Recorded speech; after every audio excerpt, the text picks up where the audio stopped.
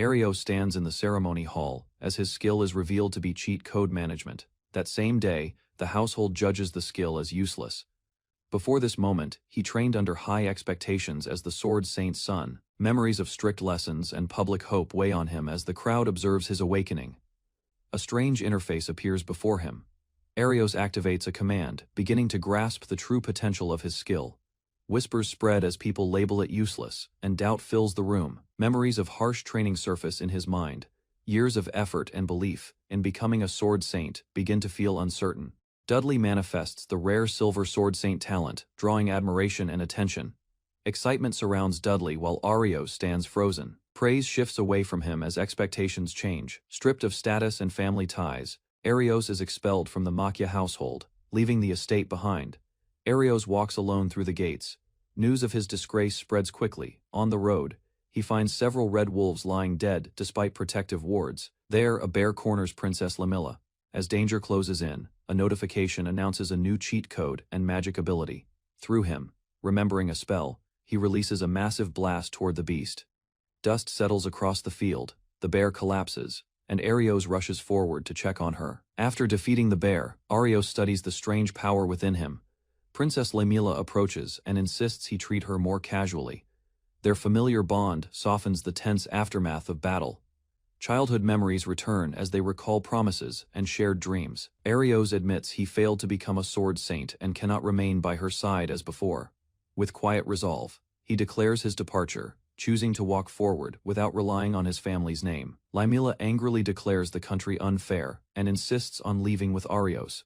Questions her choice, but she reveals she already left a letter behind and plans to follow him anyway. Clinging to his arm, she refuses to be separated. Arios stands stunned by her sudden resolve. He recalls her strength in battle and considers relying on her. Explains they will head to Lastral Village, her mother's hometown, marking the start of their shared journey. Arios decides to escort Lamilla back toward the capital first, planning to secure transport before continuing. Upon reaching town, crowds gather to discuss the defeated Black Grizzly. Rumors about a failed Sword Saint spread while Arios passes quietly. A voice suddenly calls out to him from nearby, interrupting their steps. 3 adventurers block the path and claim priority, mocking him as a worthless failure. Tension rises as Arios firmly denies their false claim, refusing to step aside. Lamilla boldly rebukes the adventurers for their rude behavior. Without hesitation, he steps forward and strikes one of the men. The impact sends the adventurer flying across the square. Shock spreads through the crowd as Arios realizes the force he used. Calmly, he explains that he enhanced his strength before attacking. The remaining adventurers falter at his composure. As they retreat in anger, Lamilla looks at him with awe. Arios stands quietly, still unsure of his growing power.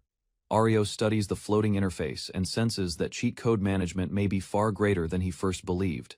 Another notification appears, granting him a new ability after battle. While walking through town, he hides his thoughts and avoids drawing attention. Her detailed knowledge about skills surprises him, prompting suspicion. Instead of answering clearly, she laughs and brushes it off, leaving Arios more curious as they approach a grand building. Inside the mansion, Dudley acts arrogantly as the new Sword Saint successor, ordering servants around and treating them harshly. One maid watches his behavior with discomfort, remembering how different Arios once was. Regret fills her as she recalls Arios's quiet sadness on the day he was cast aside. Determined to correct her mistake, she resolves to leave the mansion and find Arios, choosing to stand by him this time. Explaining that many viewed him as unpleasant even before he received any power. An unexpected twist followed, when the prayers for Dudley to gain a weak skill resulted in him obtaining the strongest ability instead. Who learns that Rennie was originally meant to remain at his side as his escort. Curiosity leads Arios to ask about her background, discovering she belongs to a small adventurers guild. To avoid drawing royal notice, Rei secretly registers under an alias. Rei suddenly loses balance and falls onto Arios inside the carriage. Outside, Arios meets Yuya Astray, a rank B adventurer. Yuya explains a giant orc has appeared beyond the bridge, preventing passage. Although not a sword saint, Arios states he can support the battle. He plans to test his skill that reveals an enemy's physical strength. As higher-ranked adventurers move out, Arios follows Yuya toward the threat, ready to face the giant orc. Yuya explains that only rank A adventurers are sent to defeat the giant orc. He adds that rank B fighters will eventually need to replace rank A since they cannot rely on them forever. As they approach, Yuya mentions the battle has been going on for some time and should be nearing its end.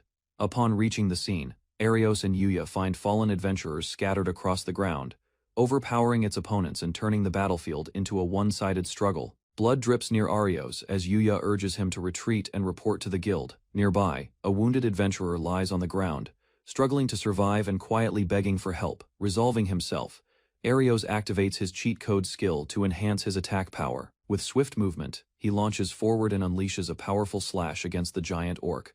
The massive blade strikes true, staggering the monster and forcing it back as Arios stands firm before it.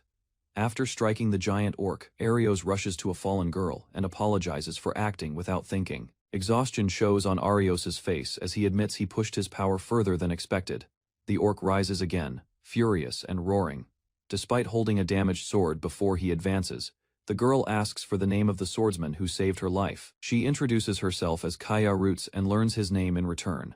Orc releases overwhelming pressure, forcing Arios to brace himself against the impact. Steadying his breath, Arios activates his cheat code again, selecting the ability to visualize the target's physical strength and confirm its status. Data appears before him, revealing the monster's condition in detail. The orc stands towering above the broken ground, while Arios studies the information carefully, searching for weakness. Data reveals only the creature's right foot is damaged, giving Arios a narrow opportunity to act. Arios tightens his grip and shifts into the Makba sword style. Flames erupt along his blade when he activates fire magic through cheat code. Attack collides with the orc, followed by a barrage of sharp lances that crash into its massive body. Seeing an opening, others urge retreat and attempt to pull the wounded away from danger. He remains steady and refuses to flee, questioning why they should run while the enemy still stands. The giant orc collapses, lifeless on the ground. Arios modestly claims he only delivered the final blow after it had been weakened by rank A adventurers. Attention shifts to the monster's body as something unusual is noticed near it. Arios picks up a dark stone from the remains, recognizing it as similar to one connected to the Black Grizzly. The calm streets and wooden houses contrast with the capital's noise. Later, one of the girls formally requests sword training from him. She praises his previous performance. Suddenly, the other girl presses close to him, declaring she will be the one to receive instruction instead. Her bold behavior prompts a reminder that she must act according to her status and show proper respect. With a serious expression, the first girl brings up his past confrontation with the swordmaster.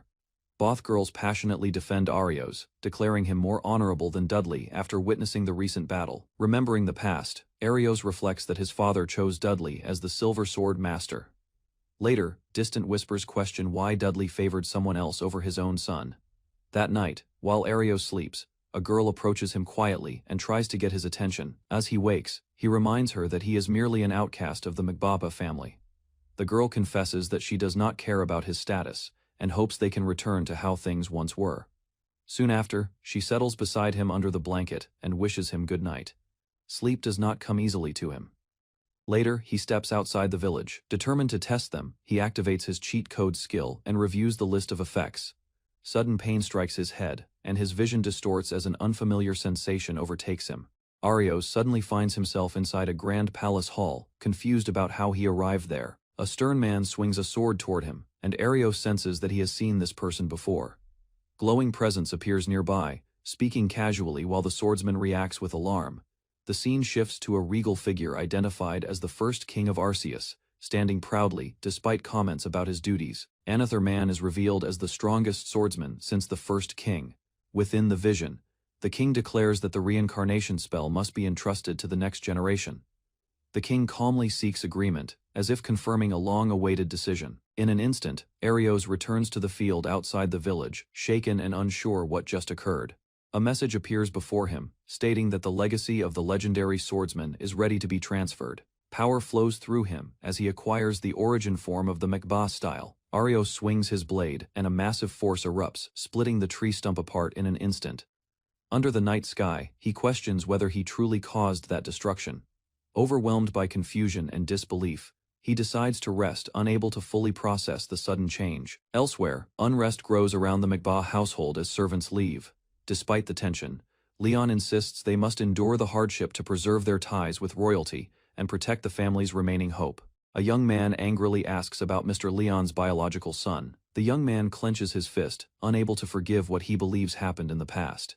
His anger grows as he hears that a woman named Mary has left with Arios. Meanwhile, in the village, Arios wakes to find a girl sleeping against him, clinging comfortably to his side. Still half asleep, she smiles and murmurs playfully while he awkwardly tries to rouse her. Morning arrives as another companion steps inside, politely checking on them. Soon after, the three walk through the village streets, discussing their next step and deciding to register as adventurers. During the conversation, one girl shyly asks to be treated less formally. The other boldly suggests being acknowledged as his wife in private, while he hesitates. As they continue forward, the girls sense a subtle change in Arios, noticing that something about him feels different from the day before. Arios calmly explains that he has not exhausted himself in battle. In the village, Rei greets her grandmother warmly while reaffirming her determination to learn swordsmanship from Arios and continue moving forward. The elder woman accepts their resolve but warns them to avoid drawing the attention of the knights again. As they walk together, villagers whisper about their closeness and unusual confidence. At the guild counter, they meet Elisa and formally declare their intention to register as adventurers together. Elisa confirms that Reddy must take an examination to register. She explains that Arios does not need a formal test, but must defeat an adventurer ranked C or higher to prove his skill. A rough swordsman steps forward, proudly identifying himself while laughing at Arios. The man taunts them further, demanding a fight and belittling their presence. Grinning with confidence, the swordsman orders Arios to face him, declaring himself the strongest and challenging him to prove otherwise. Arios politely asks Elisa if he may take the test by facing the challenging swordsman. Resi quietly advises him to treat the opponent seriously, acknowledging the man's strength. Elisa agrees. Standing across from each other, the swordsman insults Arios' background and heritage. Ignoring the taunts, Arios studies his opponent's stance, analyzing weaknesses while preparing to test his newly gained deep flow power. The swordsman urges him not to hold back, then launches a powerful descending strike toward Arios. Duel erupts as Arios' strike sends a shockwave across the room, blasting his opponent into the wall with overwhelming force. Seeing the damage, Arios realizes this cannot remain a simple test. Resolving himself, Arios activates deep flow and prepares to move. Arios dashes forward with extreme speed, executing a technique known as infinite flash. Within fractions of a second, he slips past the swordsman's guard, positioning himself precisely as the decisive moment approaches. Arios moves within the opponent's reach, his blade tracing multiple arcs that overwhelm the swordsman's defense. The final strike lands cleanly, sending the man crashing to the ground, unable to withstand the decisive blow. As the crowd reacts, Elisa explains that the defeated fighter was newly promoted to rank C and known for harassing beginners. She calmly adds that his special ability allows him to survive powerful attacks. Furious yet injured, the swordsman struggles to rise and threatens revenge. The defeated swordsman is confronted by the second princess, Raimeralise Arceus. Moments later, he bows deeply and offers a sincere apology. With the outcome decided, Arios is officially declared to have passed the test with ease. Rai celebrates becoming an adventurer while her companion expresses unwavering trust in Arios' strength.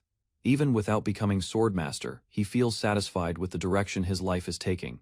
At the guild counter, Arios finalizes his registration and officially becomes an adventurer. Despite being assigned E rank like every newcomer, the receptionist recognizes that his abilities far exceed that level. A quiet sense of resolve fills him as he steps into the beginning of his professional journey. Curious about guild services, he inquires whether battle materials can be handled and sold there. To demonstrate his capability, he reveals black grizzly fangs and fur taken from a defeated giant orc. Elisa panics after seeing the rare materials and rushes to call someone more qualified to examine them. Moments later, the guild master, Altro Wister, inspects the items carefully with growing interest. A serious look crosses his face as he recognizes the material's exceptional quality and rarity.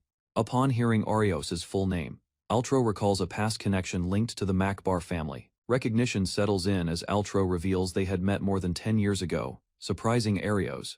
Altro recalls his past as the finest blacksmith in the royal capital, and remembers Arios' father visiting him often, reflects on the rumors of Leon's disappearance and the belief that he abandoned his own son.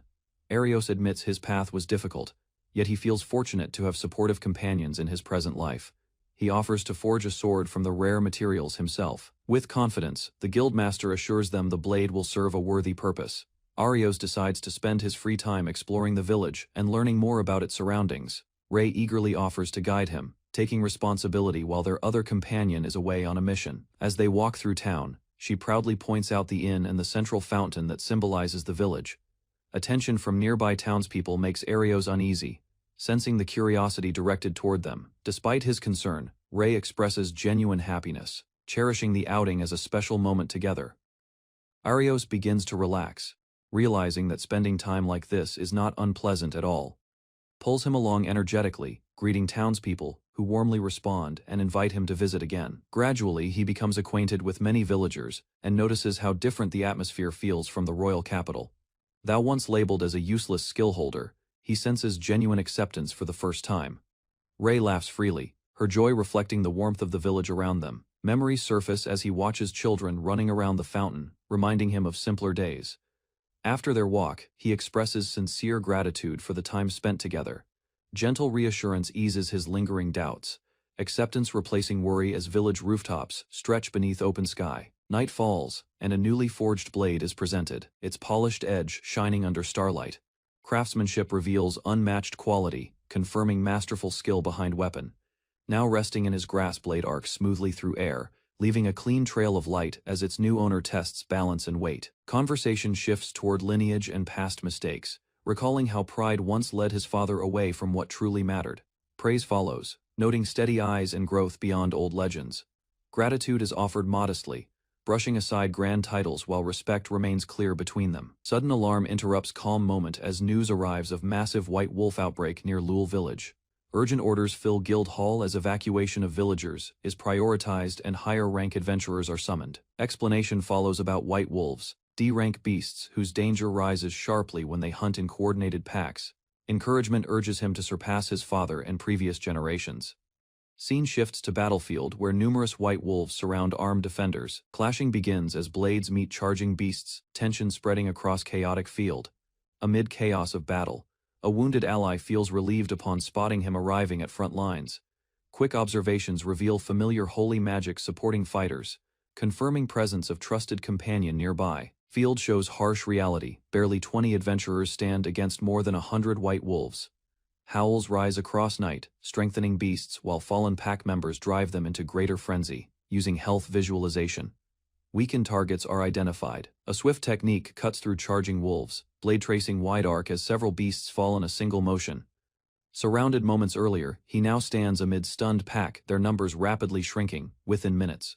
Nearly every wolf lies defeated. Strange chill spreads from sword, freezing nearby monsters regardless of condition. Allies stare in disbelief at overwhelming display of strength, while he scratches his head awkwardly. Praise and shock follow, realizing quiet adventurer has surpassed every expectation on battlefield. A fellow adventurer mocks him, repeating rumors from royal capital and calling him disgrace to his father. Accusations grow harsher as man claims victory was achieved through cheating rather than skill, ignoring gratitude owed for saving everyone. He insists wolves were defeated by his own strength and demands recognition for himself. Instead of arguing, calm acceptance settles in, deciding stolen credit holds little value. Before tension fades, ground trembles as another large pack of white wolves emerges. Movement in nearby forest catches his attention, raising suspicion that unseen presence is manipulating recent monster appearances. While others focus on remaining wolves, he notices something retreating into trees. Without hesitation, responsibility for battlefield is entrusted to companions, as he decides to pursue hidden source alone. Shouts of cowardice echo behind, yet steady pace continues toward forest edge, forming clear conclusion that sudden surge of monsters is no coincidence, but part of larger scheme. Thoughts race as he recalls how every recent monster, from black grizzly to giant orc, possessed unusual strength. A companion catches up, suspecting hidden manipulation behind his sudden departure into forest. Ease close briefly, breathing steadies, and a refined technique is invoked to sense distortion in surroundings. Target located, body launches forward in decisive motion, blade aligned with pinpoint accuracy. A single swift slash crashes down, tearing through concealed presence and shaking ground with overwhelming force. After impact, dust clears, revealing hidden underground stairs beneath shattered earth. Arios and his two companions discover a hidden entrance in the rocky ground. After confirming the location, Arios decides to enter without delay. The others follow, trusting his judgment despite their uncertainty. Inside, the stone structure appears old yet organized. While observing the surroundings, Arios senses something unusual. Mary offers him a handkerchief as he suddenly rushes ahead, focused on a presence deeper inside. They encounter a maid named Mary, revealing someone unexpected awaits within. Arios is startled after learning the maid from the Mikbah household is inside the hideout. Suddenly, several wolves materialize before the group without warning. Recognizing the strange situation, Arios draws his sword. Yuya urges Arios to move forward, reminding him that someone deeper inside may require rescue. With confidence, Yuya steps ahead to confront the wolves alone, determined to handle the threat and protect his companions. Arios rushes deeper into the underground passage while his companions encourage him. Within a chamber, Mary hangs restrained by chains after being abducted by a mysterious group. The captor grabs her face as she struggles helplessly, fear visible in her expression. Bursting into the room, Arios witnesses the scene and feels anger rise as he recalls the rumors questioning his worth. Without hesitation, he unleashes a swift sword strike, cutting down the hooded man and freeing Mary. Arios reaches Mary and confirms she is safe after cutting her restraints. While Arios explains he followed a strange sense that led him to the hideout, noticing his injuries, Mary steps closer and begins to heal him despite her embarrassment. Behind them, the wounded hooded man struggles to rise, still alive and glaring at Arios with anger. Calmly, Arios decides to question the captive, revealing that his earlier strike was meant to keep the man alive for answers. The injured man glares at Arios and swears revenge, anger replacing his earlier fear. From the shadows, two hooded swordsmen step forward and block the stairs. Mary trembles and urges him to escape, worried he cannot face them alone. Instead of retreating, Arios gently wipes her tears and steadies her. Turning toward the enemies, he declares his resolve to fight and promises they will survive together. The bald swordsman mocks Arios, calling him weak and unworthy. His allies laugh, convinced their strength will easily crush him. Without reacting to their insults, Arios lowers his stance and prepares his blade. Steel clashes as Arios moves swiftly, deflecting their strikes while watching for an opening. He activates his cheat ability, enhancing his power and shocking his opponents. In one decisive motion, Arios unleashes a rapid slash, overwhelming the swordsman and turning the battle in his favor. Mary stares in disbelief while Arios relaxes, certain the fight has ended. After confirming their weakness, Arios questions them about their group, recalling the name they used earlier. From their explanation, he learns they belong to a radical faction operating in the kingdom's shadows and stirring unrest through violence. Insists their hideout was protected by layered defensive magic and should have been impossible to breach. Scratching his head calmly, Arios admits he simply destroyed the barrier and walked inside. Arios stands over the captured man and states that their hidden activities have already been exposed. With steady eyes, he warns the captive to reveal their plan if he wishes to avoid further pain. Desperate, the captive crushes a small gem in his hand. The shattered gem releases a surge of energy that spreads across the chamber. In an instant, wolves materialize around the room. Arios steps forward and prepares to defend everyone. Arios moves through the summoned wolves with swift, controlled strikes. As the chamber quiets, Yuya rushes in to check on him. Arios stands unharmed, lowering his blade calmly. He instructs Yuya to restrain the surviving attackers and call for other adventurers to assist with questioning them. Elsewhere near Lul village, another swordsman slays monsters while laughing confidently. Villagers praise that fighter and mock the boy once labeled useless, unaware of the battle just won beneath the ruins. Near the village, a confident swordsman boasts about defeating the white wolves while speaking to villagers beside a wagon. Suddenly voices call out Arios and Yuya's names from a distance. Irritation spreads across the swordsman's face as he hears Arios praised instead, unable to accept the shift in attention.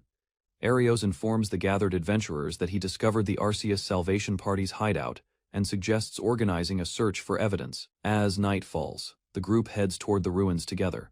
The boastful swordsman complains as attention shifts away from him. Inside the hideout, Arios and the others are approached by frightened villagers. They discover imprisoned women and propaganda, praising the kingdom's prosperity displayed on the walls. After securing the area, Arios notes that no additional members remain and suspects similar hideouts may exist elsewhere. With the captured criminals sent for interrogation, the group reflects on the unclear motives of the Salvation Party. Arios listens as the others acknowledge the importance of uncovering the hideout and the recent disappearances linked to the group. One adventurer admits they struggled to locate the enemy base and invites Arios to join their party. The man then confirms Arios is the son of Lord Leonis Mikbah. Arios calmly admits it. Hearing that he differs from the rumors, Arios responds with polite gratitude. He reflects on losing his status and family because of his misunderstood skill. Alone with his thoughts, Arios reflects on his cheat ability and realizes it holds the potential to reshape his future. A nobleman reacts in disbelief upon hearing that Arios defeated the Arceus Salvation Party's base. Prince Rayfar considers the reports carefully, noting that although many mock Arios, he criticizes the decision to banish Arios, warning that such judgment may have harmed the kingdom. Enraged, Dudley insists he will prove his superiority, while the prince calmly reconsiders existing loyalties. Under the night sky, the prince decides to sever ties with the Macbaffa family. A carriage moves along a quiet forest path, while Arios reflects on the recent investigation. Nearby, Mary appears before him after traveling a long distance. With firm resolve, she expresses her desire to remain at his side, rather than return to the royal capital. Calmly, Arios declines her request, stating he lacks the money to employ her, and does not require her service. Resolutely, Mary refuses to serve Dudley, while another woman steps forward and agrees with her decision. Mary boldly suggests living together, unwilling to be escorted by Dudley. After brief hesitation, Arios agrees to let her stay for as long as needed. Later, a proud villager praises Arios as the true holy swordsman. The recognition strengthens his standing in Rastal village. Night falls, and he returns to his room, reminded to claim his guild reward. The next day, exhaustion settles in. Suddenly, his cheat ability activates, listing new powers. Arios studies the newly unlocked ability, noting its unusual nature. The skill allows him to alter a target's attack power. Deciding to rest for the night, he closes his eyes. Suddenly, Mary leaps toward him, attempting to seize the moment. He swiftly dodges, causing her to tumble onto the bed in frustration. Undeterred, she lunges again, but he evades her once more. The playful struggle ends as he calmly explains he is no longer her bodyguard. Using swift movement, Arios pins Mary down and retaliates with playful tickling. Another maid enters the room and announces that dinner is ready, catching them in the middle of their antics. Her unimpressed stare questions their behavior, shifting the mood instantly. Mary refuses to assist Arios and pouts, unwilling to admit defeat after losing the exchange. Later, calm returns as Arios offers help. Mary smiles softly, feeling content simply staying by his side. In the quiet kitchen, Mary gathers her courage and tells Arios there is something she has long kept hidden. She explains that despite his banishment and the rumors surrounding him, tears fall as she admits her regret for being unable to help him during his suffering. Moved by her sincerity, Arios steps forward and gently embraces her. With relief, he promises they will build a peaceful life together, easing the burden she carried alone. Mary smiles brightly and promises to serve Arios with all her strength from now on. Outside, Arios walks through the village with a companion when a young girl runs toward him. Returning home, he is warmly welcomed back by the villagers. Soon after, he receives his official reward, handed over in heavy money bags. Counting the coins, Arios realizes the payment equals years of living expenses, leaving him stunned by the generous sum. At the guild hall, Arios is officially recognized as a rank D adventurer. Rady celebrates his sudden promotion, amazed that such rapid advancement is rare. Arios listens quietly as the news settles in. Several adventurers surround him, inviting him to join their group and praising his ability. Choosing not to accept their offers, Arios leaves with Reti, determined to continue independently. Their journey resumes in a forest where they search for the next objective and prepare for what lies ahead. While walking through the forest, Ray panics at the sight of insects and clings to Arios. Their discussion shifts to magical artisans who create enchanted tools and potions. Stories describe the pinnacle of magical craftsmanship as belonging to a woman named Lemina Liares. Arios examines the mysterious black gem and learns that only a master artisan can properly analyze it. Soon they arrive at a strange house hidden among the trees, wondering what kind of person awaits them inside. As Arios and Riai approach the secluded house, a voice acknowledges his arrival and reveals awareness of his past as a former Holy Sword candidate. Arios senses they are being watched through a magical device. Without warning, an attack is triggered. Arios reacts quickly, recognizing the encounter as part of a test. A towering armored knight materializes before them, radiating power and blocking their path. The knight raises its weapon and unleashes a fierce roar, signaling the start of battle. Facing the armored giant, Arios calmly activates his cheat code manipulation skill. A transparent interface appears before him, asking for code confirmation. Multiple code options display, and he selects one to reduce the enemy's strength. The system processes his choice instantly. The knight swings its sword with overwhelming force, claiming its power has been maximized. However, the blow weakens unexpectedly. Arios blocks the strike with ease, then boosts his own power and counters confidently. With a decisive motion, Arios unleashes Deep Flow style, Divine Flash. The massive knight collapses onto the ground, its strengthened body shattered by the attack. He calls out to the hidden artisan and demands she reveal herself to discuss the mysterious gem. The unseen watcher permits them to enter the house. Arios introduces himself formally as Arios Mekba. Inside, they notice various magical tools and devices. As they step further in, a voice tells them to wait. Inside the workshop, a young girl introduces herself confidently as the greatest magical artisan. She explains that although she appears older, her true age is only 2 years due to special circumstances. Arios studies the workshop filled with magical devices and praises its impressive operation. When she mentions that the armored knight was rank B, Arios reacts with mild shock at the information. Curiosity overtakes her, and she eagerly asks to examine his body, intrigued by his unusual strength. The young artisan leads Arios and Rai deeper into her house, explaining that the entrance was not suitable for discussion. Seated in a study filled with books, she asks about the mysterious crystal Arios carries. She notices a formed magic circuit within the crystal and realizes it can be activated. Excitement flashes across her face as she confirms her findings. Suddenly, wolves materialize inside the room and attack. Arios reacts instantly, drawing his blade to defend them. After Arios swiftly defeats the wolves, the artisan watches in disbelief at his overwhelming strength. Composing herself, she begins explaining the final results of the gem's analysis. Her conclusion reveals that the crystal structure surpasses current knowledge and cannot be properly analyzed in this era. Arios and his companions gather around a small gem resting on a table. The princess reflects on its origin, considering that it could be a sacred artifact once left behind by the gods in distant times. A system message appears, declaring the goddess's blessing and beginning initialization. Pain strikes Arios as a transparent interface forms before his eyes. The space around him starts to shift. Moments later, they stand inside a grand chamber, confused and searching the unfamiliar room. Inside the grand chamber, a radiant goddess appears before Arios and a stern swordsman. Swordsman listens while she speaks of reincarnation and responsibility toward future generations. The discussion turns to Arios' unique ability, cheat code operation. Arios accepts the weight of the title and vows to limit its misuse within the Mekbala family. With a calm smile, the goddess hints at an unexpected turn, leaving him unsettled. The goddess smiles gently, explaining that thousands of years later, Phalia's descendants would witness this very moment. Arios attempts to confirm whether she can truly see him, but no response comes. She acknowledges his rare ability and the disappointment he endured. Extending her hands, the goddess reminds him that he is stronger and more remarkable than anyone else. The swordsman adds that their bloodline stands with him. Encouraged by their support, Goddess advises Arios to carry the mysterious gem with him to prevent accidental activation. A faint smile crosses Arios' face as he reflects on the guidance, recalling that Lemina once triggered the gem before. They assure him that their blood flows within him and that he will meet his descendants again. The chamber disappears, and Arios awakens on the ground beside Lemina. Overcome with relief, Lemina throws her arms around him, while he struggles to steady himself. Back in the room, Arios discusses the possibility that his consciousness was sent to another dimension, suddenly startling Lemina as she turns toward the sound.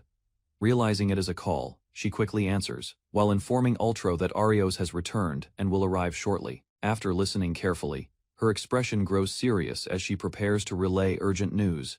She informs Arios that his servant Mary is in danger, as Dudley has appeared in the village of Rastral.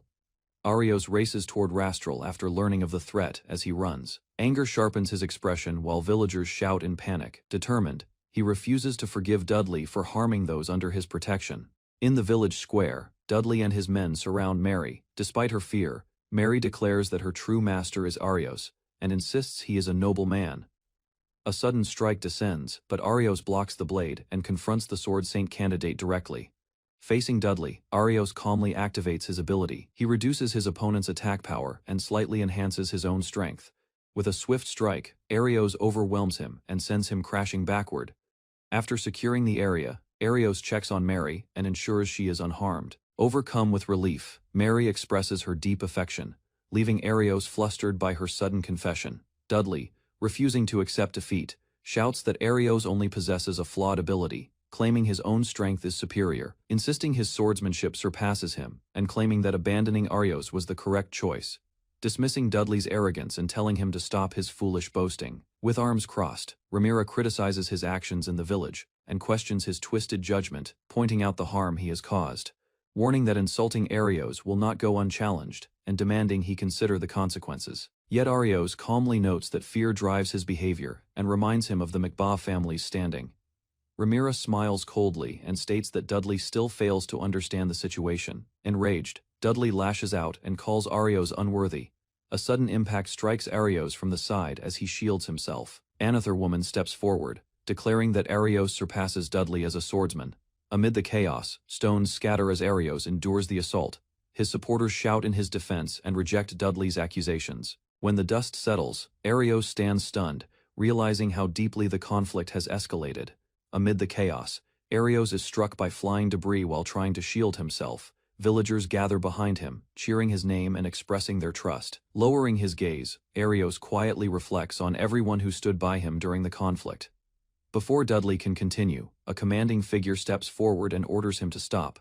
The man reveals himself as Dudley's father and formally apologizes to Princess Rhaenyra and the villagers. Leon bows repeatedly and claims he has no words to apologize. Another man rebukes Leon harshly, warning that if this conduct continues, the McBaugh family will decline. Arios steps forward and states bluntly that he no longer wishes to see Leon's face. Shifts the topic, mentioning Arios's recent achievements in the Salvation Party and acknowledging his growth as a former colleague. With a measured smile, Leon questions whether many rank B adventurers now surround Arios, probing his current standing. A young girl steps forward and insists that Arios was the first to help them, but tension rises as the accusation fails to gain support from those present. With a steady voice, Arios cuts the exchange short and asks them to leave. Smirking, Leon presents a message from Lord Rayfer announcing that a duel between Dudley and Arios will take place on the battle. Reading the notice, Arios learns the match will be held in the capital's vast arena. Arios smiles calmly and tells Leon that he understands the situation. His tone makes it clear that lingering resentment no longer matters to him, even if the famed Silver Sword Saint stands against him. She then points out that the duel offers no benefit to them and states that compensation will be required. Rhaenyra demands funds equal to a year of Arios's expenses and insists on remaining away from the castle for an extended time. Arios reminds Rhaenyra that he is meant to protect her, but she questions his concern. Leon admits the financial demand is manageable, yet her wish to stay away from the castle creates complications for them. Keeping his composure, Arios states they will reconsider whether to accept the duel. With the matter unsettled, Leon departs after giving a formal response. Soon after, the date and location are confirmed 1 week later in the capital's grand arena. Inside the guild hall, Kaya reminds Arios that the duel will happen in a week. She encourages him not to feel intimidated and promises to support him. With a shy expression, Kaya suggests spending time together after the duel. Another girl suddenly steps in, pulling Kaya back and reacting strongly to her bold proposal. The tension rises as she argues that Kaya is acting improperly, while others watch the awkward scene unfold. A seasoned warrior compares Arios to the first Sword Saint, praising his steady growth and determination. With a firm hand on his shoulder, the warrior acknowledges Arios' humility. Gratitude fills the moment as both Arios and Kaya thank the warrior. Maria steps forward and expresses deep appreciation toward Arios for saving her. Jealousy surfaces and the peaceful atmosphere quickly turns awkward. With 3 days remaining before the duel, Arios trains in the forest. During training, he senses a strange warmth surrounding him, as if someone is quietly protecting him. Reviewing his cheat code abilities, he examines a new skill called Absorption. Later, he rests in his room, reflecting on his peaceful life in Rastale, despite the coming challenge. Suddenly, a girl bursts through the window, startling him as she lunges forward energetically. The girl confronts Arios about avoiding her, but loses her balance and falls onto the bed in frustration. She complains about being treated unfairly and demands a light punishment for his distant behavior. After calming down, she studies his expression and admits he seems different from when he fought the duel. She reveals a large message board filled with words of encouragement gathered from the villagers, explaining that everyone supports him. She shows the collected notes. The girl suddenly leans close and kisses Arios on the cheek, leaving him frozen in surprise. Regaining composure, Arios clenches his fist and declares his resolve. On the day of the duel, the royal capital's arena fills with spectators. Cheers and shouts echo across the field as supporters call out encouragement and criticism. Facing Arios, his opponent greets him confidently and mocks his chances, while Arios remains silent and focused. Arios faces his opponent in the arena as the man taunts him repeatedly. Both draw their swords and prepare their stances. The tension between them sharpens as they measure each other's movements. The opponent mocks Arios' posture and boasts about the superiority of his Makuba style. An official steps forward and signals the start of the duel. The crowd quiets as both fighters lock eyes. At the signal, they launch forward simultaneously, executing swift opening techniques with blinding speed. The opponent swings first with a sharp horizontal strike, expecting to overwhelm Arios. Arios follows with a powerful upward slash that sends his opponent flying into the air. Rising unsteadily, he stares at Arios in disbelief, unable to accept the gap in their strength. Whispers ripple through the crowd as Arios reveals the deep flow style. He calmly deflects each blow and recognizes that the battle is finally becoming worthy of his effort. Their blades collide repeatedly, sparks scattering as Arios calmly blocks each strike without losing balance. Growing frustrated, the opponent launches a reckless attack, but Arios counters with a swift blow that sends him crashing across the arena floor. Standing over him, Arios urges him to rise and fight seriously. In the arena, Arios stands firm after defeating his opponent. He reflects quietly, realizing his connection with the Makuba family has ended. Nearby, two girls react with visible excitement while he remains composed. Suddenly, his body feels heavy, his grip weakens, and something drops from his hand. A black jewel on the ground begins to shine intensely. Arios looks around, sensing unexpected magic gathering nearby. Leon suddenly shouts a command toward Dudley, revealing his hostility. While Dudley prepares his hidden magic, Arios feels pressure building inside his body. Among the crowd, spectators notice something strange. Concern spreads as they sense Arios is in danger. On the arena floor, the black jewel emits a violent glow.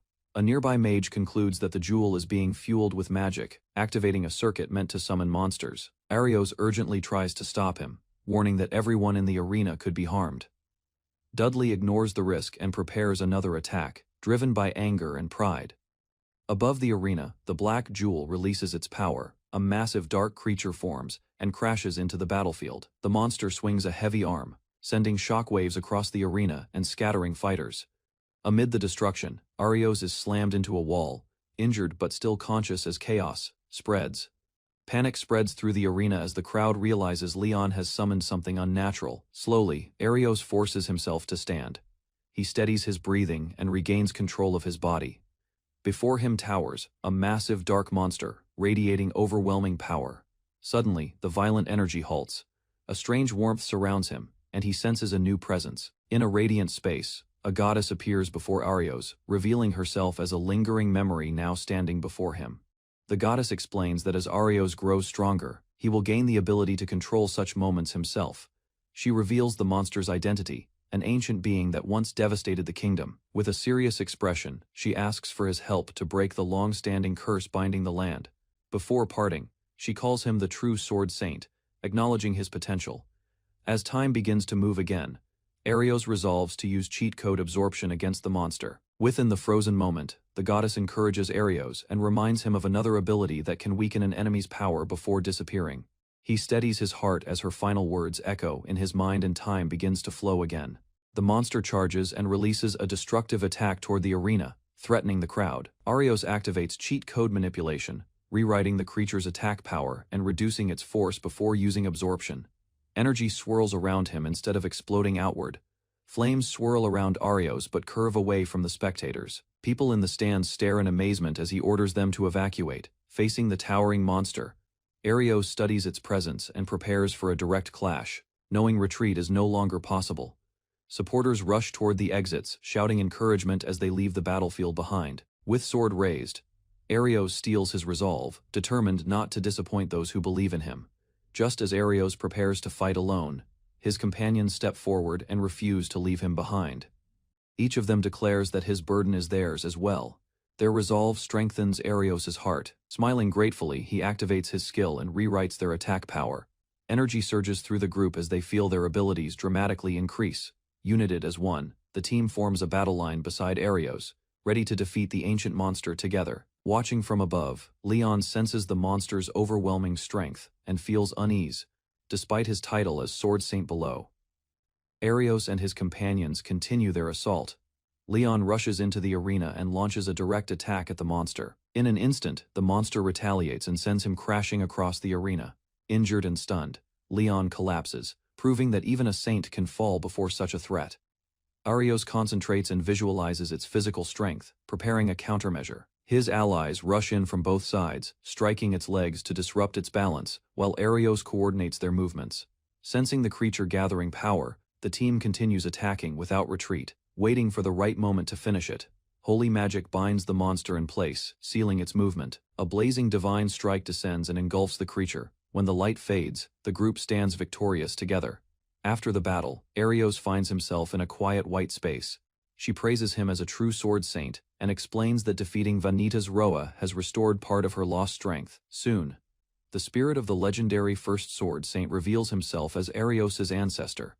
The goddess lightly teases the ancestor, but he sets aside the banter and focuses on the present moment. With pride, the ancestor shakes Arios' hand, recognizing him as a worthy descendant and a true swordsman.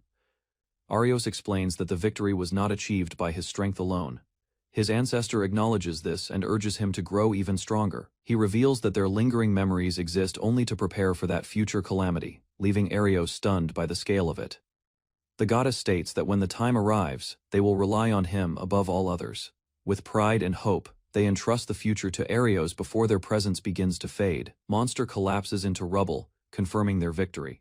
The crowd erupts in relief and admiration as Arios stands quietly in the arena, realizing the battle is finally over. As cheers surround him, Arios lowers his gaze and smiles softly, feeling grateful that he was able to protect everyone from harm.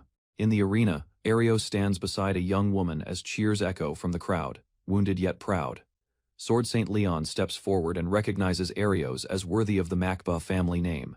With an outstretched hand, Leon urges him to return home and reclaim his honor. Silence follows as Arios recalls his past exile. Behind him, his companions observe while Leon insists the family needs his strength. Calm and composed, Arios accepts the invitation with firm resolve. Firm resolve fills Arios' expression as he refuses to return to the Makba family. Shock spreads across Leon's face as he questions Arios' choice. With calm reflection, Arios thinks about the many encounters that shaped him. After leaving home, supportive companions stand behind him, reminding him that true strength requires kindness and sincerity, not only power. Steady conviction guides Arios as he chooses his own path, believing his exile and training were never meaningless. Anger erupts as Leon shouts at Arios, but Arios calmly declares he is cutting all ties. Panic replaces pride on Leon's face as he realizes the family may collapse without Arios' strength and support. Desperation drives Leon to beg for his return, yet Arios walks away without hesitation, repeating his firm refusal. Nearby, a young woman mocks Leon's persistence and points out that a successor already exists. She claims Arios will now spend his days freely alongside them. Defeat weighs heavily on Leon as a young woman coolly remarks that this may be checkmate. Soon after, a composed nobleman arrives and addresses Leon formally. Disbelief overwhelms Leon as the nobleman calmly proposes advancing their relationship for political reasons. Attention then shifts to a reunion, where the nobleman greets Riamira warmly while Arios watches from a distance. The nobleman introduces himself as Riamira Lee Arceus and speaks of negotiations, while Riamira responds steadily beside him. With a gentle smile, the nobleman encourages Arios to follow his own path freely, and without restraint. Riamira calmly accepts the proposal beside him, while Arios and his companion watch in quiet surprise. After offering a final warning to take care, the nobleman departs later.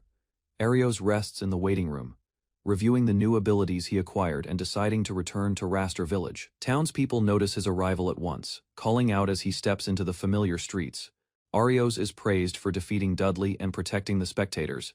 Suddenly his blonde companion steps in sharply, stopping the maid from teasing him further and pulling her back. Smiling awkwardly, Arios credits his victory to his cheat code manipulation skill. Playful tension rises as both girls press him at once, forcing him to stay alert around them. As calm returns, the blonde girl asks about his future plans and whether his stay in the village is only temporary. Arios announces his wish to live there if the residents accept him. An older man laughs and pulls him close, while Arios humbly admits there is little he can do, but hopes to be useful, declaring he already belongs and encouraging him to stay as long as he wishes. Gratitude fills his expression as he thanks everyone sincerely. Beside him, Riamira clings happily to his arm, teasing him gently while he admits he is truly glad to remain. A week after the duel, Arios rests peacefully in his room, believing his quiet days in the village would continue without trouble. Suddenly, Leon appears in the street and loudly calls him out. Arios asks Leon's purpose, while Leon claims he returned to confirm the truth behind the duel. Frustration hardens Leon's expression as he insists that someone with a flawed skill could not surpass a sword saint. Realization dawns on Arios as he questions whether Leon is accusing him of cheating. Leon openly accuses Arios of cheating, claiming the duel's outcome made no sense unless dishonesty was involved. Driven by wounded pride, Leon draws his sword and declares he will prove his righteousness through another battle, remaining calm. Realizing he may be trying to hide his dismissal and protect his reputation, while Leon grows uneasy under scrutiny, Arios dismisses the family's wealth and status as irrelevant to the truth. With steady resolve, Arios prepares himself and accepts the challenge. As tension rises, a new man appears behind Arios, standing calmly with folded arms while Leon looks startled. The stranger introduces himself as Faluas, founder of the Mangba style, greeting Arios like an old acquaintance. Shock overwhelms Leon when Faluas formally addresses him as the current sword saint. Faluas declares it his duty to correct Leon's arrogance and challenges him to fight seriously. Recognizing his true master, Arios stands firm while Leon angrily denies the man's identity. Fueled by anger, Leon raises his sword and declares he will cut down anyone who challenges him. In response, Faluas dismisses the need for weapons and calmly invites Leon to attack. Rushing forward, Leon swings with full force, convinced his strike will end the confrontation. Without drawing a blade, Faluas counters effortlessly, unleashing the Mangba-style technique that overwhelms Leon's assault. Blows land in rapid succession, exposing countless openings, and Leon collapses in shock as his defeat becomes undeniable. Proving the gap between them is undeniable while Arios watches in stunned silence. Landing lightly, Faluas tells Leon to start training again from the beginning, stating that he is nowhere near Arios' level. Desperate and humiliated, Leon attempts one final strike. Leon collapses onto the ground, unable to comprehend his defeat as blood spills from his mouth. With the fight settled, Faluas stands calmly over him while Arios reflects on the harsh conclusion. Defeated and humiliated, Leon flees the village streets while Arios and Riamira watch his retreat in silence. Soon after, Riamira mentions hearing that both Leon and Dudley had already left the royal capital some time ago. Considering the situation, Arios suggests they may have been unable to endure the cold judgment surrounding them. Turning to Faluas, Arios asks whether his purpose there is finished. With arms folded, Faluas quietly concludes that his earlier suspicions have now been confirmed. Faluas apologizes for not having enough time and hints that many matters still remain unspoken, reminding him that guidance from the past alone will not be enough, revealing that a dreadful calamity is drawing near and that these events are far from over. He urges Arios to cultivate not only swordsmanship but also a strong heart to face what is coming. As his presence fades, Faluas expresses firm belief that Arios will become the light of a new age. Arios stands resolute with companions, vowing to become a true sword saint. In a forest clearing, Arios faces a rank C-sharp fang beast. The monster lowers its body and prepares to attack. Arios studies its movement and calculates the risk of its fangs. Arios activates cheat code manipulation and grants himself minimal invincibility. The beast charges forward with force. He remains steady as the attack approaches. The beast's strike fails to injure him. Arios confirms the skill's effectiveness against weaker monsters and prepares a counterattack. He unleashes Deep Flow style, second form, sending the beast flying through the trees. After defeating Dudley, 2 new abilities are added, increasing his power again. She reflects on Arios' strength and admits he remains unharmed even after facing the Fang beast. His companion realizes she can no longer match his pace. Arios calmly explains that his invincibility lasts only 5 seconds, earned through cheat code manipulation. Discussion shifts to ranks and potential. Promotion to C rank seems certain, yet his talent hints at something beyond S rank. His progress draws quiet admiration. They decide to complete the formalities quickly and return home. Praise surrounds him, though he remains modest. A sudden sensation catches his attention, and his focus sharpens immediately. Faint cry for help reaches Arios and his companion. Both freeze for a moment before rushing toward the sound through the trees. They discover an injured child lying on the ground, covered in dirt and wounds. The child struggles to stay conscious, clearly abandoned and mistreated. Kneeling beside the child, they notice a strange mark. Suspicion grows as they consider the possibility that the child is a slave. Arios studies the crest carefully and confirms it is a slave mark, proof of ownership enforced by magic. Realization strikes when they connect the mark to the Aldo family, rulers near Raster village, known for corruption. The injured child trembles on the ground, begging for forgiveness and promising obedience. Fear is etched across the child's face, showing deep trauma from past punishment. Arios understands the risk of interfering. Returning the child to the master would avoid conflict, especially if the owner holds influence. Doubt briefly crosses his mind. He recalls that the guild exists to protect civilians. Leaving the child behind would contradict his duty as an adventurer. With resolve, Arios lifts the child onto his back and decides to provide temporary protection. Responsibility outweighs hesitation. Gratitude fills the child's expression as they walk away together, choosing compassion, despite possible trouble ahead. The child rests in a bed inside a small house. Thanks to Risi's holy magic, most injuries have healed. Arios learns that the scars on her body are deep and old, evidence of repeated abuse. Rii notes that the wounds she carried were severe, despite the healing. When the child awakens, confusion fills her eyes. Arios gently explains that they found her collapsed and decided to care for her temporarily. Fear suddenly overwhelms her, and she kneels in panic, expecting punishment. Arios quickly introduces himself as a rookie adventurer and assures her she is under protection, not ownership. The child looks at Arios with uncertainty, slowly realizing he was the one who rescued her. Doubt still lingers in her expression as she tries to understand the meaning of protection. Overcome with guilt, she bows deeply and apologizes repeatedly, believing her existence only brings trouble to others.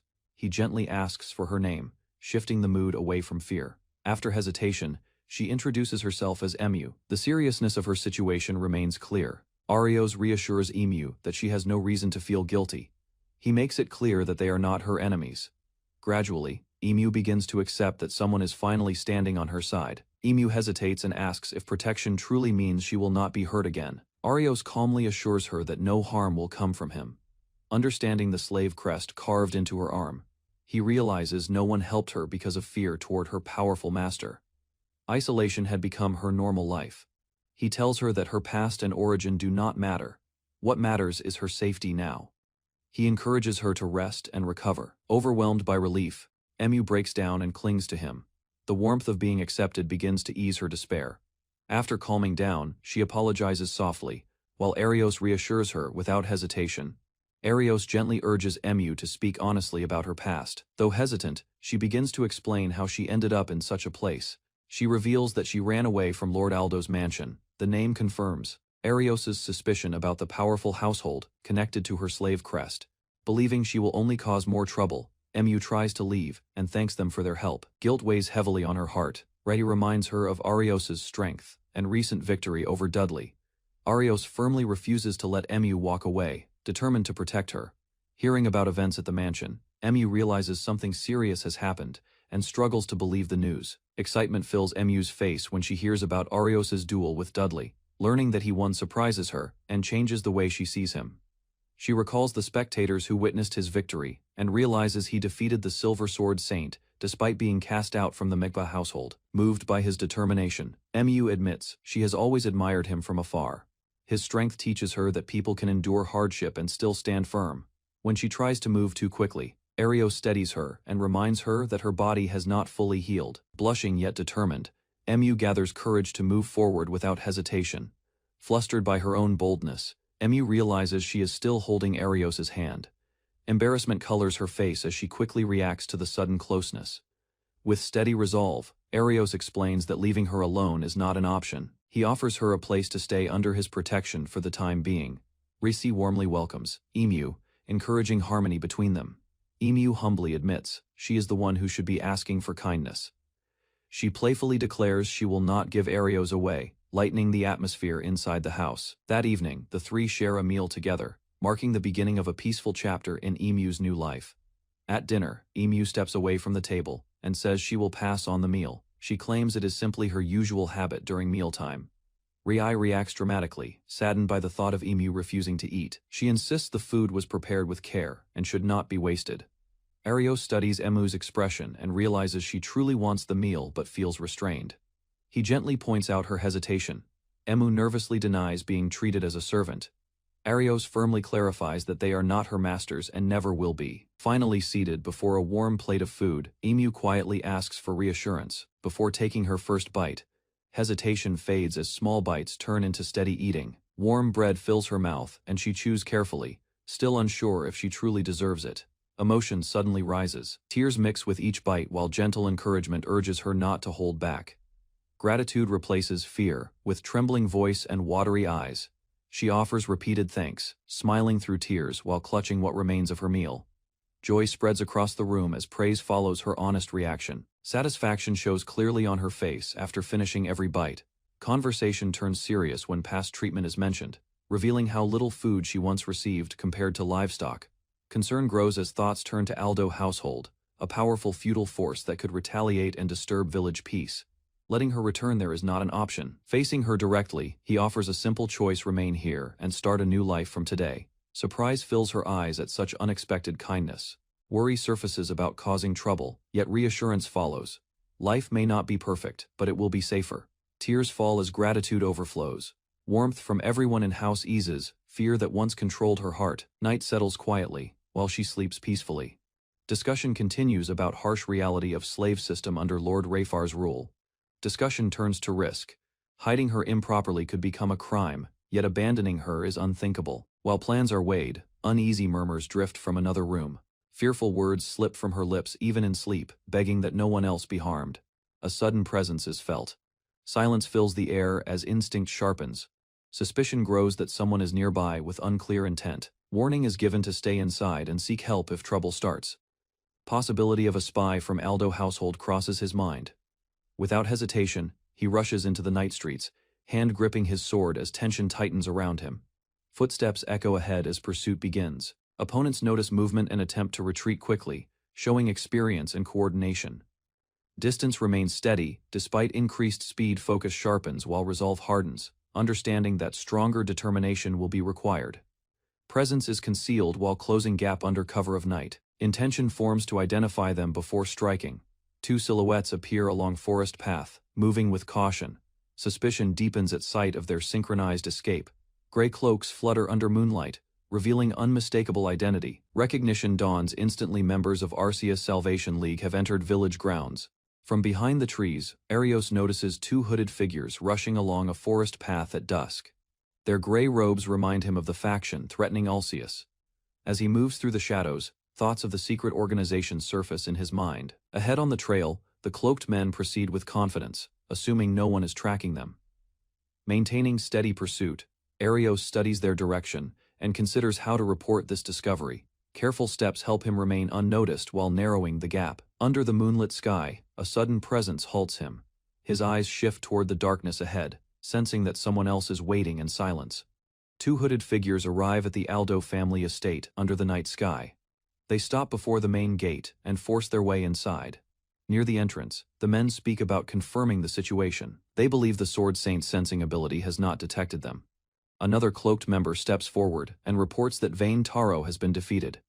The leader listens calmly, concluding that the enemy responsible is no ordinary opponent. They question whether he truly secured the artificial human as planned, trying to confirm the truth behind recent events. Hidden nearby, Arios hears everything, realizing they are targeting Euphias and planning to retrieve something for their experiment. Arios listens as the cloaked men decide to leave for Rastal village. Their discussion confirms connections between the Aldo family, the Alceus incident, and the artificial human. Unable to ignore their movement any longer, he steps out from cover and draws his sword. Determination replaces hesitation as he prepares to stop them before they escape. Activating cheat code manipulation, Arios enhances his physical strength and lunges forward, forcing the enemy back. Instead of killing him, Arios chooses to gather information, analyzing the opponent's condition with his skill. Facing the remaining enemies, he demands an explanation. The confrontation begins in earnest. The remaining cloaked men charge at Arios together, attempting to overwhelm him with coordinated strikes. Their blades swing down, but he moves faster. With precise counterattacks, he cuts through their defense and strikes both opponents in a single motion. Silence returns to the forest. Arios stands over the fallen men and decides to hand them over to the guild for questioning. After the battle, he reflects on the difficulty of facing three enemies at once. Considering his options, he opens his status interface and reviews a newly acquired ability. Choosing to experiment, Arios activates Ancient Weapon Summon. A dark vortex forms before him. From the swirling vortex, a small armored figure emerges instead of a massive weapon. The creature resembles a compact knight with a round helmet and sturdy limbs. Arios stares in confusion, realizing that his Ancient Weapon Summon has produced something unexpected. Kneeling slightly, the summoned being waits for instruction. Arios gestures toward the fallen enemies, signaling that he needs assistance. Without hesitation, the small knight lifts a heavy club and prepares to act. Its compact body moves efficiently despite its size. Carrying the unconscious men with surprising strength, the summoned warrior supports Arios's plan. The small armored summon introduces itself with a formal tone, pledging loyalty to Arios, although its words are stiff and difficult to understand.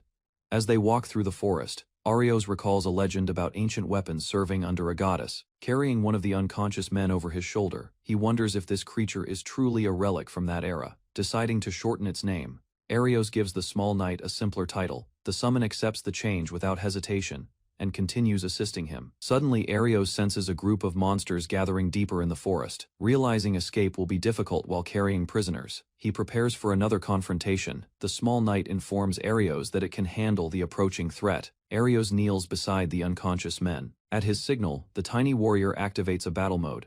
Its body begins to shift, metal plates rearranging as power surges through it. In an instant, the compact figure transforms into a larger armored form. Its presence becomes heavier, and its stance turns aggressive. Charging forward, the transformed knight unleashes a barrage of metallic projectiles.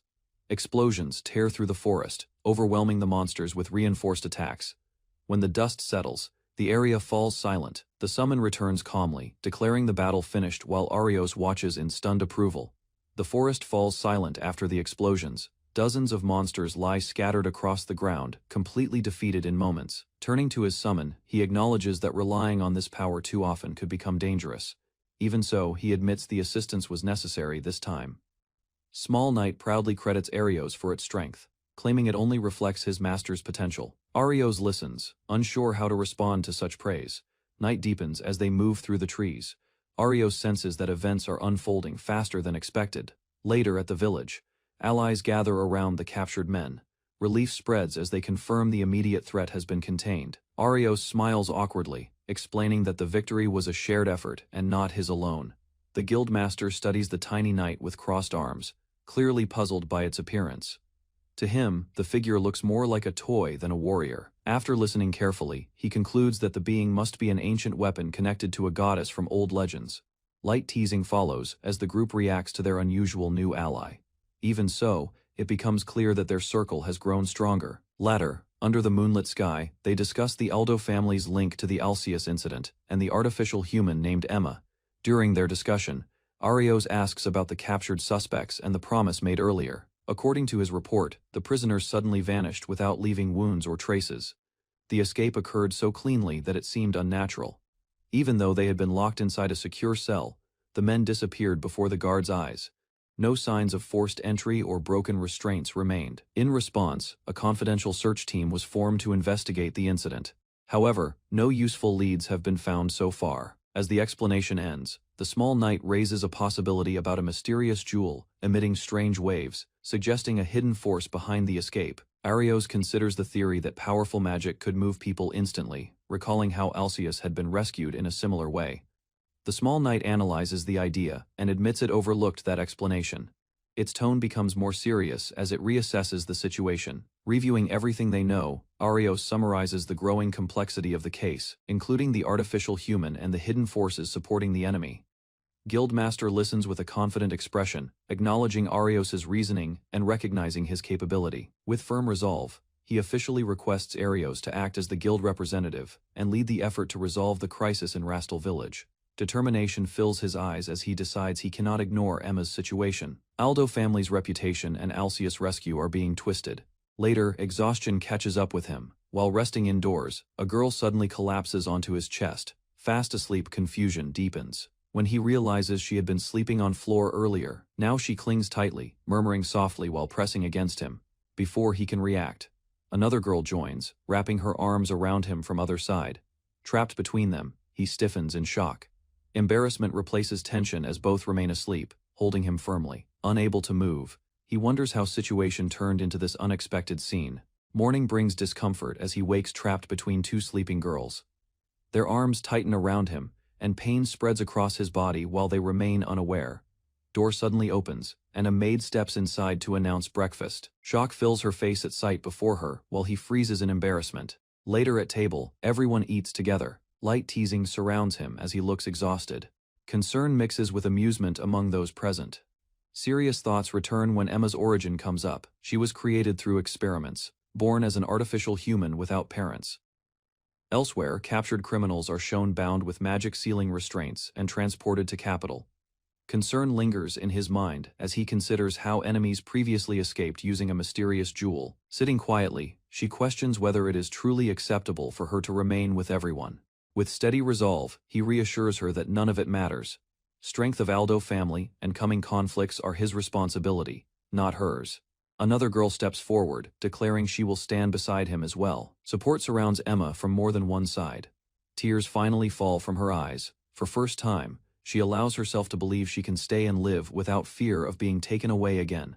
Noticing her exhaustion, he encourages her to eat and regain strength while he handles remaining problems. Surrounded by supportive companions, she begins to smile. Warmth replaces fear as she realizes happiness is possible in this place. In the village square, Arios stands with his sword lowered, while a young woman faces him from across the open ground. She moves first, releasing precise bursts of magic toward him. Arios shifts his stance and adjusts his footing, tracking the path of each attack. Her skill allows her to use attack, recovery, and support magic efficiently. Despite her rank matching his, her practical combat experience remains limited.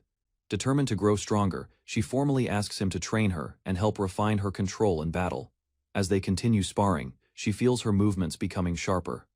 Arios watches her progress calmly, recognizing her steady improvement. Arios reviews the abilities he recently obtained, realizing his power grows faster through real combat. Nearby, villagers cheer as Rhea steps forward with her weapon ready. Though ranked A, she accepts the challenge seriously, determined to measure herself against him. Steel clashes as she launches a direct strike. Arios blocks calmly, reading her movements and adjusting with minimal effort. Her spells fire repeatedly across the field, yet he advises her to focus and aim carefully. The exchange continues until the noise fades. Later, both women sit exhausted on the ground, admitting the gap in strength while Arios remains standing nearby. Inside, a grand hall, Lord Ufius Ardo sits on his chair while a young girl stands before him. After she leaves the room, the Lord strikes her from behind, reminding her of her role as a slave. He shows no concern for her pain and treats the situation as entertainment. A masked member of the Arceus Liberation Group watches quietly. He warns that sudden violence will ruin their plans and damage trust. Lord dismisses the concern, claiming wealth and resources are easily controlled. He believes no one would dare oppose him. The masked man questions whether their creations truly satisfy human greed, hinting that consequences may soon follow. During a quiet moment, the Lord recalls that Emma once fought bravely in the arena, despite her young age. Now he questions the masked associate about her current condition. Reports suggest her opponent's skill surpasses hers. He states that everything is proceeding as decided. He claims their actions are meant to save the nation, even if harsh measures are necessary. Emma stands trembling while presenting a simple meal she prepared under strict time limits. Sweat runs down her face as she waits for judgment. Instead of praise, the Lord violently rejects her effort and strikes her again. The masked figure watches silently as her apology echoes through the hall. Outside the large mansion, Rhea stands in the open field and prepares her magic. With a shout, she releases a massive blast forward. The spell surges across the ground in a straight line, tearing through the air with overwhelming force. The impact shakes the area and leaves the onlookers stunned.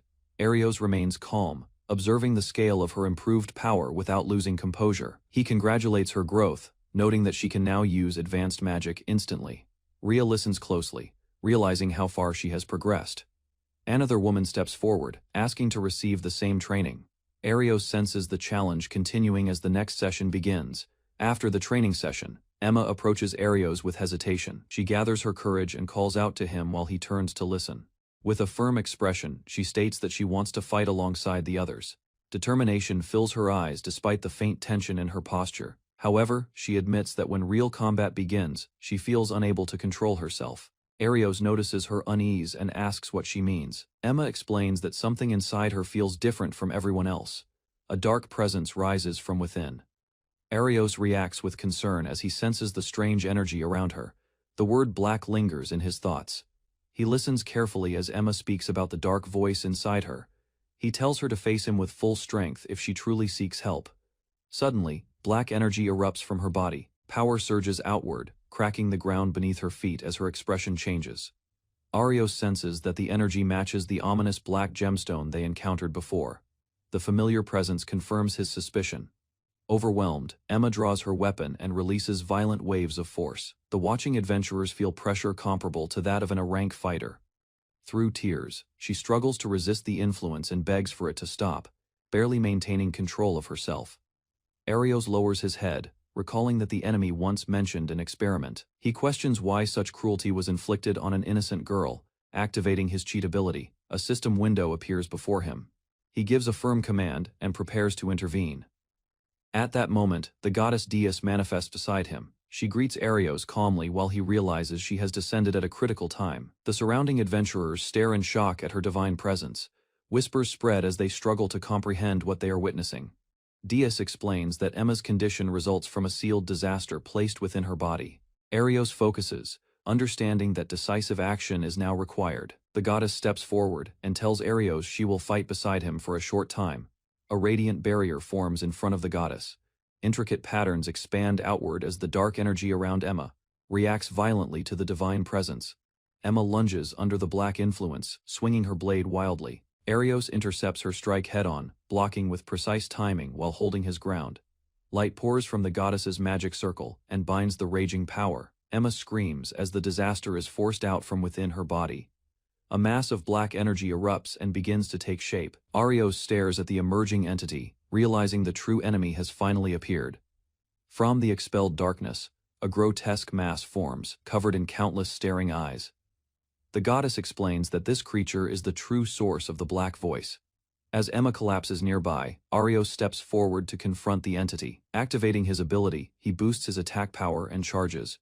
His blade moves with divine speed, cutting through the swirling darkness while the monster rages. With a final decisive strike, he commands it to disappear. The slash cleaves through the core of the creature. The mass breaks apart into fading smoke, its cries dissolving into silence as the battlefield grows still once more. After darkness vanishes, Emma collapses onto the ground, while others gather around her. Confusion fills her expression as she tries to understand what just happened. Relief spreads when she is told the black entity has already been defeated. A gentle hand rests on her head, reassuring her that danger has passed. She checks her body and realizes pain and strange. Whispers are gone. For the first time, her mind feels quiet and steady. Shock returns when she notices divine presence standing nearby. Realization dawns that a goddess descended to save her. With calm authority, Divine Figure explains that Emma can now control her power freely. Gratitude fills Emma as she steps closer, and declares she will fight for him from now on. Soft smile crosses the goddess's face while she announces that an important day is approaching. Resolve hardens within the young swordsman as he acknowledges the plan. Abuse inflicted on Emma by the Lord cannot be ignored, and justice must follow. Without warning, Divine Figure leans in and places a gentle kiss on his cheek. Brief apology accompanies gesture, leaving him frozen in surprise. Onlookers whisper about radiant beauty they just witnessed. Meanwhile, Emma tightens her grip on her weapon, watching Goddess with mixed admiration and tension. Surprise crosses Ria's face when she realizes Divine Figure standing before them is truly Goddess Dias. Young swordsman confirms it calmly, leaving her stunned. Thoughtful expression appears as he considers limits of his cheat code manipulation. If growth continues, even logic-defying abilities might become possible. Murmurs spread among gathered villagers who begin connecting him to divine presence. Uneasy whispers rise as they accept he truly knows a goddess. Attention shifts back to Emma when he gently asks about her condition. She smiles with relief, admitting fear and pain have faded. Confidence returns as she explains. Dark voice now feels different, almost restrained. Request for a little more guidance follows. Emma stands facing him as dark energy begins to rise again. Power gathers around her body while he watches carefully from a short distance. He activates his skill and adjusts the output of her strength. A system panel appears, showing controlled changes to her attack power. Energy stabilizes as he explains that she must first understand her own limits. 1 week later, Arios gathers his companions around a table covered with documents and small bags of evidence. Arios explains that during the past week, they infiltrated the territory and confirmed suspicious movements. Further findings reveal that the Areld Lord has been trading resources and people to the Arceus Salvation faction. The truth shocks everyone present. They uncover proof that women were secretly confined in the mansion. The images confirm organized abuse. He concludes that the Lord's cruel nature explains the cries heard at night. The young woman lowers her head, troubled by the suffering of the captured victims. Arios firmly states that no one should blame themselves. Another member points out that new women were brought in repeatedly without explanation. This pattern strengthens the suspicion that the Arld Lord is tied to the Arceus Salvation faction. The team gathers around the table again. They decide to request official suppression of the Arld house and confirm Lord Euphas's involvement. Arios considers the coming battle. Though the enemy is strong and well-trained, he believes his cheat code manipulation can enhance everyone's attacks. Still, Arios' insight has revealed weaknesses, giving the group confidence to move forward. Under the night sky, Arios and his companion quietly approach the outskirts of the Arld estate. The massive outer wall of the Arld house stands before them. Two guards wait at the entrance, unaware that they are being watched from the shadows. Near the gate, the guards mock the idea that anyone would dare infiltrate the estate. Their overconfidence blinds them to the danger closing in. As they continue talking carelessly, they fail to notice movement behind them. The mission has already begun. Suddenly, a swift strike cuts through the air. One guard is knocked aside instantly, ending their false sense of security. A female adventurer steps forward and reveals herself as an A-rank fighter named Carlotus. Without hesitation, she unleashes a high-level ice spell. Crystals surge outward, tearing through the ground and shattering the entrance area in an instant. The freezing blast surrounds the guards, leaving them overwhelmed and unable to respond. She stands calmly amid the swirling shards, showing complete control of the battlefield. Watching from a distance, the men realize that even if they find a weakness in the group, Arios himself remains unpredictable and dangerous. At her call, a small bear-like magical assistant appears to support the attack, pushing the shaken guards further into despair. A small bear-like magical assistant appears, and formally declares absolute loyalty to Arios. Its sudden arrival deepens the guards' confusion. The two men stare in disbelief, unable to understand how Arios continues to reveal unexpected allies and abilities. Nearby, Arios stands calmly with a composed smile, holding his weapon with ease.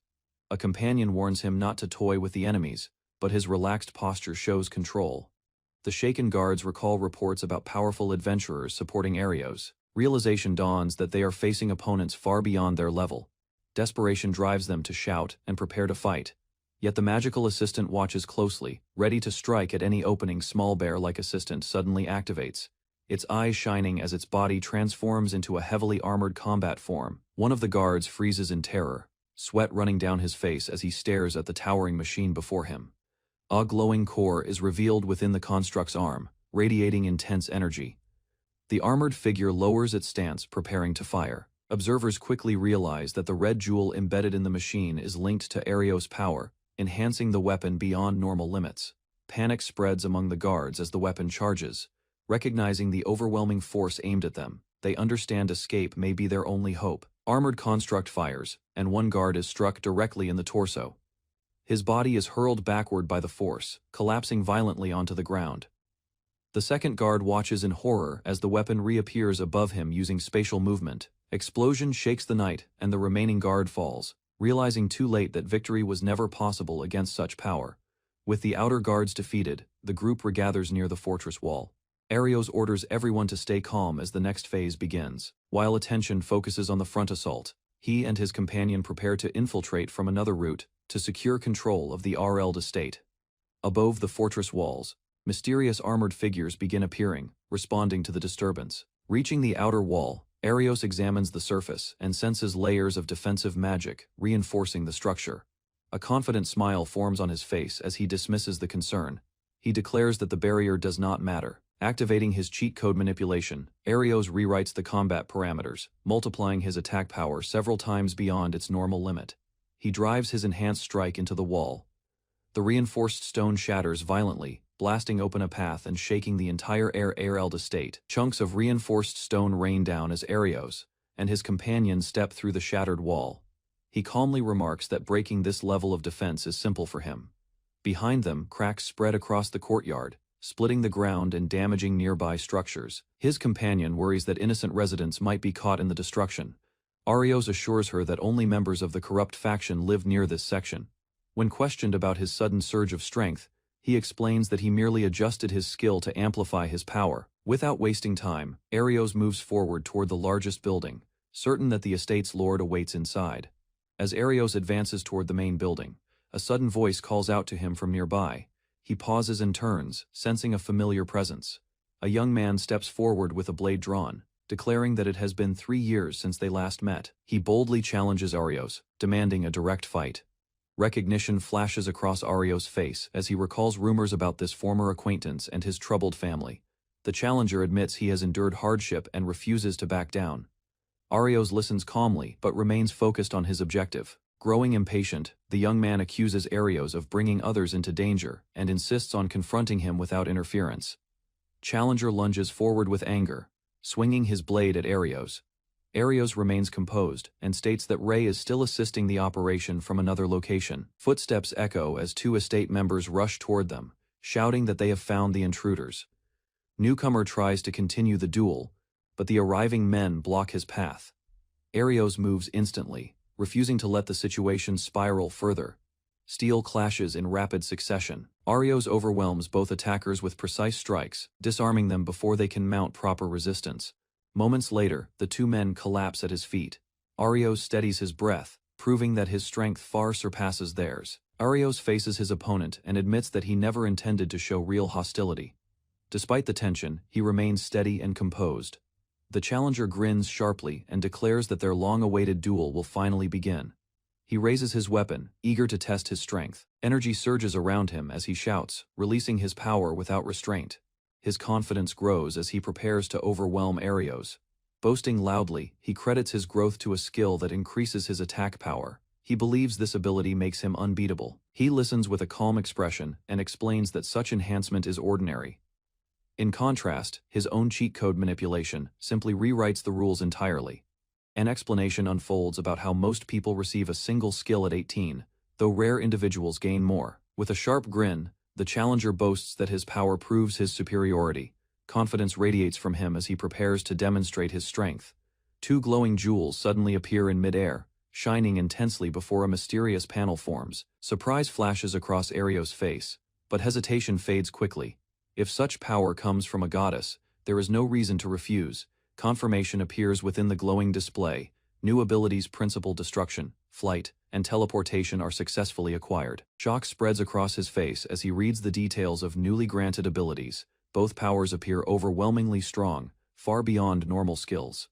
Explanations fill the glowing panel, describing how Principal Destruction adapts to any situation and can be strengthened further through special jewels. Across from him, the challenger laughs wildly and claims that victory will earn him both glory and companions. Ignoring the taunts, focus shifts toward testing this unfamiliar power.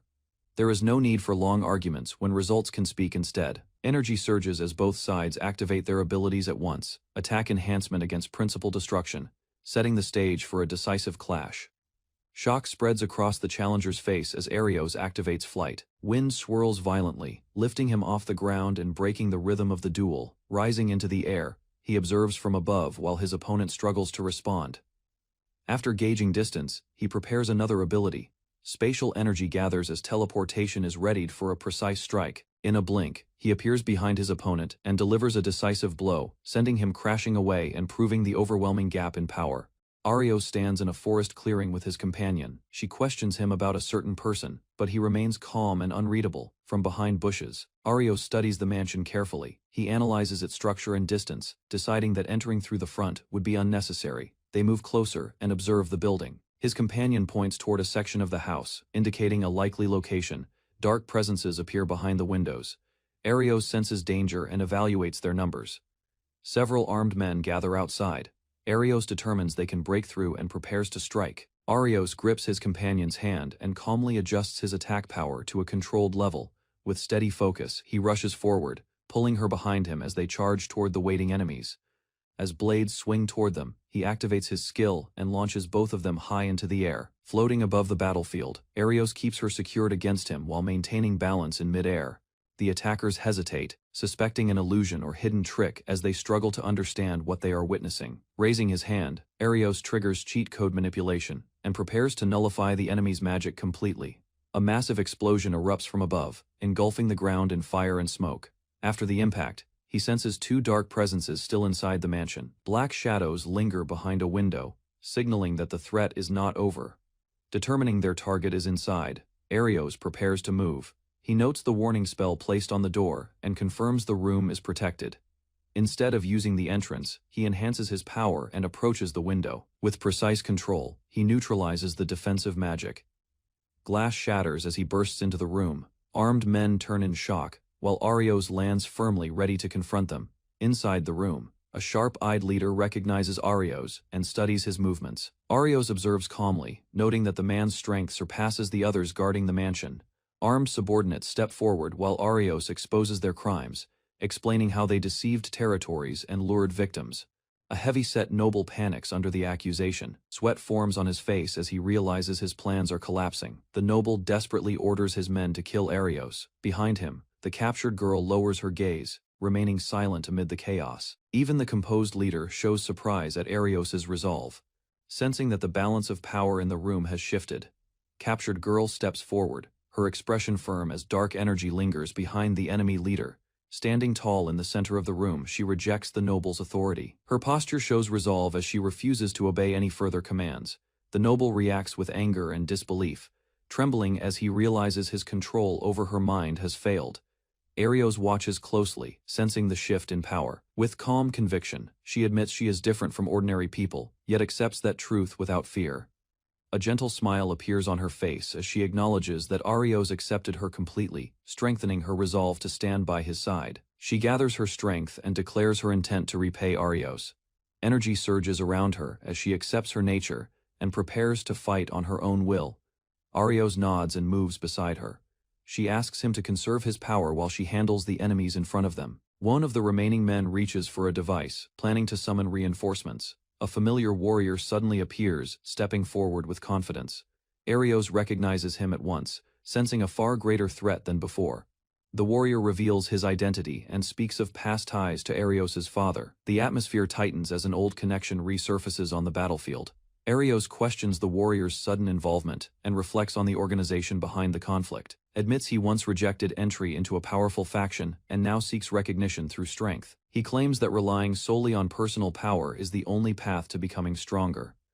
Arios listens carefully, realizing how much this belief has shaped the man's choices.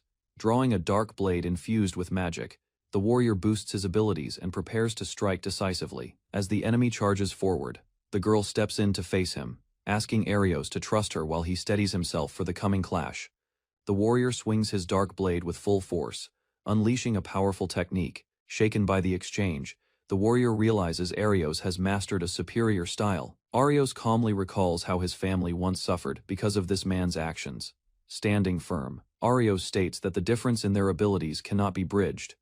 The warrior refuses to accept this and tightens his grip.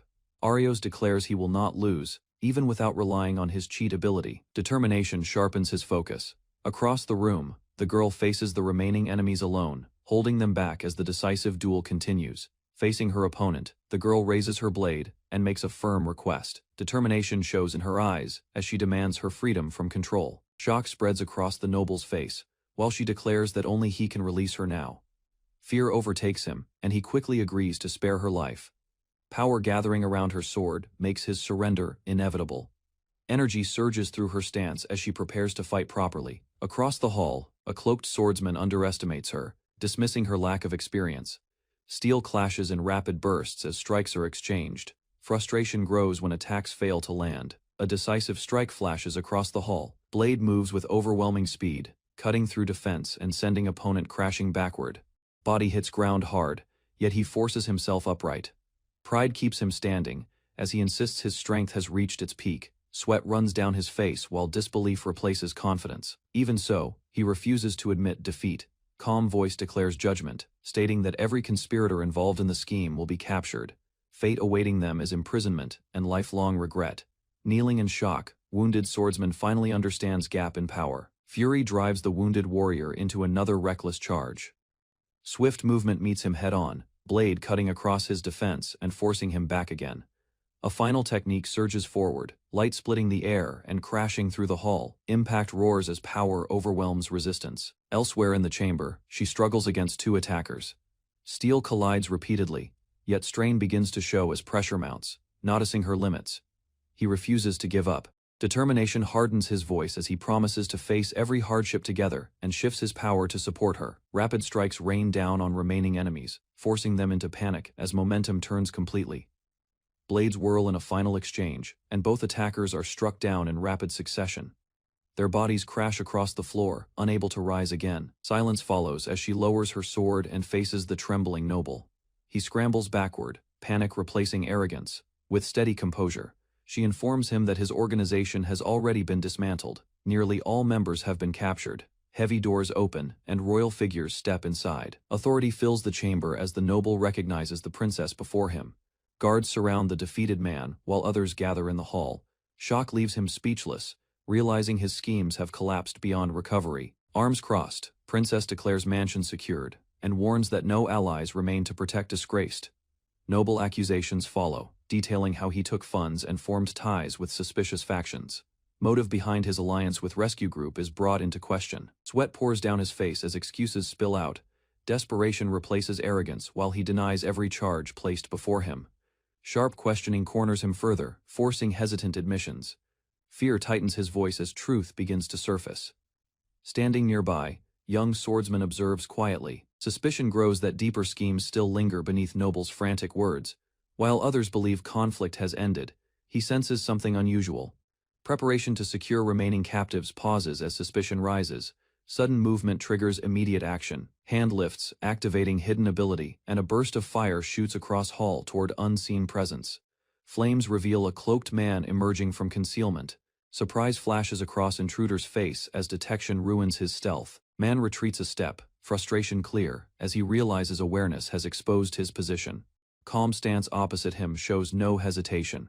Observation follows, analyzing strange ability that allowed concealment. Conclusion forms that enemy possesses rare skill tied to thought-based control and shadow manipulation.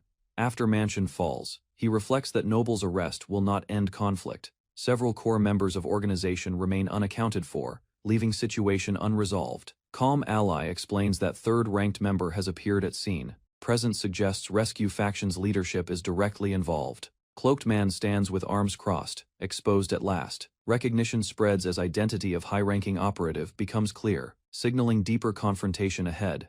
Inside a grand hall, Arios observes a bound man forced to kneel before armed soldiers. Nobles and attendants surround them, watching the tense scene unfold.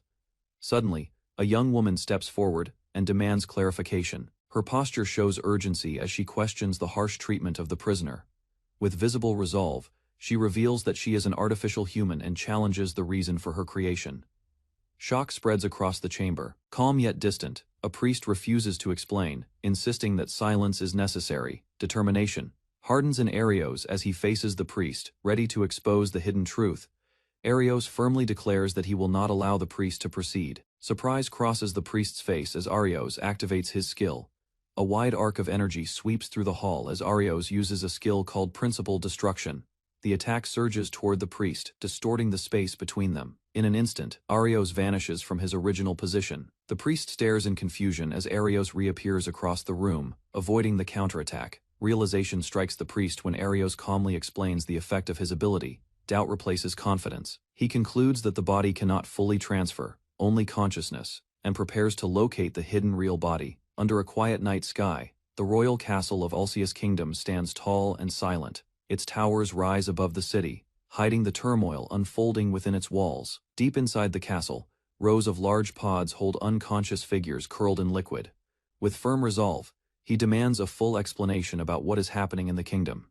His posture shows that he will not ignore the truth any longer. A dark smile spreads across the priest's face as he confidently declares his intention to save the kingdom. Raising his hand, he claims the country has already begun to decay, insisting that painful measures are necessary to restore its former glory. Images of authority and control reflect in Arios's tense expression as he listens, without lowering his guard. With a confident smile, the priest argues that Arios understands suffering better than anyone, suggesting he should accept this transformation. Arios rejects that reasoning firmly. He states that personal hardship does not grant permission to trample the lives and feelings of others. Dark energy gathers around the priest's hand as he prepares to strike, confident in his superior power.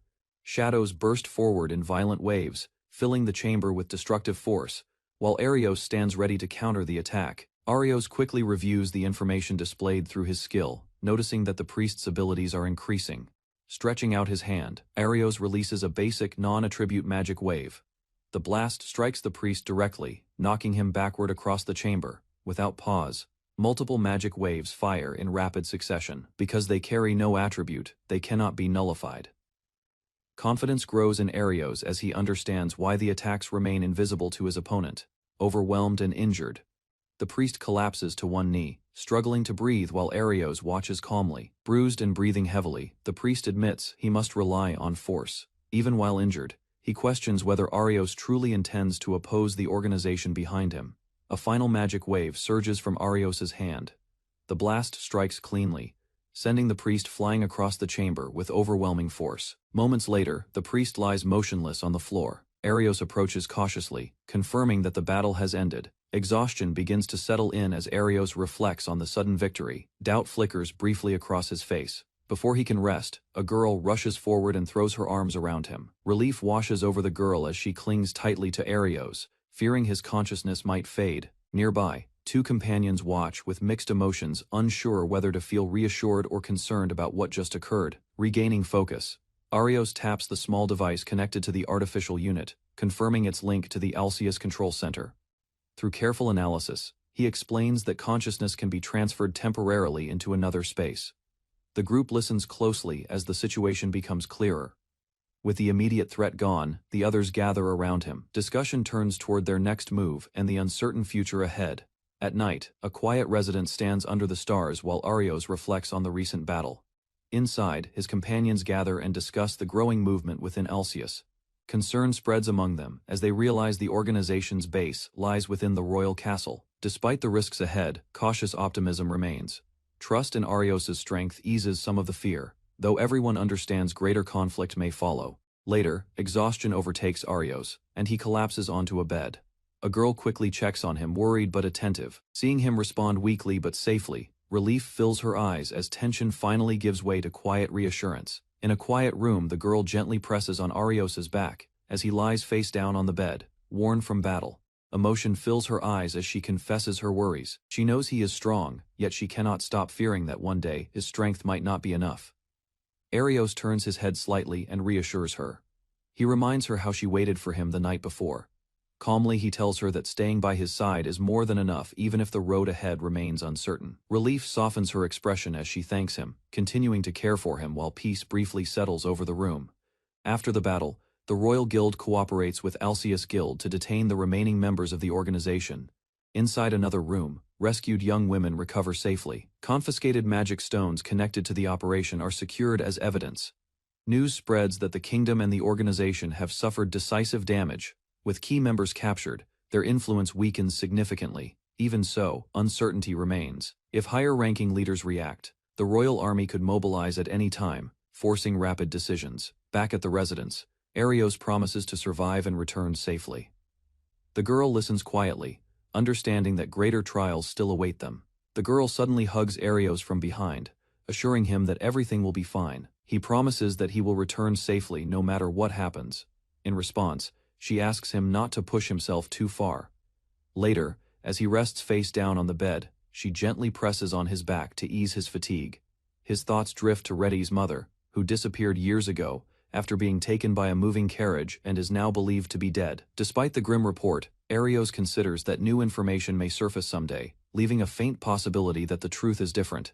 Arios decides it is time to speak privately with Rei about the connection between the Alceus Salvation Group and the royal family. After a brief pause, he asks directly whether she noticed anything unusual about the organization's ties to the kingdom. Reti hesitates, but chooses honesty. She admits she had been thinking about it and wonders if he is truly prepared for what it could mean. Listening carefully, Arios reflects on the possibility that the royal family may have deeper motives beyond simple political control. Shifts to her older brother, whose ambitions and positions suggest that larger political forces are quietly moving behind the conflict. During their discussion, Arios learns that while Rei was at the castle, an assassin wearing a white robe attempted to take her life, with trembling hands. Rei explains that she fled from her older brother because remaining there would have meant certain death. He suspects the unlimited leave granted to her was not kindness, but part of a political move to remove her quietly. As he thinks further, he considers the possibility that the Salvation Group and the Crown Prince may be working together. Rei admits she does not understand her brother's intentions. Though Arios tries to ease her worry, the uncertainty between them remains heavy. seated across from each other. Ria admits that from the beginning she intended to ask for his help. Arios responds with a gentle smile and declares that he wishes to become her guardian. Embarrassment colors Rene's face as she protests the sudden proposal. Despite her words, she does not reject the idea completely. Gathering her courage, she asks to remain alone with him for a short while. Arios agrees, slightly flustered but pleased. Later, they rejoin their companions at a nearby house, where the group welcomes them back and prepares for whatever lies ahead. Arios insists that he did not win alone, but his companion confidently reminds him how strong he truly was. Soon after, a guild representative calls Arios forward. With a serious tone, he announces that there are official matters to address before moving on. The man reveals that Arios has been formally recognized by the Alcius Kingdom Guild headquarters. Surprise spreads across Arios's face as he processes the sudden promotion. His friends react with excitement, though he remains modest about the achievement. Composing himself, Arios listens carefully as the representative shifts to more important business, signaling that greater responsibilities are about to follow. At the guild hall, officials explain that the captured members will be handed over to the kingdom. Discussion shifts to how the guild will respond moving forward. Rather than escalate matters, they decide to accept the transfer and avoid unnecessary conflict with the crown. Arios listens carefully and acknowledges that the guild must follow its obligations. Ria points out that her older brother may already be taking action elsewhere. The possibility of further schemes deepens the tension. With a steady expression, Arios concludes that remaining cautious is the wisest course, as greater political struggles are quietly unfolding. Arios senses approaching footsteps and realizes a summoned guest from the royal army has finally arrived at their location. Arios and his companions hurried through the town street, sensing unrest ahead. Their formation tightened as they moved between buildings. They reached the main road and found it completely blocked by a massive army of armored soldiers. The sheer number of troops filled the horizon, leaving no path forward. The princess stared at the endless ranks in disbelief, realizing the kingdom had sent an overwhelming force against them. At the front stood the captain of the Royal Knights, calm and confident, signaling that this was an official military operation. As tension rose, Arios prepared himself while his allies stood firm behind him. Knight Captain questioned the gathering while armed soldiers surrounded the area. Suspicion spread as he demanded the purpose behind the crowd of warriors. With a cold expression, he declared that civilians were not entitled to explanations and ordered that the guild master be summoned immediately. An elderly man stepped forward, recognizing the princess. Arios watched quietly as she positioned herself between the villagers and the soldiers. Respect replaced tension when the captain realized her identity. He bowed formally, acknowledging her status and recalling their previous encounter. Despite the courtesy, concern remained. The princess questioned the military action, while the captain insisted the royal decree required strict enforcement. Attention shifted when the captain mentioned a dangerous black stone reportedly stored in the area. Raising his hands calmly, he stated that the object posed a severe threat and suggested the army should take custody of it for safety reasons. Arios immediately understood the target was the shadow stone he had recovered earlier. The princess questioned how the military learned about it. Firmly, she argued that proper procedure required direct contact with the guild headquarters. The captain dismissed her protest, calling it a military matter. With a faint smile, he insisted the stone might erupt dangerously, declaring the army would secure it to protect the citizens. The princess quietly questioned whether the captain had truly judged the situation fairly. Beside her, Arios reflected that the army might have sealed off the town in advance to corner him. Captain openly stated that reports claimed Arios possessed the black stone. He argued that securing it was necessary, and implied Arios must be prioritized for supervision. Realization struck Arios. The large deployment was not random, but intended to monitor his movements and prevent escape. While considering possible options, he sensed the pressure tightening around them. Even the princess understood the threat exceeded expectations. Suddenly, a message window appeared before Arios, instructing him to activate a specific cheat code immediately. Understanding the message's urgency, Arios activated the cheat code without hesitation. A faint interface glowed before him as the system responded. Light gathered around his arm, forming a transparent barrier that shimmered in front of him. The sudden display stunned those nearby. At that moment, a powerful presence emerged. A man identifying himself as the kingdom's first king appeared, radiating authority that unsettled the soldiers. Confidence replaced tension as the king stepped forward and told Arios to leave the matter to him.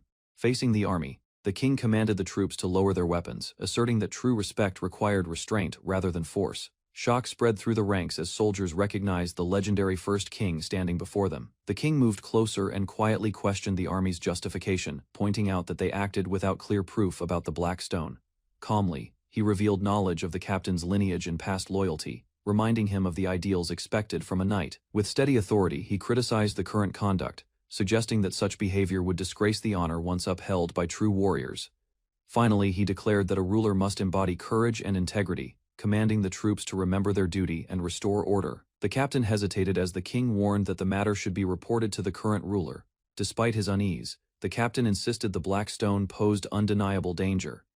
He declared the army would continue guarding the area to ensure the villagers' safety. Stepping forward confidently, the king introduced himself by name, declaring his identity openly. Arios stood beside the legendary figure, equally surprised by the unfolding truth. Tension tightened as the captain questioned how such a man could stand there. Calmly, the king placed a hand on Arios, acknowledging him as his descendant and reinforcing the authority behind his command. Before the kneeling captain, the first king stood firmly with Arios, and the princess behind him. Calmly, the king dismissed the captain's claims about protection. He stated that Arios, along with several skilled allies, was more than capable of safeguarding the village. Then his expression hardened. A strict order was issued, demanding that the armed group withdraw and allow 1 week without interference. Shock crossed the captain's face as he realized resistance was pointless. The overwhelming presence before him left no room for argument. In the end, he accepted the command, retreating with his men while tension slowly faded from the scene. The soldiers finally withdrew in formation, leaving the street quiet. The captain watched their departure, believing the conflict had settled for now. Meanwhile, the two powerful men remained facing each other. The captain admitted the legend of the first king had once inspired him, though doubt still lingered. Tension sparked again as pride clashed between them. Each measured the other's resolve, testing authority without drawing weapons. She stepped forward, confused by the sudden rivalry and questioning why such figures stood in this small village. With a firm hand on Arios's shoulder, the king declared that his return was tied to his descendant. King explained that Arios's cheat ability was a fragment of divine power temporarily entrusted to him. Hearing this, Arios began to understand the true source of his strength. The surrounding villagers reacted with amazement, realizing his power exceeded normal limits.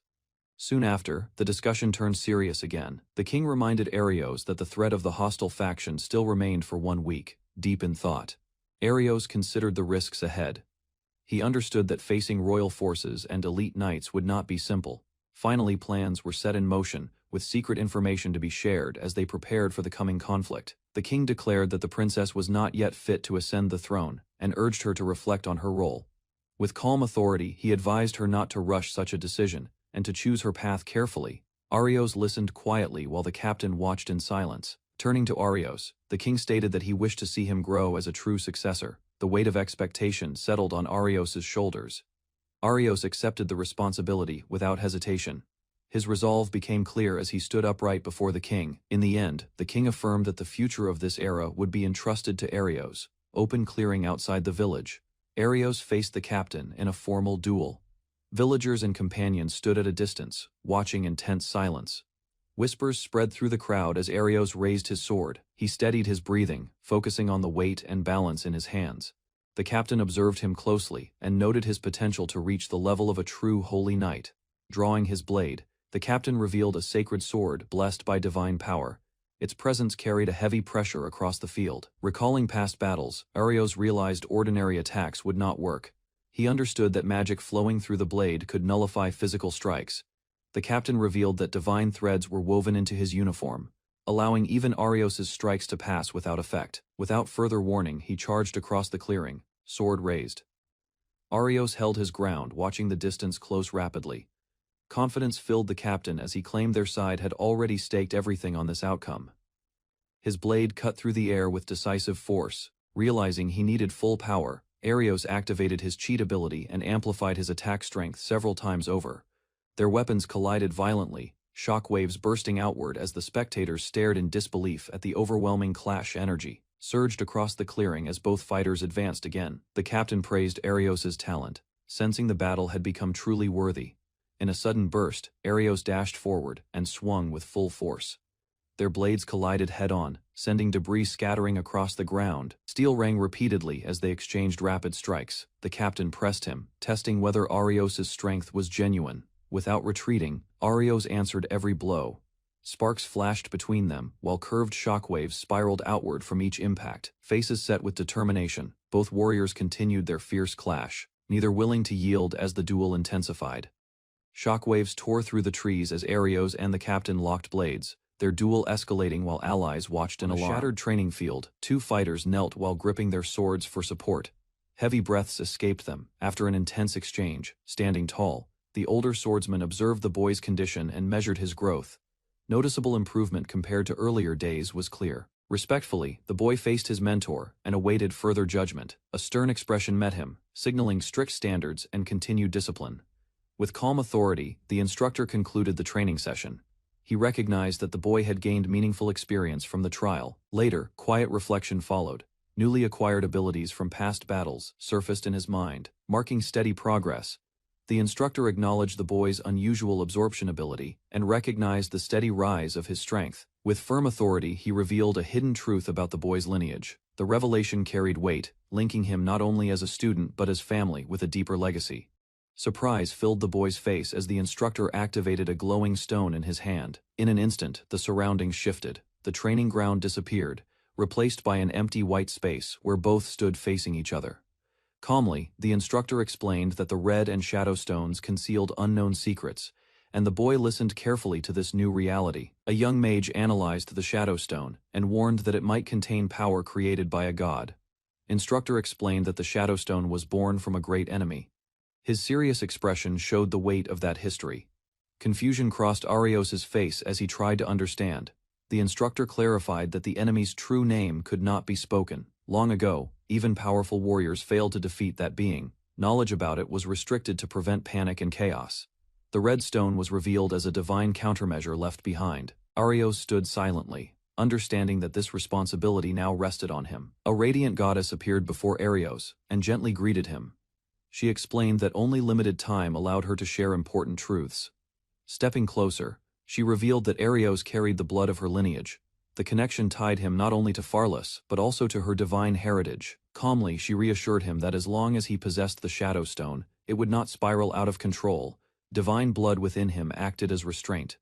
She confirmed that the power known as cheat code manipulation had been chosen specifically for him. Before departing, the goddess expressed gratitude and pressed a gentle kiss to Arios's cheek, leaving him stunned in silence. The goddess admitted she had little freedom to act and apologized for placing responsibility on Arios. Closing his eyes, Arios reflected on the people he wished to protect. Faces of friends and allies filled his instructor praised that determination, declaring him worthy of the Sword Saint's legacy. Pride appeared in his stance as he acknowledged Arios's growth. Light teasing followed, easing the tension. Even so, the message remained clear that Arios had matured beyond his earlier self. Finally, the instructor reminded him that strength alone was not enough. Support from trusted allies would be essential for the battles ahead. The instructor and the goddess prepared to depart, entrusting the coming era to Arios. Their forms began to fade, leaving the responsibility in his hands. Light dissolved, and Arios found himself back on the training ground. Realization settled in as he understood their presence had truly vanished. Soon after, the king approached with composed authority and expressed gratitude for the recent aid. When asked about the Sword Saint and the goddess, Arios explained that their role had concluded after guiding him through his final trial. With approval, the king acknowledged Arios's growth. Reaching a new stage of strength, he was recognized as a hero worthy of greater responsibility. King spoke privately to Rhaenyra, asking her to keep certain matters close to her heart. His tone carried quiet seriousness as he turned his back. Rhaenyra questioned her ability to fulfill such expectations. In response, the king assured her that fear was unnecessary and that she could continue supporting the world in her own way. A playful gesture followed as Rhaenyra lightly tapped Arios, drawing his confused attention. The king watched them with a knowing smile. He then addressed both Arios and Rhaenyra together, reminding them that shared blood and destiny bound them. With firm conviction, the king urged them to walk the path they believed in, without doubt or hesitation. Arios and Rhaenyra watched as the king's presence vanished into the sky. Silence settled over the field, marking the end of that chapter. Later, they sat together on a bench near the castle grounds. Rhaenyra reflected on how overwhelming the older generation had been. Arios considered the history of the first king and the alliances formed long ago. The weight of legacy lingered between them. Gathering courage, Rhaenyra declared her desire to become the next queen, despite her doubts. She explained that the kingdom faced growing threats and could not remain passive. Determination replaced hesitation in her eyes. Rhaenyra suddenly leaned toward Arios and asked for his help. Though aware of the dangers ahead, she admitted she could not face them alone. Rising to his feet, Arios reminded her of his promise to grow stronger and protect her. That resolve had not changed since the beginning. With firm conviction, he declared that she would remain as she was, worthy of being queen. Confidence replaced hesitation in his expression. Grateful for his answer, Rhaenyra thanked him and gathered her courage before asking one more question. She embraced him tightly, wondering whether his wish to protect her was only a dream or something far deeper. Still holding him close, Rhaenyra confessed that if she became queen, she wanted Arios to remain by her side. Her feelings were no longer hidden behind duty. For a moment, Arios hesitated, recalling the teasing words of his mentor about understanding a woman's heart. Their faces moved closer as silence replaced uncertainty. Acceptance showed in their eyes, and the distance between them disappeared. Under the soft glow of evening light, they shared a quiet kiss and held each other gently. Embarrassment colored their faces, yet neither pulled away. Night settled over the town as Rhaenyra admitted she wished to stay with Arios, hoping he would not refuse her feelings. Inside a quiet village inn, Arios lay awake beside Rhaenyra. Moonlight filtered through the window as she softly called his name, turning toward him. She mentioned that her grandfather had once said something important. According to him, if she and Arios stood together, even powerful bonds could be overcome. Arios reflected on the deep understanding between the older generation. Their connection had been built on trust and shared struggle. Rhaenyra admitted she felt the same way, drawing closer with shy honesty. As emotions rose, Arios moved instinctively, unsure of what to do next. Confusion mixed with tenderness in the stillness of the room. She insisted that they should fight side by side as the best possible pair.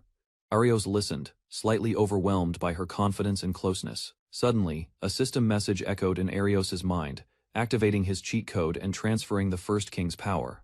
After the light faded, Arios checked on Rhaenyra.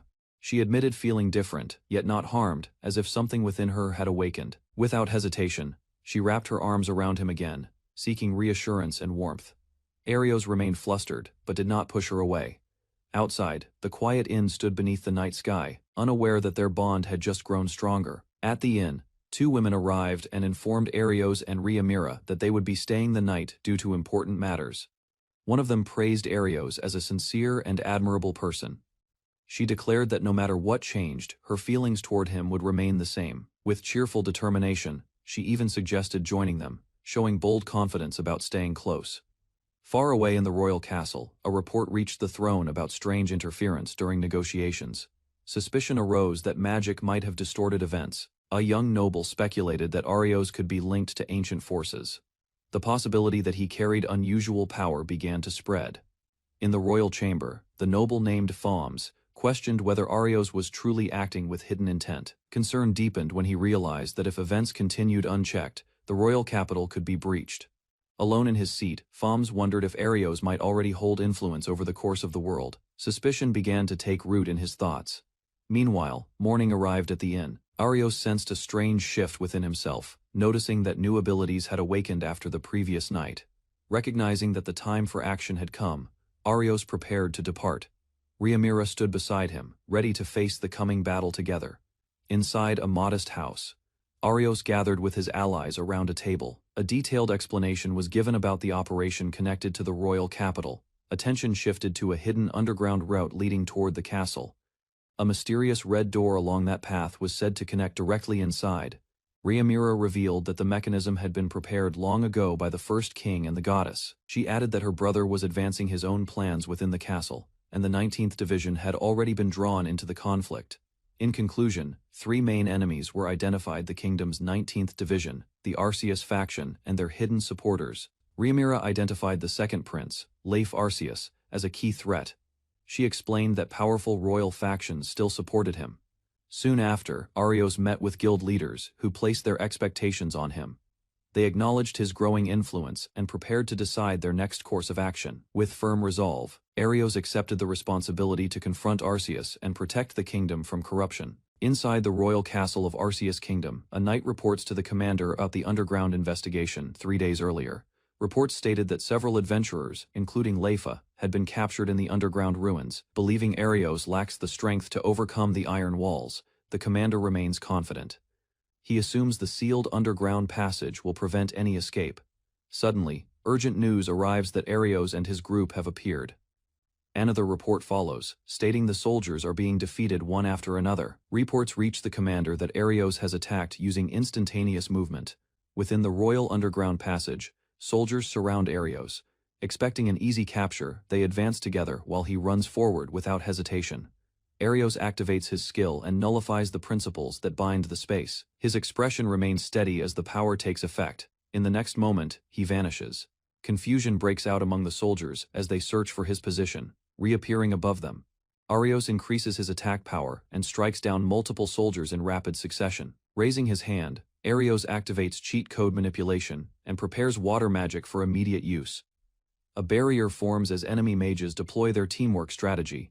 Transparent walls rise between the pillars while knights charge forward to pressure him from the front. Observing the defense, Arios analyzes the structure and recognizes the strength of the protective spell. Suddenly, he transfers position again. The soldiers lose sight of him as his movement breaks their coordinated attack. Water surges around his outstretched arm, gathering into a powerful upper-tier spell ready to strike. Arios releases the completed water spell, sending a violent surge through the corridor. The current crashes into the soldiers, sweeping them off their feet and breaking their formation. After the passage falls silent, a heavy door opens nearby. Arios steps forward and his companions gather behind him, confirming their successful advance. The group acknowledges that the enemy resistance was stronger than expected, yet Arios remained decisive throughout the battle. Calmly, Arios states their objective: rescue Leifa and stop the second prince's interference within the kingdom. Dividing into teams, they move deeper into the underground, advancing without hesitation. The team engages another group of soldiers in the corridor. Arios enhances their attack power through his rewritten skill, allowing everyone to strike with greater force and coordination. Lightning surges from a raised blade as a powerful technique tears through enemy ranks. The reinforced attacks overwhelm the defenders, who fall one after another under the combined assault. With the immediate threat cleared, Arios reflects briefly on how his companions have grown stronger during their journey. Their teamwork now matches seasoned adventurers. Soon, they arrive before a massive ornate door deep within the underground structure. Concluding that Leifa and the prince must be beyond it, the group prepares to split and proceed carefully. Arios and his companion acknowledge the danger ahead, aware that invading the royal castle carries serious risk.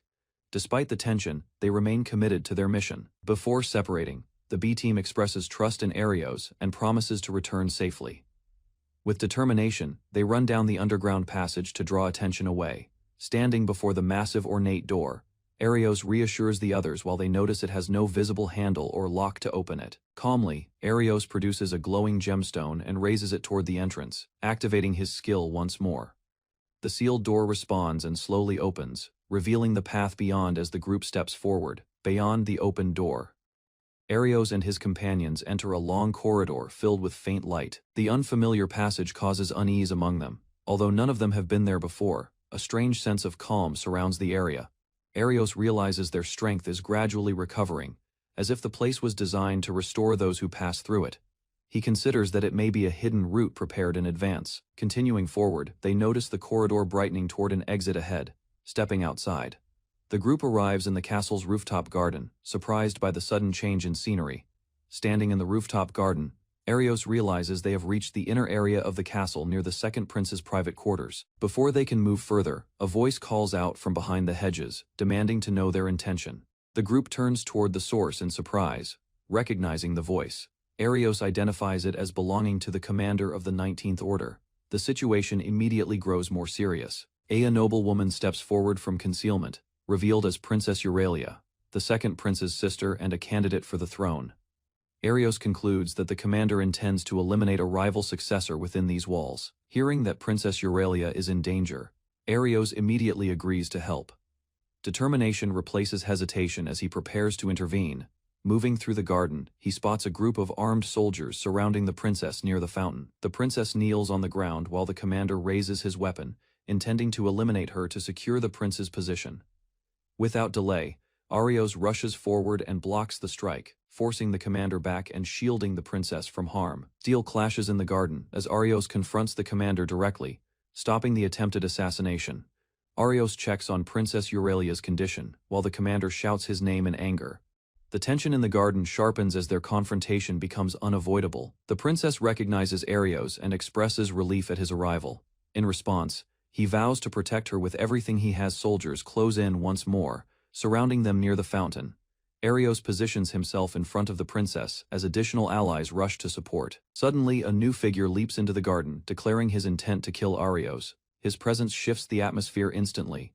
With a confident grin, the newcomer boasts of his strength, challenging Arios without hesitation. The commander mocks Arios, exposing details about his painful childhood and isolation. He claims to understand the loneliness Arios endured and uses it to provoke him. Continuing his taunts, he speaks of family bonds and suggests that Arios never truly experienced happiness. Instead of reacting blindly, Arios analyzes the commander's behavior and recognizes the twisted jealousy behind his accusations. Anger finally surfaces as Arios points his blade forward, declaring that he will defeat the man standing before him. Laughing confidently, the commander boasts about his strength and challenges Arios to prove himself in battle. Fueled by anger, the attacker charges forward, declaring his certainty of victory. Arios recognizes the threat but remains composed. The opponent unleashes a strengthened sword technique, claiming he trained solely to surpass Arios. Arios studies the movement, noting the increased speed and power. Their blades collide in a sharp exchange, sparks bursting between them as both push with full force. Attacker boasts of inheriting a superior sword style and presses the assault with rapid slashes. Arios evaluates the refined technique while holding his ground. Seeing soldiers approach from behind, Arios prepares to confront them as well, ready to handle multiple enemies at once. Commander dismisses the rumors about Arios being an outcast with a useless skill. Arios calmly observes that the underground soldiers differ from ordinary troops. Recognizing their unusual coordination, Arios activates his ability and increases his attack power step by step. The soldiers sense a sudden shift in pressure, with cheat code manipulation active. Arios advances into their formation. Even as they shout threats, he cuts through their strikes without slowing. Switching tactics, he unleashes a sweeping ice blade technique, freezing the ground and trapping multiple enemies at once. Watching from a distance, the commander acknowledges Arios' talent while preparing to rejoin the fight himself. Arios of being someone he never wanted to stand beside. His blade points forward as he vents long-held resentment. The commander laughs at the exchange, mocking their hesitation. Arios dismisses the taunts and keeps his focus on ending the fight efficiently. Dark energy begins to gather around the commander's body. He claims he is finally revealing power that surpasses normal limits. Arios studies the phenomenon and realizes the strength comes from an external enhancement. He questions why the commander possesses such forbidden power. Shadowy force swells in the commander's hands as he prepares to unleash it, refusing to explain its origin. The commander's body shifts as dark energy spreads across his arm and chest. Arios observes carefully, sensing that the change is not a simple increase in strength, but something unnatural. Black power intensifies around the commander, distorting the air between them.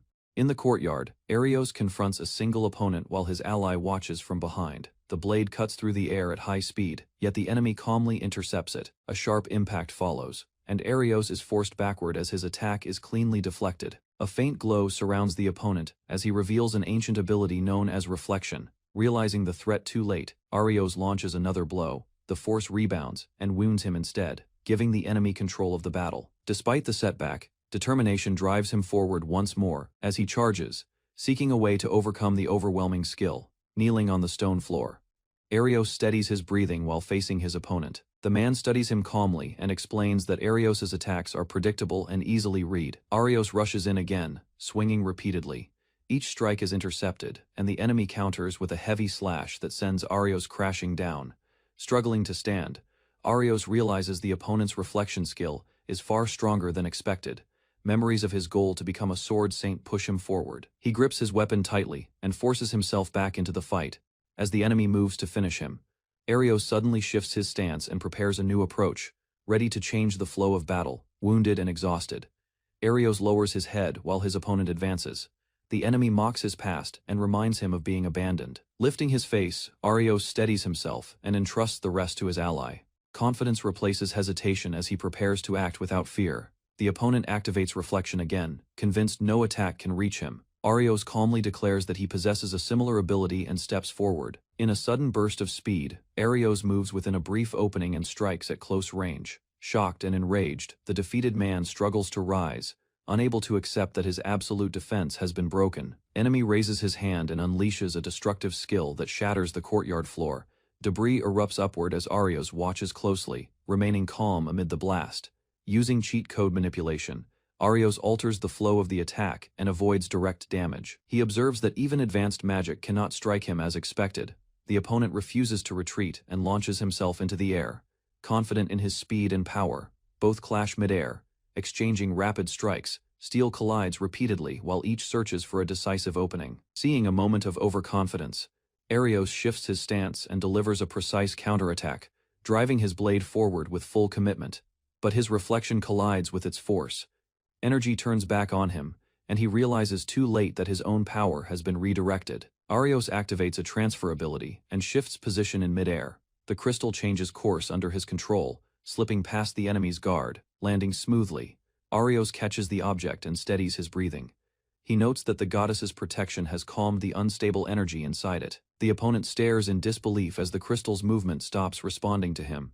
Control over the shadow stone has completely vanished. Holding the gem close, Arios studies its structure and senses a deeper quality within, preparing for what comes next. Arios raises his hand and signals for a pause. Across the courtyard, the battered opponent steps forward again, refusing to withdraw, despite his injuries. An ally approaches Arios and questions his condition, ready to take over the fight. Though wounded, Arios grips his sword and insists on continuing. Activating his cheat code manipulation, Arios rewrites the enemy's attack parameters. The opponent's offensive power is quietly multiplied beyond its normal limit. Confusion spreads across the man's face as he feels his strength surge unnaturally. The sudden increase overwhelms his control and destabilizes his stance. Calmly watching, Arios reminds him that reckless power, without balance, leads to self-destruction, leaving the outcome sealed. Arios stands firm, aware that his own invincible moment is limited, and that he must rely on allies if needed. A battered companion steps closer and admits he misjudged Arios from the beginning. Regret shows clearly as he forces himself to remain standing, reveals the pain of being cast aside by his family and raised away from them. The weight of resentment has shaped his actions until now. He listens in silence, understanding that they are brothers divided by circumstance rather than fate. Setting emotions aside, Arios refocuses on the battlefield and advances, determined to end the fight before speaking further. Overcome with emotion, the opponent releases a violent surge of power that tears through the courtyard. Allies rush forward to shield the princess and others nearby. Arios remains steady, observing the change in his brother's aura. The uncontrolled force grows stronger, surpassing even previous limits. Lightning-like currents twist around his body as reason fades. Arios steps beside him, recalling how teamwork once gave them an advantage. Now the situation has shifted, and hesitation could cost lives. Gripping his sword firmly, Arios declares his resolve and advances, prepared to confront the rampaging power head-on. Arios studies the raging figure and admits that his brother's strength surpasses even their former rival. Despite that difference, he steps forward and tells his ally to guard his back. Facing such power alone would be impossible, but together they still have a chance. He reflects on the battlefield and concludes that only one swordsman can finish this clash. That responsibility must fall to him. Recalling the previous exchange, Arios realizes the reflection ability activates only when his brother consciously selects the attack to return. With a plan forming, Arios decides to trigger his brief invincible moment first, creating an opening for the decisive strike. Arios moves forward with steady resolve, refusing to let despair decide the outcome. Dark energy surges from his brother as rage consumes him. Seizing the moment, Arios dashes in at full speed, closing the distance before another attack can form. Flames spiral around Arios' blade as he unleashes his strongest technique. The strike cuts through the air with precise control and unwavering focus. Reflection activates, but Arios triggers his brief invincibility at the same instant. The counter fails to stop him, and his attack lands cleanly, blasting his brother backward. Without hesitation, Arios pursues and prepares a final decisive blow to end the battle. Steel collides as Arios and his brother exchange rapid slashes. Sparks scatter across the courtyard while both struggle to overpower the other. Mocking laughter rises from his brother, who presses forward with relentless force. Arios steadies his breathing and refuses to yield despite the pressure. Suddenly, his brother boosts his attack power beyond its limit. The surge shocks Arios, who realizes the strength has doubled. Even so, Arios counters with a fierce swing that strikes cleanly and sends his brother skidding across the stone floor. Without pause, both raise their blades again, each preparing a final technique as they charge straight toward one another. Both brothers unleash their ultimate techniques at the same instant.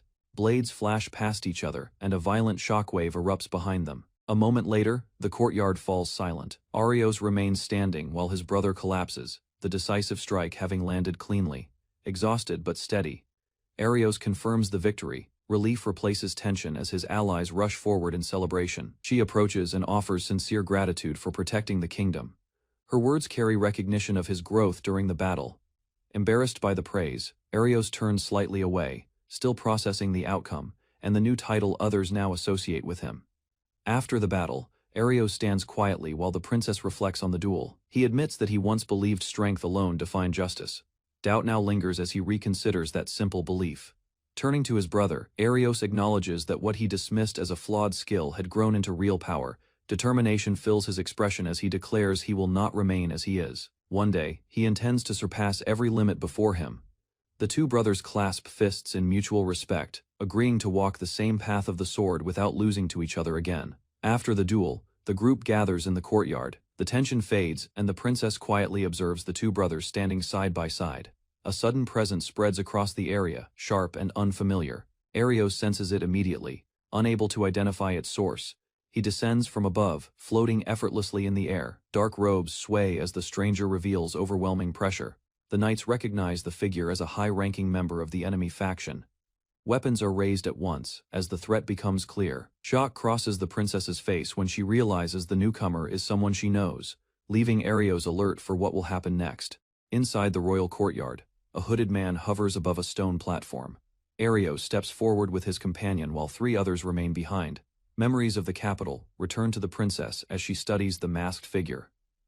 Recognition unsettles her because Arios had once defeated him during a past conflict. His identity as a high-ranking member of a dangerous faction confirms the seriousness of the situation. Calmly, the cloaked figure claims he holds no hostility and has come to offer information. Doubt fills Arios as he listens carefully. Finally, the stranger reveals that their ally entered another dimension with the Demon Lord. Determination forms as Arios prepares to follow. The hooded figure assures Arios that he senses no hostility in him. Although wary, Arios listens as the stranger insists the captive will be taken away safely. Dark smoke suddenly surrounds a bound nobleman standing beside the cloaked man. In an instant, both vanish from the courtyard, leaving only fading shadows behind. Without hesitation, the masked figure raises his arm and releases a swirling force into the sky. Confusion spreads among the group as they struggle to understand his true identity and purpose. Later, Arios turns toward her with concern. Determination replaces doubt, as he reassures her through steady resolve and silent support. Instead of dwelling on confusion, she decides to focus on what stands before them, and move forward with determination. Turning to Arios, she mentions the mysterious ally who once helped her brother. Gratitude softens the tension between them, as they consider their next step. Arios suggests visiting the king first, concerned for the ruler's safety after the recent disturbance. At that moment, the king himself appears and praises Arios for his bravery. Surprised, Arios kneels out of respect while the princess watches anxiously. With a calm smile, the king speaks of a vision involving Arios. His words hint at destiny, leaving both youths thoughtful about what lies ahead. The king explains that in a dream he was told to dismiss the guards and wait. He believed that doing so would allow Arios and the princess to meet him safely. Calmly he adds that the vision felt vivid, as if someone close to death had shown him a guiding spirit. After a brief silence, Arios questions the meaning of the message. He suggests that the being in the dream may not have been a ghost, but something far more real. Confusion spreads among the others as they struggle to follow his reasoning. With steady resolve, Arios concludes that the presence was likely the creator of the skill system. King praises Arios for his growth and acknowledges the weight he carries. Arios responds modestly, while the princess and her companion listen with quiet approval. Shifting his tone, the king admits his own failure regarding Lifida. He recognizes that he overlooked the darkness surrounding her and accepts responsibility as her father. With steady resolve, he declares that once the current crisis is resolved, he intends to pass the throne to Arios. Shock overtakes the princess as she questions the sudden announcement. She cannot understand why Arios would be chosen over other royal heirs. Regaining composure, she confesses her own fault in pushing Lifida forward. The princess admits her flaws and states that Arios surpasses her in judgment. Despite her pride, She recognizes that her constant hesitation has limited her growth. Hearing this, the king gently reveals that she was originally his first choice as heir. Confidence in her ability still remains in his heart. He explains that if she can prove herself worthy, the path to the throne is not closed. Looking directly at her, the king emphasizes that trust matters more than rigid tradition. Leadership, in his view, depends on conviction rather than bloodline alone. With humility, he asks both youths for continued support in guiding the kingdom forward together. Arios kneels before the king and declares his resolve to protect the princess and the kingdom. Moved by his words, the princess accepts her role, despite lingering fear. She chooses to shoulder the future of the kingdom and stand firm as its leader. Pride softens the king's expression as he thanks them both. Relief settles briefly over the chamber. Suddenly reports arrive that enemy forces have begun advancing. The king orders the others to stay back and prepares to confront the threat himself. Alarmed, Arios protests as the king steps forward alone. Tension rises while danger closes in around them. The princess steps forward, insisting she will fight as well. The king refuses, reminding her that their enemy was once a loyal minister who loved the kingdom. He explains that strong defensive magic surrounds the castle, and that Leifa remains his responsibility. Turning to Arios, the king entrusts the nation's future to him and urges him to go. Gratitude shows in Arios' expression as he accepts the command. Without delay, Arios runs through the corridor with his companions, determined to stop Lefasa before greater harm spreads. As they rush ahead, Arios presses forward with unwavering resolve, focused only on ending the crisis. Racing through the corridor, Arios swears he will not forgive the one responsible. Footsteps echo behind him as a young girl keeps pace. Surprised, Arios questions why she continues following, despite the danger closing in. The girl explains that she simply wants to know his name. Confusion crosses Arios' face as he struggles to understand her calm curiosity in such a tense moment. She introduces herself politely and smiles, calling him unusual. The unexpected comment leaves him stunned, mid-stride. Embarrassment mixes with urgency as he tells her to stop joking. Even so, he cannot ignore her presence running faithfully beside him. Group stops before an ornate door inside the palace. After confirming the location, Arios reaches out and opens it without hesitation. They step into a quiet room that appears completely ordinary. Furniture stands undisturbed, giving no sign of struggle or intrusion. Sensing something wrong, Arios activates his cheat code manipulation skill. Power gathers around his blade as he targets the space ahead. With a powerful strike, he shatters the wall. Debris explodes outward, revealing a swirling distortion hidden behind the surface. A dark portal spins within the broken wall. Arios studies it carefully, realizing it must be the doorway to the other dimension where Leifa disappeared. Arios turns from the shattered wall as his companion questions what he just did. While he tries to clarify, the two girls misunderstand and begin praising him in simple admiration. Despite the danger, both insist they will follow him. Fear shows in their eyes, but their determination to stand beside Arios remains firm. He protests at being called strange, and insists he cannot leave Leifata alone. Resolve hardens as he accepts that they will fight together. Facing the swirling portal, Arios declares they will jump in. One by one, they prepare to enter the dark passage. The group emerges into a cavern filled with strange machines and floating lights. Emma suddenly clutches her head, fragments of memory flashing before her eyes. Glass capsules nearby resemble something she once saw, stirring fear and recognition. Pain forces her to her knees while Arios steadies her. She struggles to explain that this place feels like something she created long ago. As the others guard their surroundings, EM recalls a forbidden objective once spoken by the Demon Lord. Silence falls after her confession. Arios senses the gravity of the truth and prepares himself for the battle waiting deeper within the cavern. Inside the cavern, hooded figures block the path, confirming they expected intruders. Arios senses distorted space shifting around them as the enemies prepare to engage. M steps forward cautiously, while Arios studies the silent girls standing behind the cloaked men. One hooded leader explains that beings with emotions are unnecessary for their objective. He claims the artificial humans were created only to serve a greater design. With pride, he declares these creations superior in intelligence and combat ability. Obedience to their command, he insists, represents true perfection. When M questions her own existence, the leader coldly labels her a failure. The cruel judgment deepens the tension before battle erupts. The hooded leader questions M's identity and mocks her origins. His words drip with contempt as he treats her existence as a mistake. Fury erupts from Arios as he rejects the accusation. He declares that no one else has the right to define her worth or decide her future. M looks shaken, but Arios continues firmly, telling her not to let those insults take root. Pointing his blade forward, he insists that outside opinions do not control their path. Standing together, they affirm that M is not a failure, but part of their family. Unity strengthens their stance as battle draws near. Arios answers M's gratitude with a confident grin, reinforcing that he meant every word across the cavern. The hooded leaders command their artificial soldiers to engage. The emotionless fighters raise their weapons without hesitation. M steps forward and vows she will not lose. Energy surges around her as she prepares to stand beside Arios no matter the cost. Observing the enemy's strength, Arios activates his cheat code manipulation again. A glowing panel appears as he rewrites parameters to enhance their power. With a firm command, he multiplies M's attack strength. Power gathers around her blade, signaling the beginning of a fierce counterattack. Arios tells M that she will not fight alone and promises full support. Strengthened by his resolve, she charges toward the enemy line while he prepares to assist from behind. M clashes with the artificial soldiers head-on. Her blade moves swiftly as she cuts through their formation, forcing them onto the defensive. Enhanced power overwhelms the enemy forces. Several opponents fall at once.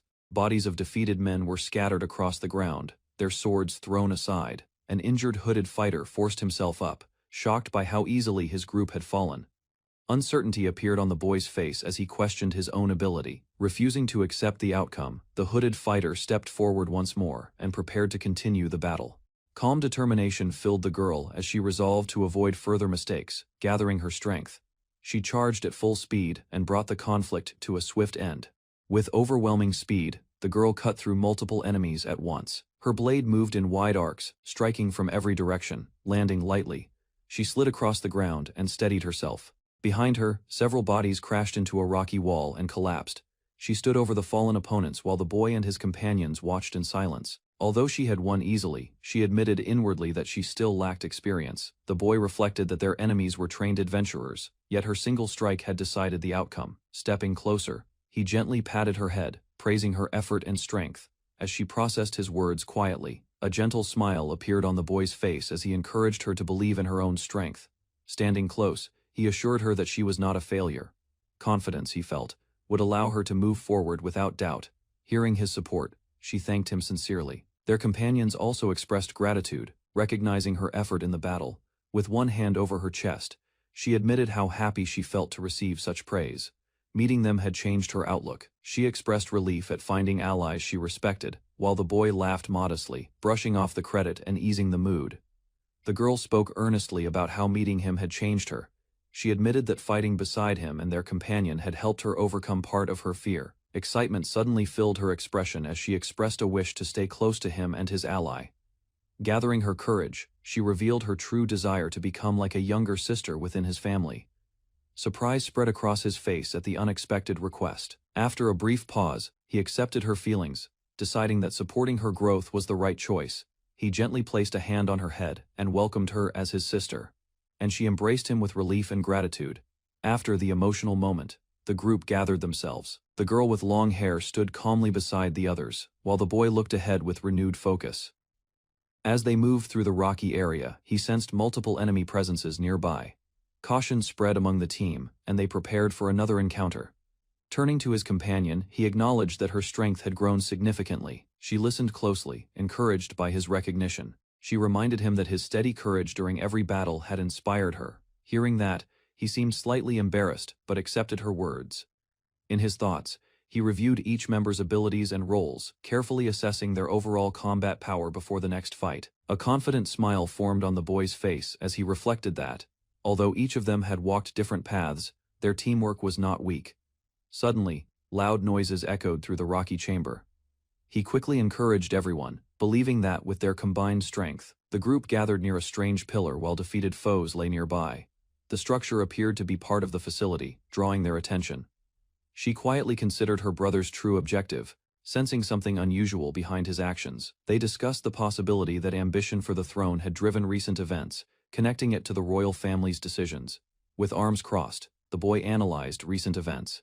Suspicion grew in his mind, as certain actions seemed too obvious to ignore. Thoughtful silence followed, while he considered alliances and military power. Relying on national forces might provide greater security than trusting uncertain agreements. Conversation shifted toward Princess and her true position. Doubts surfaced about any rebellion scheme, since such a move lacked logic and clear motive. Sharp resolve replaced uncertainty. Protecting her from danger became priority, and reckless ambition would not be allowed to continue unchecked. Decision made, group advanced deeper into cavern, determined to confront older brother and uncover truth behind unfolding conflict. Inside, a vast chamber, two figures stood before a raised platform holding a strange stone device. Man with sharp eyes and dark hair greeted them calmly, impressed that they had passed every obstacle. Facing group directly, Mastermind admitted seizing control of noble house and manipulating events to bring them here. Blonde Prince spoke with unsettling composure, describing twisted circumstances that had shaped his path. Anger rose within young swordsman as he demanded clear answers. In response, Prince declared ambition openly, claiming he would reshape nation by his own will. As accusations flew across chamber, young swordsman shouted in anger, refusing to accept claim that cruelty was justified. Standing before raised platform, Prince declared nation had grown stronger under his control. Fear, he argued, was necessary to remove doubt and silence fragile hearts. Cold ambition surfaced without restraint. In his view, guiding every citizen as obedient subjects was only rational path toward order. Long-haired girl stepped forward, voice firm, rejecting that distorted belief. She defended her brother's kindness and true wish to protect future of kingdom. Memories of gentler days lingered as she pleaded for different path, urging him to become ruler, who saves rather than dominates. Calm expression on his face hardened while he dismissed her words, claiming their elder sibling had abandoned ideals of justice long ago. Young swordsman stepped forward and addressed party leader directly. Dark gem floated in his thoughts as he questioned why such an object was left behind. Leader answered vaguely, insisting truth would reveal itself in time. Frustration surfaced when swordsman accused them of using stone to provoke terror. Determination sharpened his voice as he demanded clear explanation. Shock flickered across leader's face at sudden accusation. Momentum shifted when swordsman pressed further. Spread across young swordsman's face when party leader denied knowing anything about missing comrade. Princess stepped in firmly, reminding him that comrade A had always acted as right hand within rescue group. Sweat formed along leader's brow, anger burst out as he tried to maintain authority, yet hesitation betrayed his confusion. Calm focus returned to swordsman as scattered clues aligned in his mind. Strange behavior from both prince and princess now carried deeper meaning. Realization struck hard. Missing comrade had never been true ally but hidden manipulator, using memory tampering to control events from shadows. Panic overtook party leader as he clutched his head, realizing hidden mastermind had abandoned him. Blonde Prince remained composed, admitting parts of his own memory were missing. Even so, he acknowledged Shadowstone remained in his possession, without understanding full reason. Young swordsman urged everyone to stay calm. Shock lingered among companions as truth grew heavier. Accusations followed, exposing how manipulation and ambition had pushed events toward chaos. Prince accepted that his reckless path carried great risk. Quiet deduction continued, as swordsman connected past incidents, including surveillance and interference. Anger sharpened his voice as he accused the prince of manipulating events and staining entire kingdom with a reckless scheme. Calm smile answered him. Love for nation, the prince claimed, justified any sacrifice, even if countless lives were placed at risk. Trembling slightly, the young girl questioned her own worth within such sacrifice. Doubt weighed heavily on her heart. Princess stepped forward and rejected that, insisting no innocent life should be discarded. Fury returned to young swordsman as he declared Prince's path unforgivable. Shock crossed companions' faces, knowing confrontation had reached its breaking point. Resolve hardened within young swordsman as he questioned whether Prince truly intended to continue down this path. Even if memories had been altered, determination would not fade. Across chamber, Prince drew his blade while dark stone pulsed behind him, signaling start of battle. Energy surged around swordsman as he activated cheat code manipulation. Strength increased instantly, pushing his attack power beyond normal limits. Prince answered with steady confidence, channeling Shadowstone's power into his sword. Pressure filled air as overwhelming force spread across platform. Compared to earlier fights, gap in raw power felt far greater, forcing swordsman to brace for decisive clash. Princess stepped beside young swordsman and offered her support. Trust flowed between them as she chose to guard his back. Across chamber, enemy raised his blade while dark energy gathered around him. Close by, young girl struggled with lingering doubts, questioning her purpose. Resolve replaced uncertainty. With twin daggers drawn, she charged forward, determined to prove her will to live and fight. Shadow power flared in enemy's hand as he mocked their resistance, yet confidence answered him, and blades were lifted without fear. Despite overwhelming aura, pair advanced together, refusing to yield as clash erupted at center of chamber. Both fighters lunged forward simultaneously, blades colliding midair as shockwaves burst outward across the shattered chamber floor. Inside a wooden hall, Arios crosses blades with a long-haired female knight. Her rapid strikes crash against his guard, yet he withstands every blow. Without hesitation, she accelerates and swings in a wide arc. Arios pivots aside and deflects the attack at the last moment. Careful observation reveals her controlled breathing and precise rhythm experience in real combat is evident in her stance. She retreats a step and steadies her grip, lowering her weapon. The knight recognizes the results of his disciplined training. Calm analysis runs through Arios's mind as he considers his strength, equipment, and inherited sword skill. The female knight steps forward and reveals her true ability, declaring it as wisdom that allows her to instantly comprehend any phenomenon. Arios studies her calmly and evaluates the nature of her skill. He concludes that in terms of knowledge, she may surpass even the kingdom's scholars. Distance separates them inside the hall. She observes his stance and notes the slight tension in his posture, recognizing the pressure building within him. A sharp smile forms as she explains that including past battles, she has already grasped the limits of his strength. Suddenly, she launches forward at high speed, closing the gap in an instant as the next exchange begins. The knight bursts forward with overwhelming speed, her blade crashing against Arios's guard. A fierce grin spreads across her face as her power rises further. Dark energy thickens around Arios, and their blades continue to clash in rapid succession across the hall. Spinning strikes rain down from every angle, yet she pushes through without hesitation. Magic aimed at her proves ineffective, and she advances steadily despite the resistance.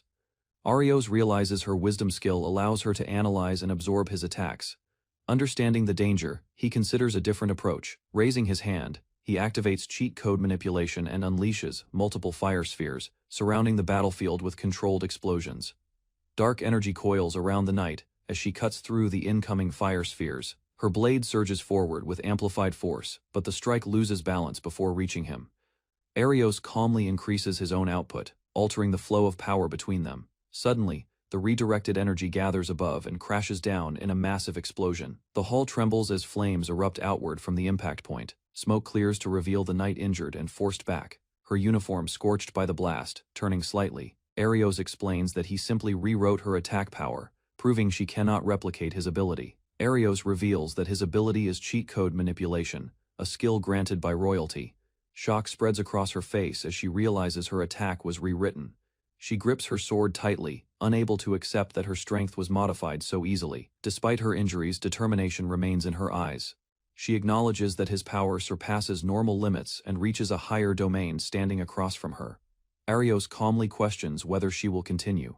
The damaged hall surrounds them, scattered with fading embers. Even in her condition, the knight steadies her blade and refuses to yield, prepared to fight regardless of the outcome. Dark energy surges as the knight begins absorbing power from the cursed gem within her. Arios senses that the same force once connected to the instructor is now consuming her body. A young girl rushes forward, pleading desperately and recalling their shared memories. The knight trembles while shadow thickens around her armor. Rage and pain twist her expression as the corruption deepens. Seeing her struggle, the girl steps in front of Arios and asks him to trust her. He hesitates, recognizing the dangerous rise of power. Arios activates cheat code manipulation once more, initiating a transfer of authority as glowing panels appear before him. She activates the panel Arios summoned, declaring the full use of sacred magic. A brief vision appears of two legendary First Kings, warriors who once fought and were acknowledged as unmatched in battle. Arios realizes that together they may recreate that historic partnership. He steps forward with resolve while she stands beside him, ready to combine their strength. Power gathers around the girl as unfamiliar energy rises from within her. Even she seems surprised by the force awakening in her body. With steady confidence, Arios entrusts the next move to her, believing she alone can wield this new power properly. The girl steps forward with firm resolve, promising victory as Arios stands behind her. A massive wave of shadow surges from the knight's outstretched hand, tearing through the air toward them. Before the blast can reach him, the girl raises her hand and forms a radiant barrier. The black torrent crashes against her defense and disperses outward in fragments.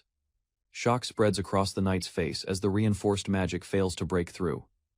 Arios watches calmly, recognizing the overwhelming stability of her protection. Trusting his sister completely, he allows her to advance while the knight struggles against the reflected darkness. Standing firm, the girl declares that no matter how strong the cursed gem becomes, its influence will not fully consume him. In a sudden burst, the corrupted knight lunges forward and strikes her directly. The blow lands with force, sending shock through her body. Despite the hit, she steadies herself and assures Arios she can endure the pain because his earlier support reduced the attack's power. With determination, she raises her voice and calls for him to awaken and focus. Gripping her weapon tightly, she urges him to remember his true self and resist being swallowed by evil. Sweat runs down the knight's face as she struggles against the corruption, admitting that the pressure of the gem is overwhelming her. Energy explodes outward from the knight's body, shaking the hall. Arios realizes the knight's consciousness is being consumed. The girl remembers a past moment when she was saved in a similar crisis and gathers her courage. She recalls the sacred magic once witnessed in the divine village and understands its significance. With steady resolve, she explains that sacred magic is a power granted only to chosen individuals, and she prepares to use it to save the knight. With steady determination, the girl explains that if she can draw out the curse, she may be able to save the knight. Arios listens carefully, as she insists that even if the gem has consumed her, its power can still be extracted. In the distance, the corrupted knight releases another surge of dark energy. The hall trembles as the pressure builds once again, deciding quickly. Arios tells her to focus on pulling the curse out while he handles the force that erupts. Both step forward in sync. She spreads her hands and forms a sacred magic circle, while Arios stands ready behind her, prepared to provide support. Dark smoke rises violently as lightning binds the knight's body.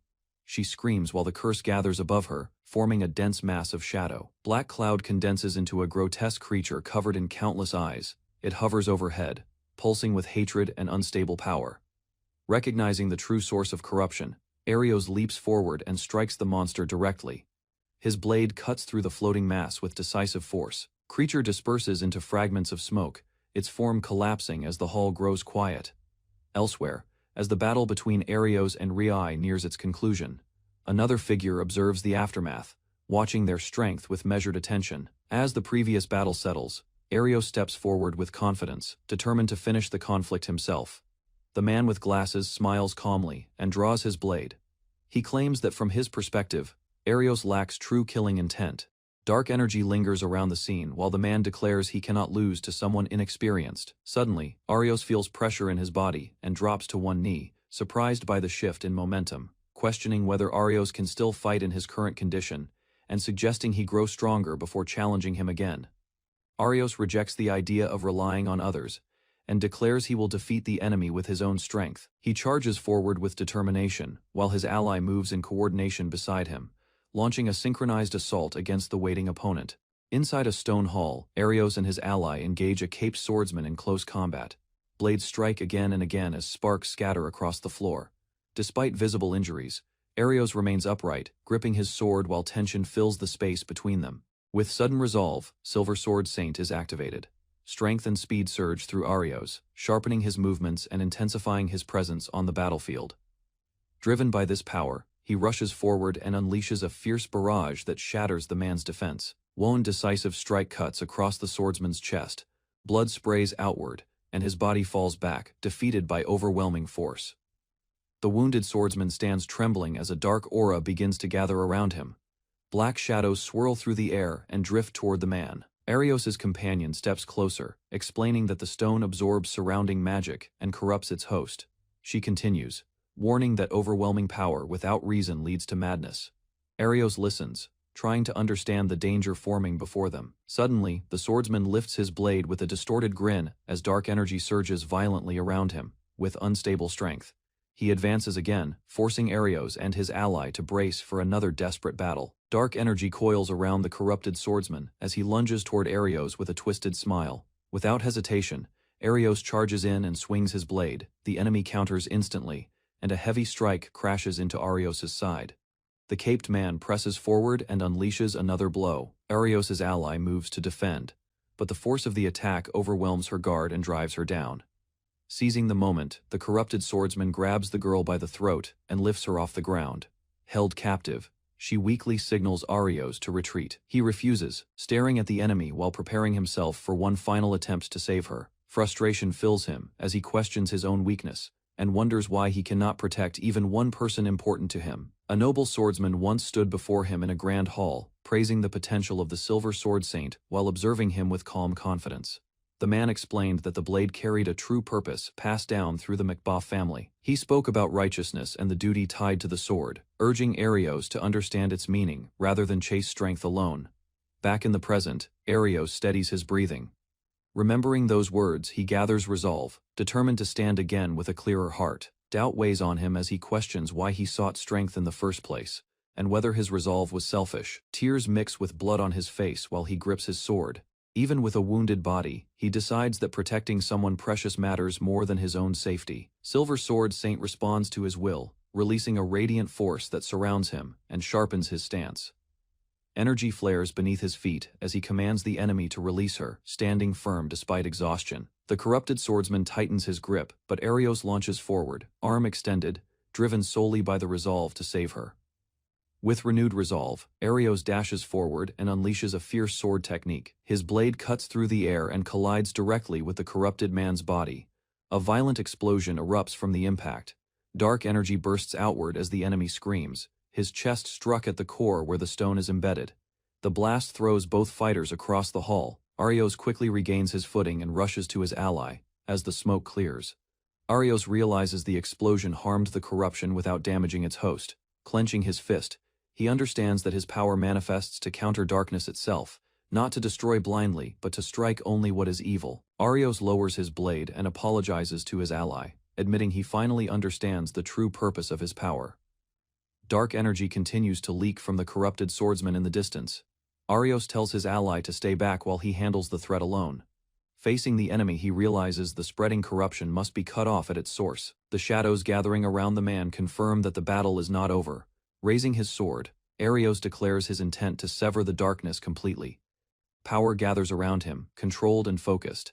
He meets the assault head-on, blocking each strike with precise movements. As the final clash begins, Arios meets the enemy's charge with a direct strike. His blade pierces through the dark aura and detonates at the core embedded in the man's chest. Without hesitation, he follows with another attack, driving purified energy into the corruption. Explosion tears the darkness apart, and the corrupted power disperses into the air as the man collapses. Breathing heavily, Arios turns to his ally and checks her condition. She reassures him while sensing that the Shadowstone's influence has vanished. Standing quietly, she reveals that the fallen man was the source of her existence, neither fully human nor monster, but someone she had always sought to confront.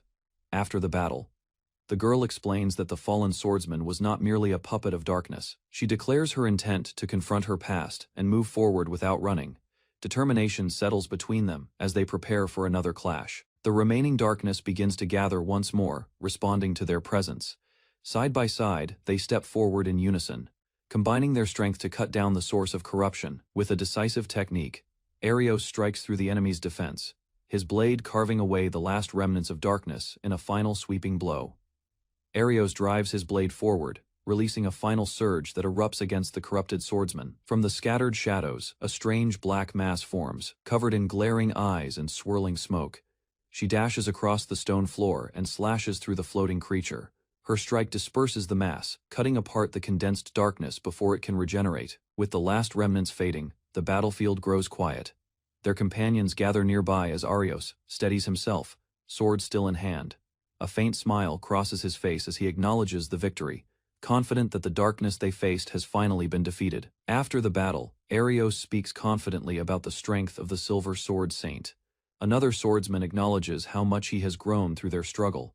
Two exchange competitive smiles, tension briefly rising as they compare their abilities. The other swordsman extends his hand and expresses sincere gratitude, admitting that Arios' presence made the difference in the fight. Arios reacts with surprise, but listens as he is told that his strength was essential to their victory. The praise catches him off guard. With a firm handshake, Arios insists he fought to protect his ally. The group stands together, their bond strengthened after overcoming the darkness. Nearby, a silver-haired warrior slowly regains consciousness beside a strange stone structure within the ruined hall. Recognizing Arios, the warrior smiles faintly and admits he was saved. Arios looks around in confusion, trying to understand where they are. Still seated on the floor, the warrior explains that even skilled adventurers of the highest rank struggled against the threat they faced. Curious, Arios asks about their objective and the nature of this place, seeking clarity after the chaos of battle. The warrior responds that the space remains largely unknown, hinting at a deeper path ahead that has yet to be fully explored. Group listens as the silver-haired warrior explains the scale of the structure around them. Another man reveals that only he can hear the inner voice guiding them. Though its origin remains unclear, the voice led him to the Shadow Stone. Arios considers the possibility that deeper layers of this place still remain. His companion suggests their mission may not be finished yet. The warrior describes an ancient plan involving a massive Shadow Stone and a ritual meant to seal a powerful enemy long ago. Hearing this, Arios realizes the darkness they fought might be connected to a calamity from centuries past, and the true threat may not yet be over. Arios rushes toward the massive Shadow Stone as it begins to pulse violently. Dark energy spreads across the chamber. He freezes, as a presence declares the return of a world-ending calamity. Shock fills his expression, realizing the sealed disaster has awakened once more. Inside the vast hall, a gigantic sealed door shakes violently as dark energy seeps from its center. Without warning, the door swings open, and a thick shadow floods the chamber. Shock spreads across their faces as the pressure in the air suddenly intensifies. From the darkness, a towering demon emerges with claws raised and wings stretched wide. Its roar echoes through the hall, forcing the group to brace themselves. Observing the creature closely, Arios understands that its strength surpasses their expectations. Despite her wounds, the princess advances with resolve, choosing to confront the demon alone so the others may escape. The demon lunges forward and grabs the princess in its massive hand. Arios turns in shock as her sword slips from her grasp, and her body is lifted into the air. Desperation fills Arios as he realizes his usual strength will not be enough. With steady focus, he triggers the skill. Symbols and unknown characters flash across his vision as the cheat code manipulation begins to operate. Light gathers nearby, revealing the figure of a former king. The presence radiates authority, surprising Arios. As the summoned power takes form, empowered by the activation, the princess breaks free and counters with force. The princess cries out as the former king stands beside Arios. With calm authority, he tells Arios to leave the battle to him. Demon tightens its grip, crushing its captive. At that moment, the king charges forward, cape flowing behind him, as he closes the distance. Confidence fills his expression as he prepares a decisive strike. Determination drives him to stake everything on one attack. A powerful slash cuts across the demon's body, forcing it backward. The impact shakes the hall, yet the king is thrown down from the recoil. Arios runs toward him, shocked to see the legendary figure wounded, despite his overwhelming strength. After the clash, Arios faces the former king and explains that a greater enemy stands behind the incident. Stepping forward, Arios urges him to survive and continue guiding the kingdom. His expression shows firm resolve as he entrusts the nation's future to him. The former king lowers his gaze, burdened by guilt and doubt. Though wounded, he listens carefully to Arios' words. With renewed spirit, Arios declares that he and his allies will handle the demon threat themselves. Standing together, the group prepares to fight as one, determined to defeat the enemy and protect the kingdom, blaming himself for allowing danger to reach the kingdom's future leaders. Though injured, he forces himself upright while the demon still looms nearby. He refuses to fall into despair, insisting that his wounds are not fatal. Arios kneels with his companions and forms a plan together. They decide to combine their strength and strike with everything they have. The demon steps forward again, roaring as it prepares another assault. Its massive frame blocks their path. Calmly, the king explains the creature's true nature and overwhelming power, warning that even a small nation could vanish in moments against such a being. With firm resolve, he raises his weapon and prepares to defeat it as a warrior of the world. His companions react with surprise, yet courage replaces their fear. Even in a serious moment, their determination strengthens as they choose to stand beside him. Watching them, the former king smiles with approval. He recognizes their growth and begins to place his trust in their generation. Turning slightly, he reassures Arios that his presence alone brings confidence to the battlefield, activates his cheat code skill once more, deciding to use every ability available as he readies himself for the final clash. Arios studies the floating interface and rewrites the battle's balance, amplifying his attack power while reducing the demon's strength. Energy surges through his body as he grips his sword and charges forward. His allies watch in surprise as the pressure in the hall shifts in their favor. Taking the lead, Arios dashes straight at the demon. The monster reacts, but its movements appear slower under the altered conditions.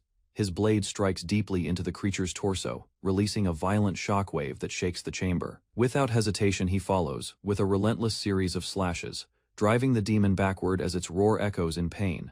Arios presses the attack, overwhelming the demon with rapid strikes. For a brief moment, he enters a state where its counterattacks fail to reach him. Raising his hand, he unleashes multiple advanced spells at once. Fire, water, and pure destructive energy crash down together. When the smoke clears, his companions stand ready behind him.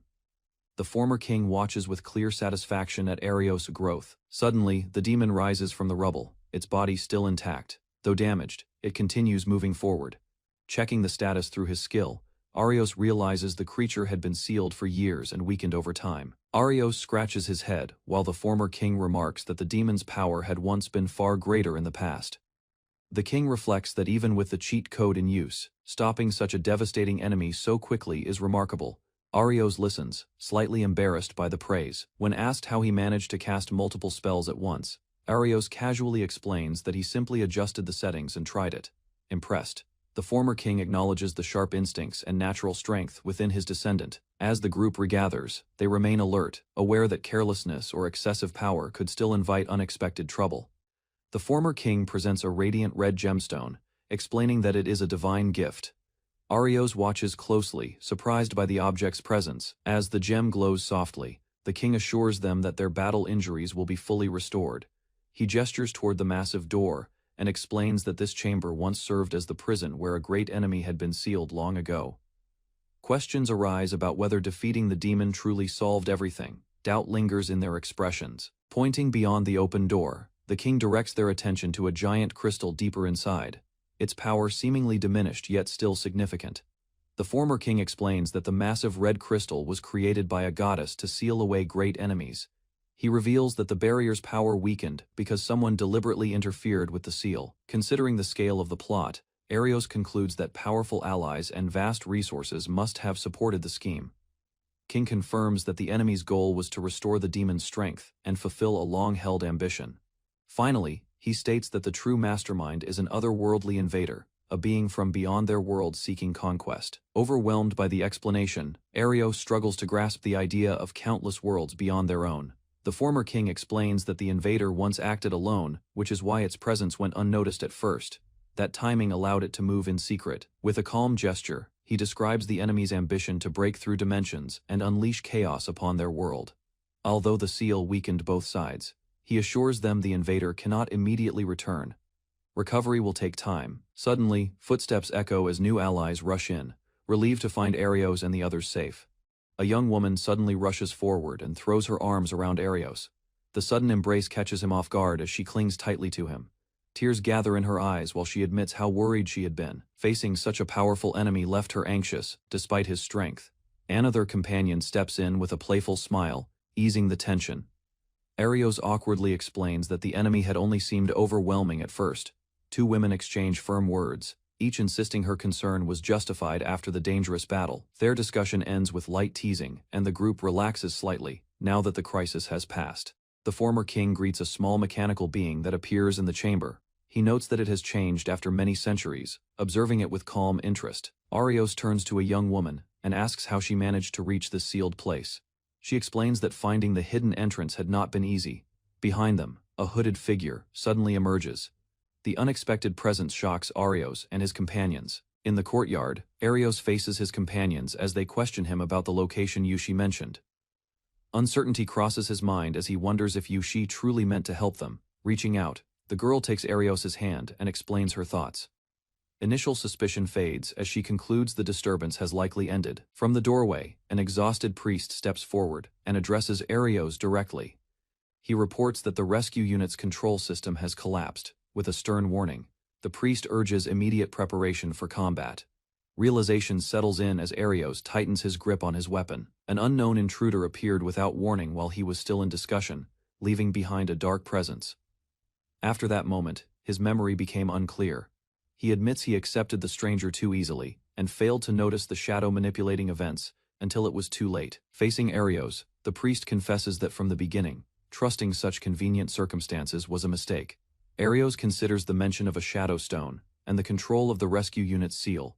The situation now seems connected to the strange activity in the courtyard. Nearby, nobles exchange uneasy glances. Suspicion grows as Arios turns toward them. sensing that someone among them may be involved. He admits some truths must wait until they meet again, leaving Arios and the princess watching him carefully. Soon after, the figure begins to fade, explaining that although confusion remains, Arios and the others will likely return safely to their original world. Back inside the palace, Arios steps through a dark portal. He reviews the cheat code he used during the battle, checking the new ability he tested moments earlier. Later, everyone gathers in a grand room before the king. Relief spreads as it is confirmed that Arios and the others are safe. With calm authority, the king expresses gratitude and recognizes Arios as a true hero of the kingdom. Around the long table, Arios explains that their victory was only possible because everyone combined their strength. The princess responds firmly, stating that the one who endured the greatest danger was Arios. Her steady gaze makes the others reconsider his modest claim. A younger girl eagerly agrees, praising Arios as the most courageous among them. Embarrassment shows on his face as attention shifts back to him. The king calmly reports that order has been restored and the captured archbishop has been restrained. With hands clasped, the king reflects on the heavy damage and admits the mastermind behind the incident was the first prince. Princess demands to know what will happen to her brother. The king admits that the betrayal by the man once chosen as crown prince has placed the kingdom in a serious position. With a grave expression, the king declares that imprisonment is unavoidable. Arios reflects on the possibility that the prince had been manipulated. The princess lowers her gaze, understanding that returning to the past is impossible. Shifting the mood, the king dismisses naive sympathy and praises the kingdom's hero. Finally, the king announces that the one who stopped Leifa's conspiracy will be named the next crown prince. The king calmly explains that although the matter of Leifa is regrettable, the kingdom must move forward. Shock spreads across Arios and the princess as they realize Leifa will be removed from succession. The weight of the decision settles heavily in the room. Without hesitation, the king reveals his choice. He formally proposes Arios as the princess's fiancé and future royal consort, believing him worthy of the position. Turning away, the king states that despite the unusual path that led here, Arios and the princess are the most suitable pair to guide the kingdom. He urges them to rest and consider the future carefully, leaving both standing in stunned silence. Alone in an ornate guest room, Arios looks around at the luxurious furniture and tall windows. Lying back on the bed, he reflects on the king's proposal and wonders whether he is truly capable of standing beside the princess as her protector. After a moment of hesitation, he decides that the final choice should belong to her. Gathering his resolve, he prepares to speak with her directly. A soft knock interrupts his thoughts, and the princess enters the room. Surprise flickers across his face as she steps inside. Sitting together on the bed, they recall their childhood memories in the castle, sharing a calm moment before facing the uncertain future. Silence lingers as Arios and the princess sit apart on the ornate bed, both unsure how to begin. Nervous tension shows in their stiff posture as she quietly asks if she may move closer. He allows it, though uncertainty remains in his eyes. Gathering her courage, the princess states that she intends to accept her father's proposal. Determination replaces hesitation as she reveals her decision. Turning toward him, she struggles to continue, unsure how he truly feels.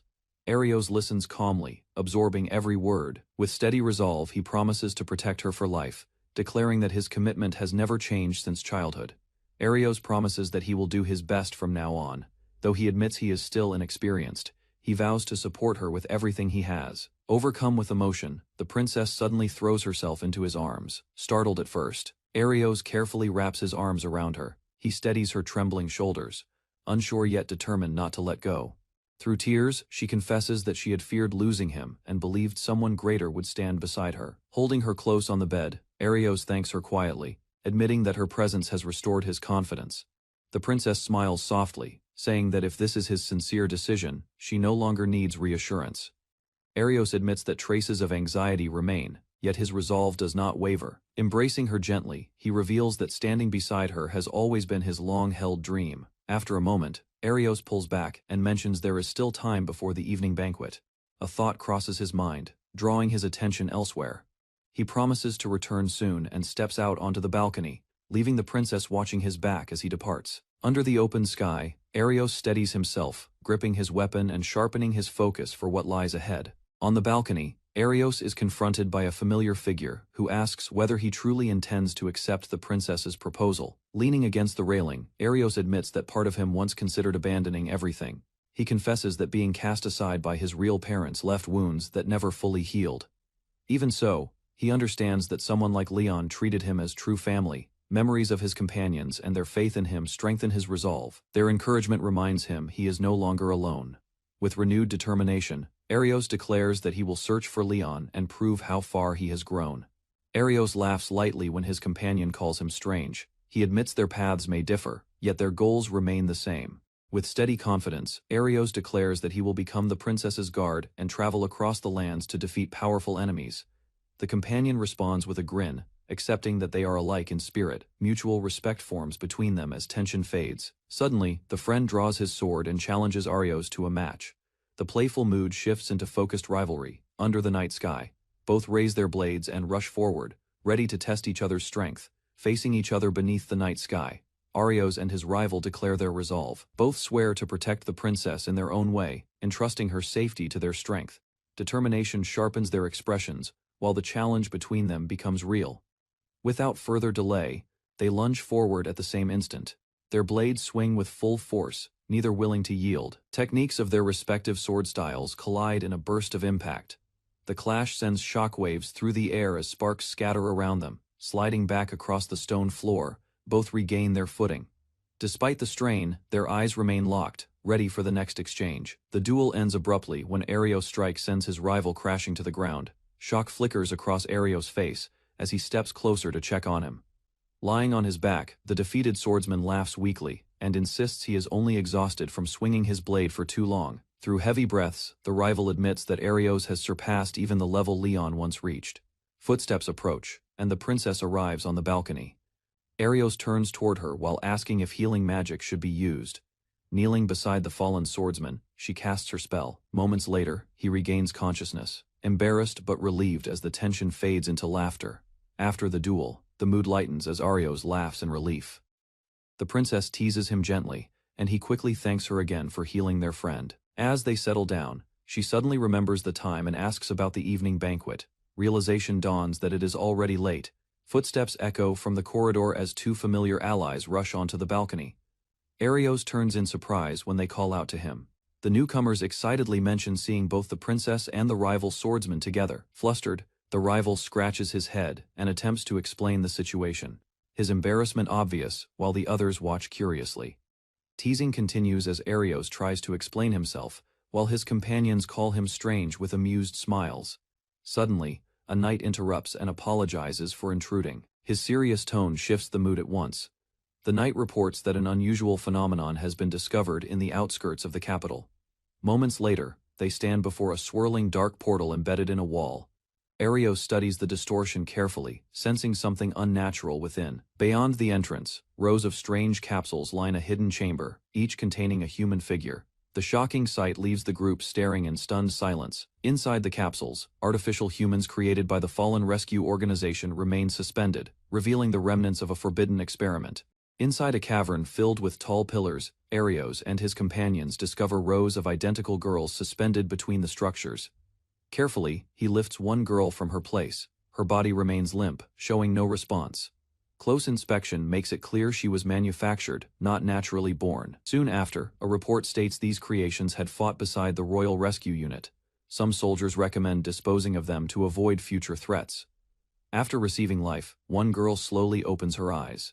Movement begins awkwardly, marking her first moment of awareness. Witnessing her awakening, Arios concludes they cannot be treated as mere objects and decides they deserve protection. Arios faces the soldiers inside the cavern and argues that destroying the artificial humans may seem safest.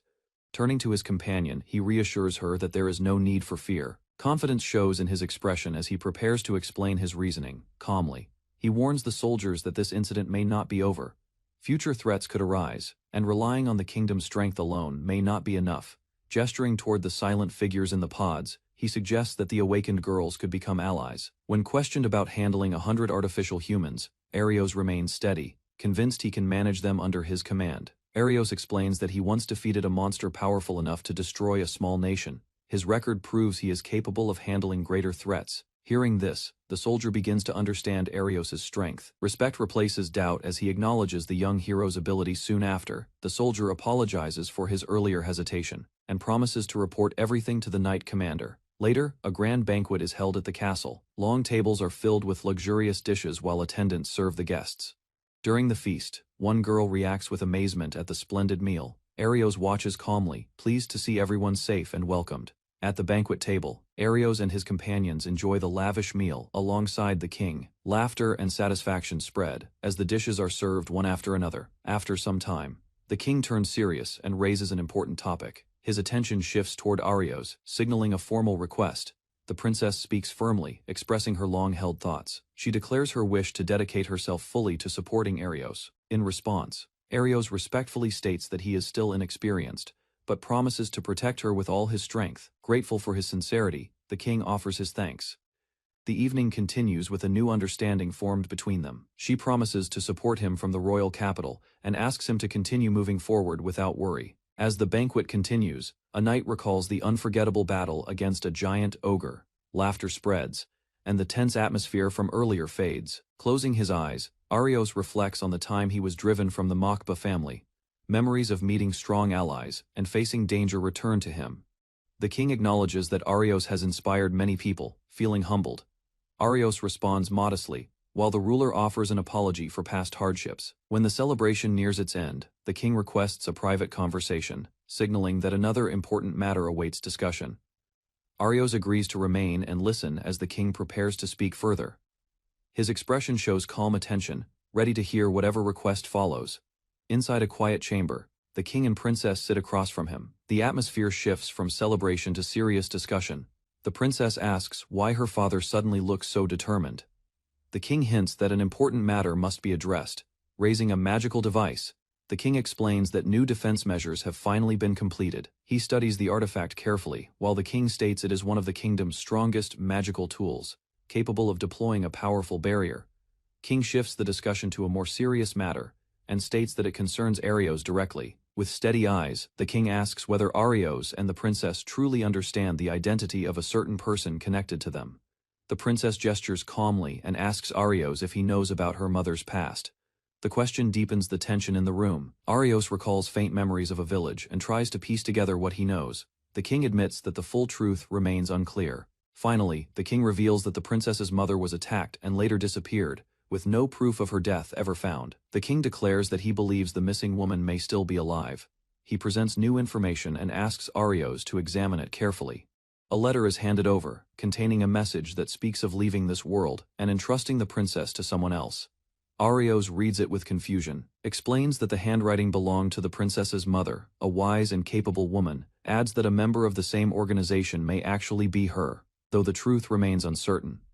Arios struggles to accept that an ally could truly be the princess's mother, yet he cannot ignore the evidence placed before him. He admits that the explanation could make sense, yet he still feels a deep connection between the princess and the missing woman. Suddenly, dark energy gathers in the chamber and a hooded figure appears before them. The king demands to know how the figure bypassed the kingdom's barrier. The cloaked stranger dismisses the question and claims human defenses are insignificant. Arios steps forward, recognizing the threat. The intruder mocks humanity and questions whether he truly understands the power of beings from another world. Without hesitation, the hooded figure raises a hand and prepares to demonstrate overwhelming power, forcing Arios to ready himself for battle. In an instant, a crying infant appears on the table before Arios. Shock spreads across the room as no one understands how the child arrived. The hooded intruder reveals that this transformation is part of his power. He explains that he can rewrite information about a target. Realizing the danger, Arios concludes that memories and records have been manipulated. The enemy's ability far exceeds simple sealing magic. With a cold gesture, the intruder claims he can return the king to his original state at any moment. As the effect reverses, the princess rushes to her restored father. Arios stands ready, understanding that this battle now threatens everything around them. Hooded figure declares that this overwhelming power belongs to someone from another world. Across the long chamber, Arios confronts the intruder and demands to know if he remembers rewriting the princess's identity as the first prince. He accuses the enemy of exploiting a young heir who once admired him and wished to protect the kingdom's future. Drawing his sword, Arios states that even if the opponent is far stronger, he will fight to defend the princess from further manipulation. The cloaked enemy smiles with interest, intrigued that Arios would challenge such power after witnessing its true extent. Dark energy surges around the hooded enemy as he declares himself the only one in this world who can manipulate the code. Blades collide across the long table. Arios braces himself and counters, but the intruder blocks each strike with unnatural precision. In an instant, the enemy vanishes and reappears behind him.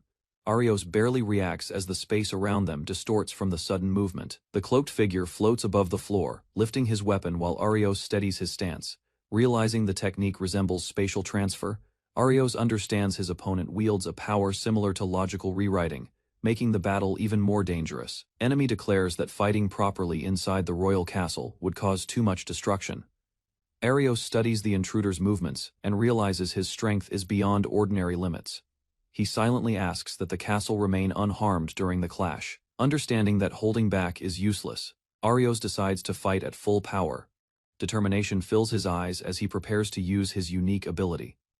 Summoning his cheat code interface, he rewrites his own attack power and multiplies it several times over. Energy surges around him as he charges forward. The cloaked figure observes the sudden increase in strength with interest, impressed that Arios can challenge him directly. Energy bursts outward as the duel resumes. A sharp thrust cuts through the air, forcing the hooded enemy to dodge while laughing at the challenge. From behind, a worried voice urges him not to lose. Excitement flickers beneath the enemy's mask, impressed by such fearless resolve. Steel clashes in mid-air, a powerful charge drives forward, creating a violent shockwave that rattles the chamber. Landing lightly, the intruder praises the strength of that strike, yet claims it is still simple power. Without hesitation, another fierce combination follows, blades flashing in rapid arcs. Sparks scatter as both fighters exchange relentless blows, neither willing to yield. Explosive impacts erupt across the hall as blades carve sweeping arcs through smoke and debris. Rubble settles briefly, revealing cracked stone between them. Praise comes from behind a mask, impressed that such power exceeded expectations. A single raised finger signals another shift. Confidence radiates from the cloaked figure, certain that sword skill alone cannot decide this clash. Dark distortion suddenly engulfs the young warrior's body. Black energy coils around his limbs, freezing movement and swallowing the enhanced strength he summoned. Calm laughter echoes as the intruder declares that every move had already been anticipated, leaving his opponent trapped within rewritten rules. Dark energy gathers around the hooded figure as he explains that no matter how strong a sword is, he can rewrite the target's information. He states that he will not kill his opponent, only alter him like before. Anger rises, but resistance grows harder. Black distortion tightens around the young warrior's body, restricting movement. Across broken stone, Arios confronts a hooded enemy. Black energy surges around both fighters, shaking the ground between them. Sweat forms on his face as he senses interference with his red code. Control slips from his grasp, and the advantage he relied on vanishes. Attempting to trigger cheat code manipulation again, he finds no response. The masked figure remains steady, while Arios struggles to access his ability. Instead of forcing it, he calms his breathing and sharpens his focus. A subtle shift occurs in his awareness. Memory of the Oracle's blessing surfaces, revealing a hidden condition behind the enemy's strength. Behind him, the former sword saint and the Oracle goddess observe calmly. Their past preparation for conflict in another world now becomes clear in Arios's mind. The masked enemy acknowledges the goddess's involvement, recognizing the depth of her arrangement. Without hesitation, he launches forward, gripping his sword tightly. Determination overtakes doubt as he closes the distance in a direct charge. A swift upward strike cuts through the air. Steel meets resistance as his blade lands cleanly against the opponent. Cracks spread across the enemy's mask and chest armor. Fragments break apart, exposing damage that cannot be ignored. A hooded woman steps forward as her disguise falls away. The princess reacts in shock, while the woman reveals a calm and confident expression. Arios realizes the true identity of the enemy standing before him. The name confirms his suspicion, linking the battle to a larger scheme. The woman admits her plan has been disrupted, and accepts that the situation has changed. She explains that the seal on Vanius has been undone, and that the otherworlders have already been sent back. With her back turned, she declares her decision to greet them properly after abandoning the plan for human subjugation. The woman lightly snaps her fingers, smiling as if the outcome is obvious. The princess protests, unable to accept talk of humanity's subjugation so casually dismissed. Without further explanation, the woman turns and walks down a grand corridor. While moving ahead, she explains that many centuries have passed, and that those who once interfered are gone. She stops briefly and states that Arios must protect the kingdom. Confidence in his resolve appears to guide her decision. With a final glance over her shoulder, she tells them to prepare for what is coming before quietly taking her leave. Light gathers around the woman as she prepares to depart. She assures them that Arios's father still lives and tells them to look forward to their next meeting. Silence follows her disappearance. Arios lowers his sword and admits that their opponent was far stronger than expected. Concern spreads among the group as they process what just happened. The princess calls out softly, still shaken by the revelation. Overcome with relief, she rushes forward and embraces Arios tightly. Tears fall as she admits how frightened she had been. An older man enters the room, observing their closeness with calm approval, recognizing the bond that has only grown stronger. Arios reflects on the emperor's earlier decision, realizing the weight placed upon the princess was never simple. The emperor turns away and invites them to continue the discussion privately. His calm expression suggests long-held burdens. He explains that even the first king had been warned about visitors from another world. Preparations had always existed, though outcomes did not unfold as planned. Regret surfaces as he admits that freedom was lost through those strategies. The cost of protecting the kingdom was greater than expected. Finally, he states that the future now rests with the next ruler, entrusting the responsibility to them. The emperor formally names Arios as the princess's knight, explaining that protecting her is vital in the coming conflict. Praise follows as the emperor offers him a respected military position. Arios reacts with surprise, feeling unprepared for such recognition. Calmly, the emperor clarifies that this is not about reward but duty. He expects Arios to act at a level equal to a seasoned commander. Further expectations are revealed, including leadership of the royal army when necessary. The scale of responsibility continues to grow, though overwhelmed. Arios listens as the emperor asks for his decision, understanding that his path is changing. Arios formally accepts the emperor's offer, acknowledging his inexperience but promising to grow into the role. Later that night, Arios lies on his bed, exhausted from the day's events. The princess sits beside him as the castle stands quiet under the dark sky. She reminds him that preparations for the upcoming ceremony must begin soon. Despite the praise he received, responsibilities are already waiting. Staring at the ceiling, Arios reflects on how distant the position of vice commander feels from his former life. Beside him, the princess declares that she will remain at his side, facing whatever future awaits them together. Lying side by side, the princess admits her fear of becoming queen and how a single decision could change the nation. She stares upward and declares that protecting the kingdom is her chosen duty. Determination replaces hesitation in her expression. Turning toward him, she insists they will safeguard everything together. Though uncertainty remains, she believes their combined strength will be enough. Gentle calm settles between them as they share a quiet smile. The tension of the day softens for a moment. Suddenly, others intrude, exposing the private atmosphere. Embarrassment spreads as the peaceful scene is abruptly broken. A pillow suddenly strikes the nobleman in the face, cutting off his explanation. He stumbles back, flustered as the quiet room turns chaotic. The princess charges after him, furious and unwilling to tolerate his teasing. He retreats while trying to defend himself, insisting it was only a misunderstanding. Elsewhere in the room, Arios stands beside another officer, watching the scene settle. The earlier tension fades into awkward silence. The mustached commander apologizes for the interruption, admitting he sensed something unusual earlier. With a light tone, the commander asks for understanding, explaining that his daughter means no harm despite her impulsive behavior. Arios listens as the two officers argue about influence and experience. One accuses the other of being swayed too easily, while Arios quietly observes their exchange. Calmly raising a finger, Arios explains his view, suggesting that charm alone is not enough to move someone's heart.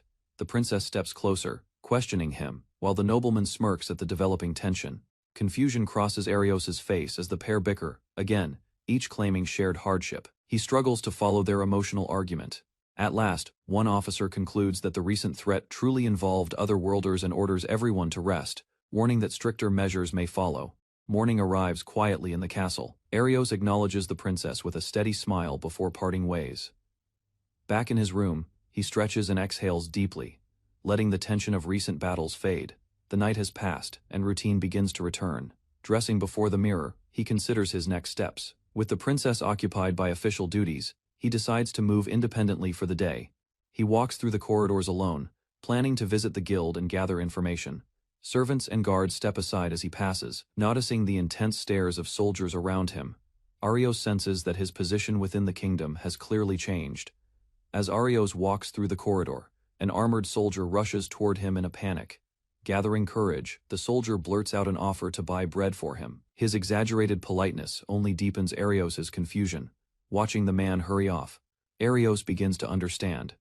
The sudden respect from the vice commander's men is spreading quickly. He recalls how he defeated powerful enemies and protected the kingdom. Those achievements have elevated him in the eyes of the troops. When the soldier returns with food, Arios gently refuses, assuring them he can manage on his own while sensing their lingering awe.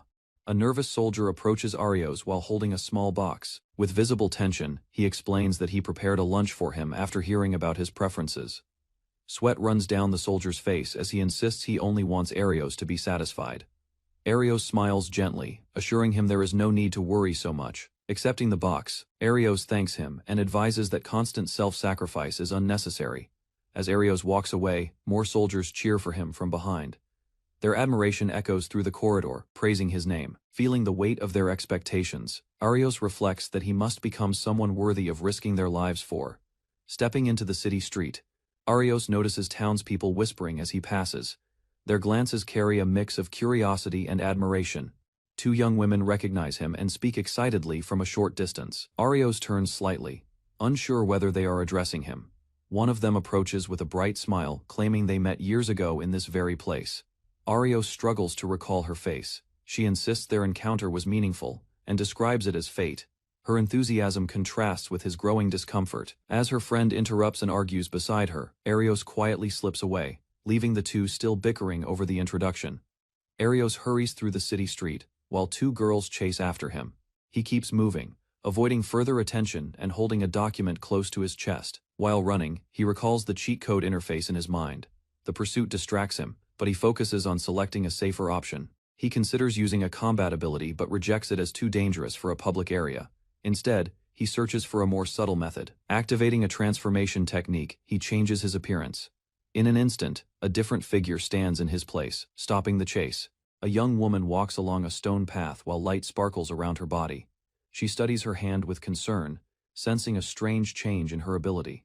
Another woman approaches her from behind, noticing her troubled expression. The first woman holds a folder tightly, distracted by her thoughts and unsure of her next step. They speak briefly, and the second woman glances around as if searching for someone important.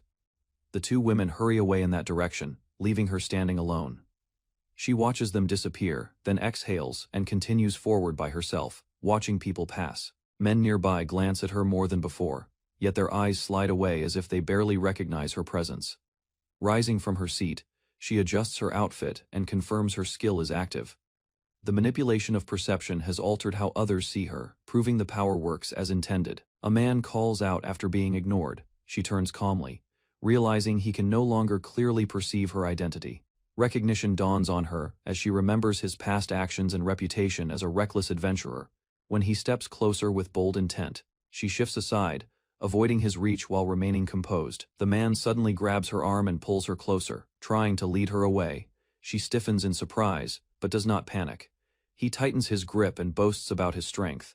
She studies his arm calmly, noticing the lack of real training behind his confidence. With a small shift of balance, she drops her weight and forces his hold to loosen.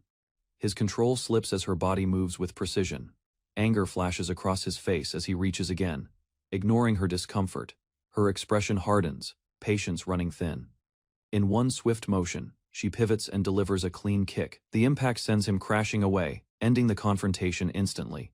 Her kick launches him across the plaza, smashing him into a wall. Dust and debris scatter as bystanders stare in shock.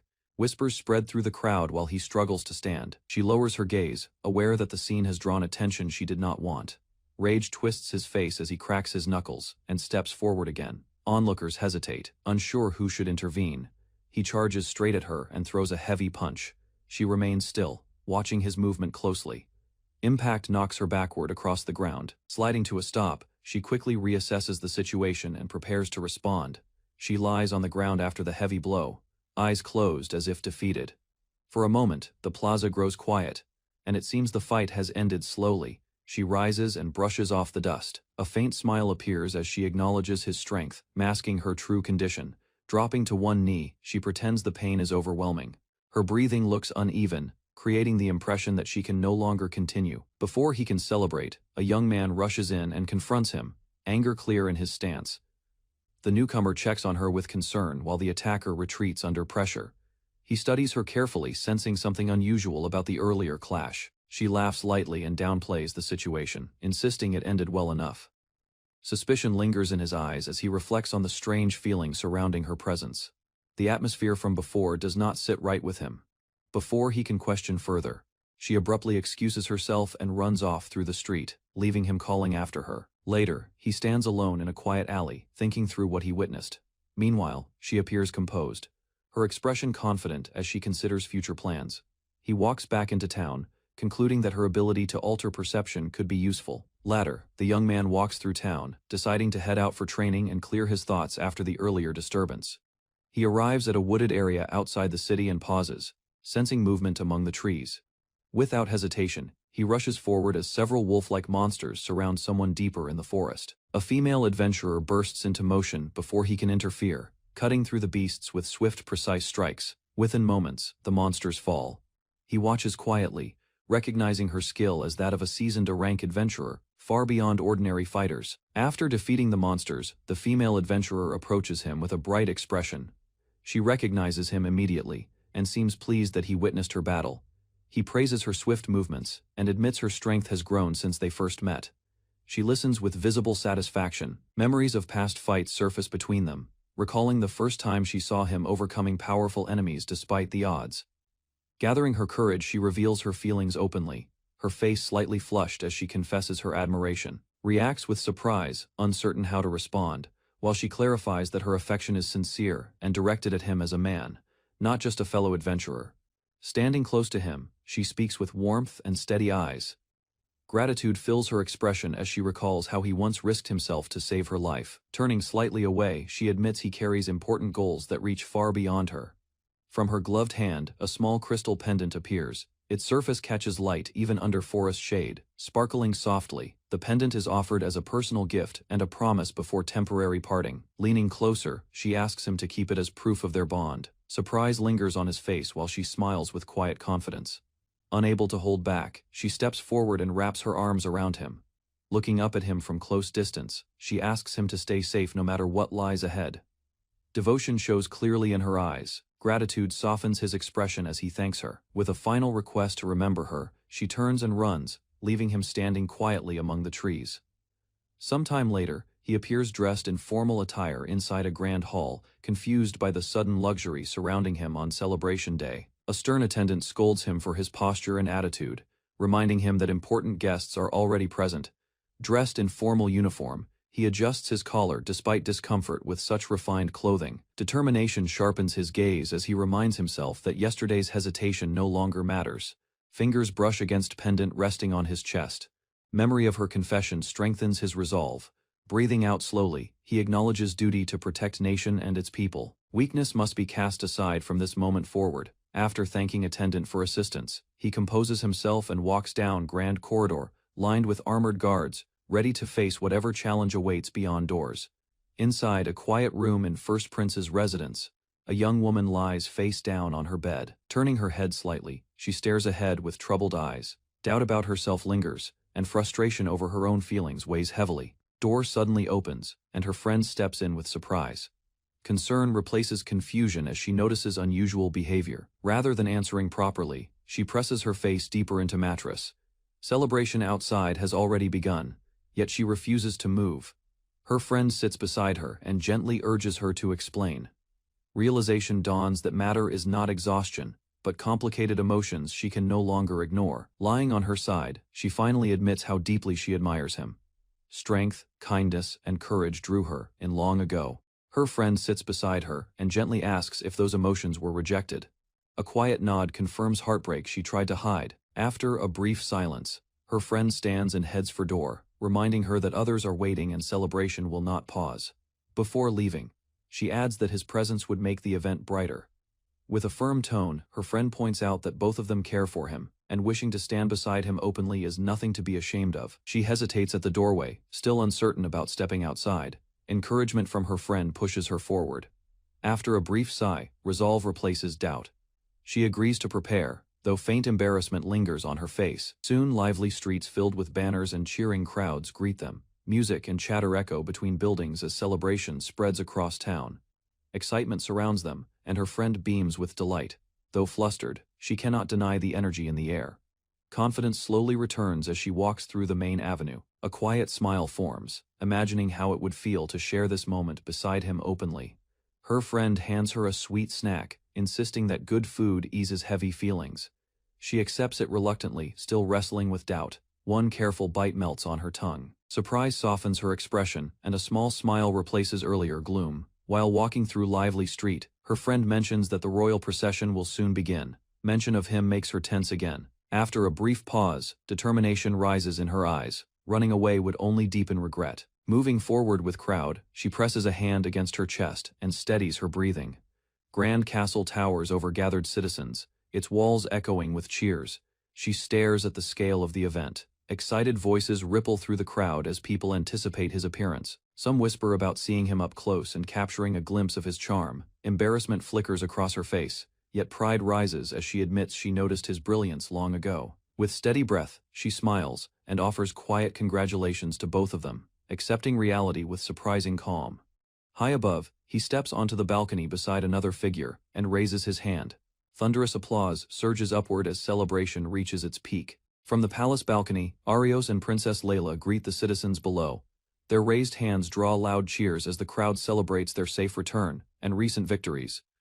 Within the gathering, a young noblewoman observes them carefully. The intense atmosphere surrounding the pair catches her attention. A closer look reveals a subtle glow near the princess's chest ornament. Surprise crosses her face as she senses an unusual force connected to him.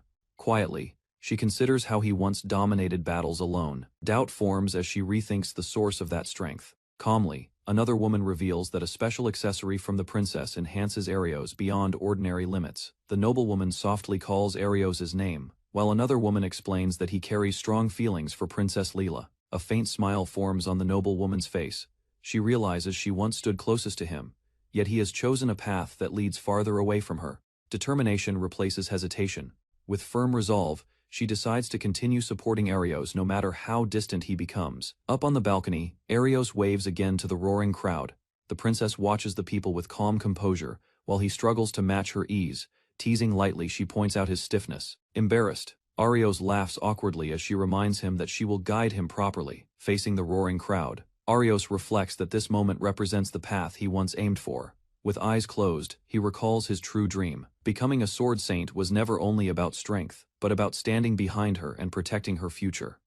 Resolve fills his expression, though he admits he has not yet reached the level of a true master. He swears to continue forward regardless of hardship. Leela answers with quiet gratitude. Encouraged by his determination, she promises to do her part as well. Their exchange is interrupted when the king appears behind them, acknowledging their growth with visible pride. The king speaks gently to Layla, expressing pride in her growth as both a princess and his daughter. She answers with humility, crediting her progress to his guidance and support. Standing between Arios and Layla, the king prepares to address the nation. He reminds Arios to remain calm and follow the planned proceedings. Arios stiffens when asked if he is ready. After a brief pause, he steadies himself and declares that his heart is prepared. Facing the citizens, the king introduces himself formally and greets the gathered crowd with dignity. He continues by reflecting on recent events, admitting his own failures and promising to lead the kingdom with renewed resolve. The king raises his hand and announces that two promising young figures have stepped forward to protect the kingdom. With pride, he presents Princess Layla as the brave second princess, who stood against danger and prepared to defend the realm. After a brief pause to gather herself, Layla steps ahead. Strength fills her expression as she formally introduces herself and pledges to serve the nation faithfully. Cheers erupt from the people below, welcoming her with excitement and renewed trust. The king continues, explaining that another young hero has also risen to support her, no longer dismissed by his former title, but recognized for his true worth. With a steady posture, the young knight stands tall as his name is declared before the nation. Recognition spreads through the crowd. Citizens shout in excitement as they realize the once dismissed noble has returned in honor. Closing his eyes briefly, Arios reflects on the past. The day his family cast him aside feels distant compared to the overwhelming celebration before him. Stepping forward, he introduces himself formally and thanks the people for gathering in such numbers.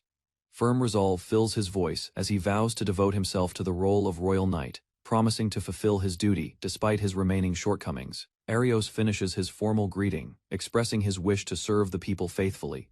Thunderous applause rises from below the balcony. the king and Princess Layla stand beside him while countless hands lift in celebration. Emotion settles within him as he reflects on the long road behind him. Though far from becoming a true sword saint, he feels grateful to be accepted by the kingdom. A nearby attendant nervously signals that it is time to proceed. Arios gathers himself and turns forward once more. Placing a hand over his chest, he announces that he has one more important matter to share with everyone. Arios announces the formation of a new order to support the Royal Knights, rather than replacing existing members. This group will strengthen the kingdom by using their unique abilities together. He then reveals the appointed leader. The chosen captain, a young woman named Eam, bows nervously as the responsibility is placed upon her. Behind his calm smile, Arios recalls how he once encountered many artificial beings and struggled to decide their future. Those girls, created for specific roles, had accepted him without hesitation. Their trust convinced him that they deserved a place in the world. Now, with quiet confidence, he declares that Eam will stand at the front and guide them forward. Arios pauses as thunderous cheers rise from the crowd below. From the balcony, he watches countless hands stretch upward in support of his name. Among the citizens, many call out encouragement. Young and old alike express admiration, their voices blending into a powerful wave of approval. He listens quietly, realizing how deeply the people have accepted him. The weight of their expectations settles on his shoulders. Through the sea of faces, one determined girl raises her voice higher than the rest, declaring unwavering support for his path. Her conviction strengthens his resolve. Thinking of the future they all share, Arios steels himself to move forward without hesitation.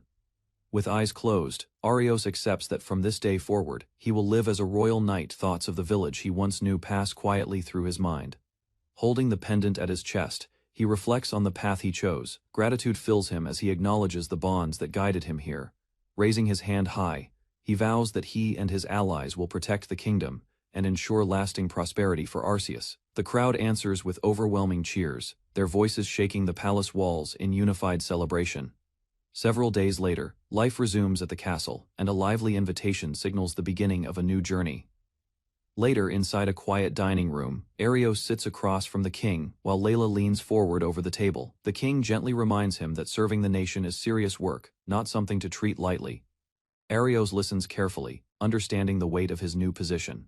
Advice continues as the king encourages him to balance duty with moments of rest, warning that constant tension will only wear him down. Layla proposes a brief trip to the nearby coast, suggesting a short escape to clear his mind. After a moment of thought, Arios agrees and decides to invite their companions, believing everyone deserves time to relax together. At the seaside, Arios stands with a male companion under the bright sky. The calm waves and rented beach space make the royal title feel distant and unreal.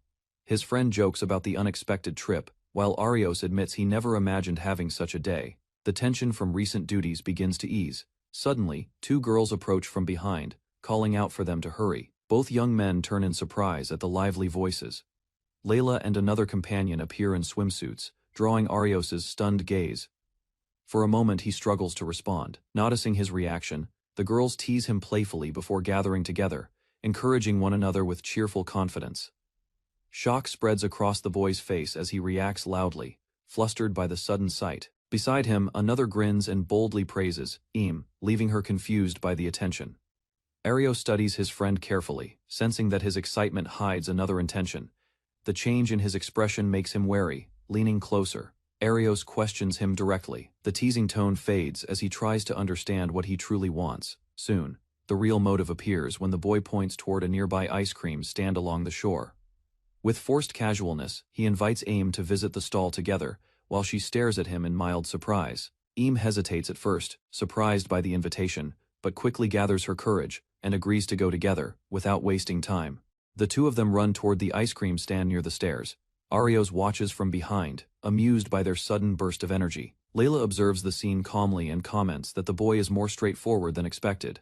Arios exhales, admitting the boldness caught him off guard. From a distance, the pair reach the vendor and begin ordering, their figures small against the bright shoreline. Shie adds that, despite his pushiness, he does not seem like a bad person, while Arios listens with a thoughtful expression. A teasing remark draws a wry smile from him as he recalls how stubborn his friend can be. Realization settles in as he considers how closely those two resemble each other. Shared rejection may be reason enough for understanding to grow between them. From nearby, Layla quietly agrees that both carry emotional scars.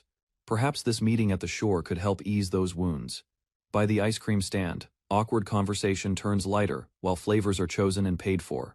Smiles replace tension as sweetness softens earlier nerves. Watching from a short distance, two companions seem satisfied with how smoothly things unfold. In a distant port town, ships rest quietly along the harbor, while armored guards move through the streets. A sense of change begins to spread in the shadows. Inside, a nearby building, a lively young woman works behind a counter, unaware that larger events are slowly unfolding beyond her view. Far away, a confined figure sits behind iron bars as the tide turns. Meanwhile, at the beach, carefree moments continue. Not knowing the story is about to shift dramatically. In the courtyard, Arios practices alone, repeating his sword swings with steady focus. A week has passed since his return to the capital. The next morning, Maria, the maid, who followed him from the old castle, approaches with breakfast. She carefully sets down a large meal prepared for his recovery. After training, he eats quietly and restores his energy. Satisfaction shows in Maria's expression as she observes him. Discussion turns to recent battles and unknown enemies moving in the shadows. Determination fills Arios as he resolves to protect everyone and remain undefeated. Maria reminds Arios of a promise and speaks seriously about his connection with the princess. Without warning, she reaches up and presses his cheeks firmly. Shock spreads across his face as he freezes in place, unsure how to react to her sudden action. After releasing him, Maria smiles calmly and remarks that even if he becomes stronger, his nature will not change. Embarrassment lingers as he rubs his face. Composure returns as she advises him to stay cautious, warning that danger could appear anywhere. He listens carefully, suddenly sensing movement. Arios reacts instantly and blocks an incoming attack aimed toward them. Maria stares in shock after Arios stops her attack with precise timing. He explains that carelessness is dangerous and that she must sharpen her awareness. The girl who challenged him steps forward confidently. She is introduced as Anne, one of the most talented individuals among those once summoned from another world. Confidence surrounds Anne as she declares she has been watching Arios closely. Her competitive spirit becomes clear, and she prepares to prove her strength. With swift movement, Anne launches a focused strike. Arios blocks calmly, recognizing that she still has not drawn out her full ability. Mutual respect forms between them, and both agree to continue their training to protect the kingdom. Anne falls back onto the stone pavement after their clash, admitting that Arios has grown far stronger. While catching her breath, she insists that against ordinary soldiers, she would still win easily. Arios counters lightly, pointing out that real combat is never so simple. Excitement returns to Anne's eyes as she rushes him again, driven by her competitive nature. He drops low and stops the exchange, reminding her to focus. Seriousness replaces his calm tone as he explains that raw talent alone is unreliable. Overconfidence, he warns, creates small openings that enemies exploit. Hearing this, Anne lowers her gaze and accepts the lesson, resolving to improve. After the lesson, Arios kneels beside Anne and places a hand gently on her head. He tells her not to rush, assuring her that she is steadily improving. Blushing, Anne admits she struggles to control her growing feelings toward him. Confusion mixes with embarrassment as she wonders how she should handle them. Before Arios can respond, Maria suddenly appears between them. With a bright smile, she interrupts the moment and lightly pulls Anne closer.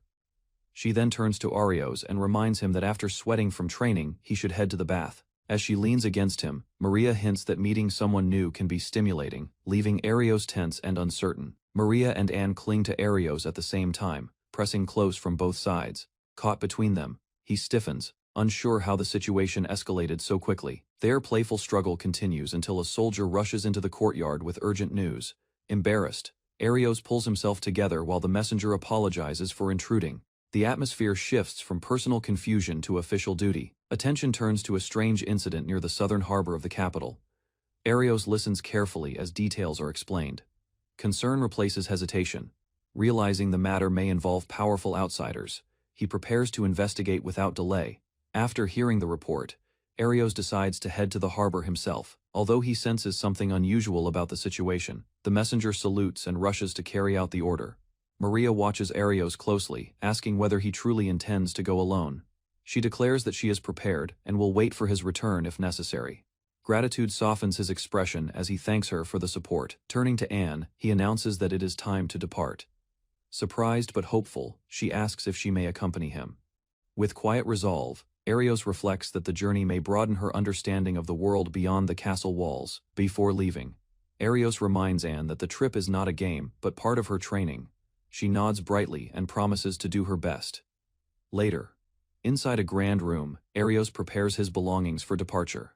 Suddenly, Ray rushes in, her expression troubled as she calls out to him. Without hesitation, Ray steps forward and wraps her arms around him tightly. The unexpected embrace leaves him stunned as she presses close. She reveals her fear of him leaving the capital and facing danger far away. Arios gently steadies her, listening to her worry. With calm reassurance, he promises to return safely, hoping to ease her anxious heart. Holding Ray gently, Arios reassures her that everything will be fine.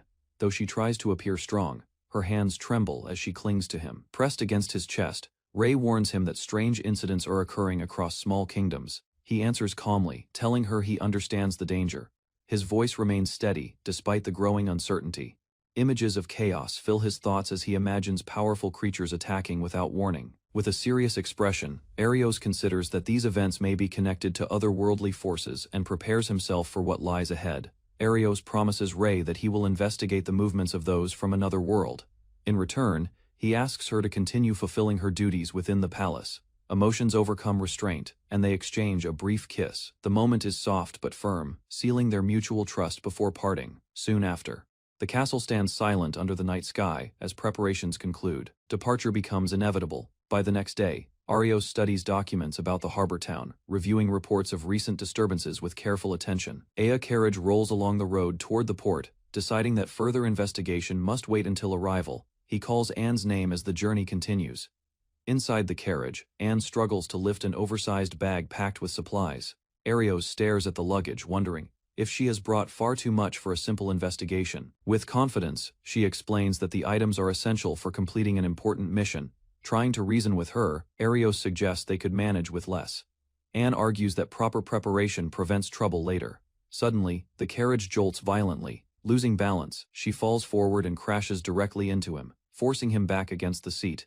Pressed awkwardly against her, Arios feels an odd sense of familiarity in the flustered silence. As the carriage continues onward, flustered from the fall, Anne apologizes softly while still close to Arios. He tells her not to worry, though the awkward tension lingers between them. Regaining composure, Arios decides to step outside the carriage to check the situation. He mentions that something feels off and leaves Anne inside. Outside, he calls to the driver and asks if anything unusual has happened. The man hesitates, clearly unsettled by what lies ahead. From the bridge, an overwhelming sight spreads before them, an unnatural mass covering the landscape beyond the river. Sensing danger, Arios jumps down for a closer look, realizing the disturbance is far from ordinary. From the broken edge of the bridge, Arios studies the surface carefully. The cut is unnaturally smooth, as if sliced cleanly by a blade, rather than shattered by force. The driver explains that no one noticed anything unusual until the collapse occurred. While the man suggests turning back to avoid delay, Arios reflects on the events of the past week. None of it feels coincidental. Calmly, he dismisses the idea of retreat. Producing a small item from his belongings, he prepares to act without hesitation. In an instant, the broken section of the bridge is restored. What seemed like destruction reveals itself as an opportunity for him to test his growing power. Activating his ability, Arios focuses and prepares to move ahead alone. He tells the driver to remain where he is while he heads toward the opposite side. In an instant, his body vanishes and reappears across the gap. The repaired bridge and the carriage remain behind as he lands smoothly beyond the broken section. Stunned, the driver tries to understand what he just witnessed. Arios calmly explains that it was a form of spatial transfer, nothing more. The man praises him, saying the rumors of his strength were true. Arios responds lightly, treating the feat as ordinary.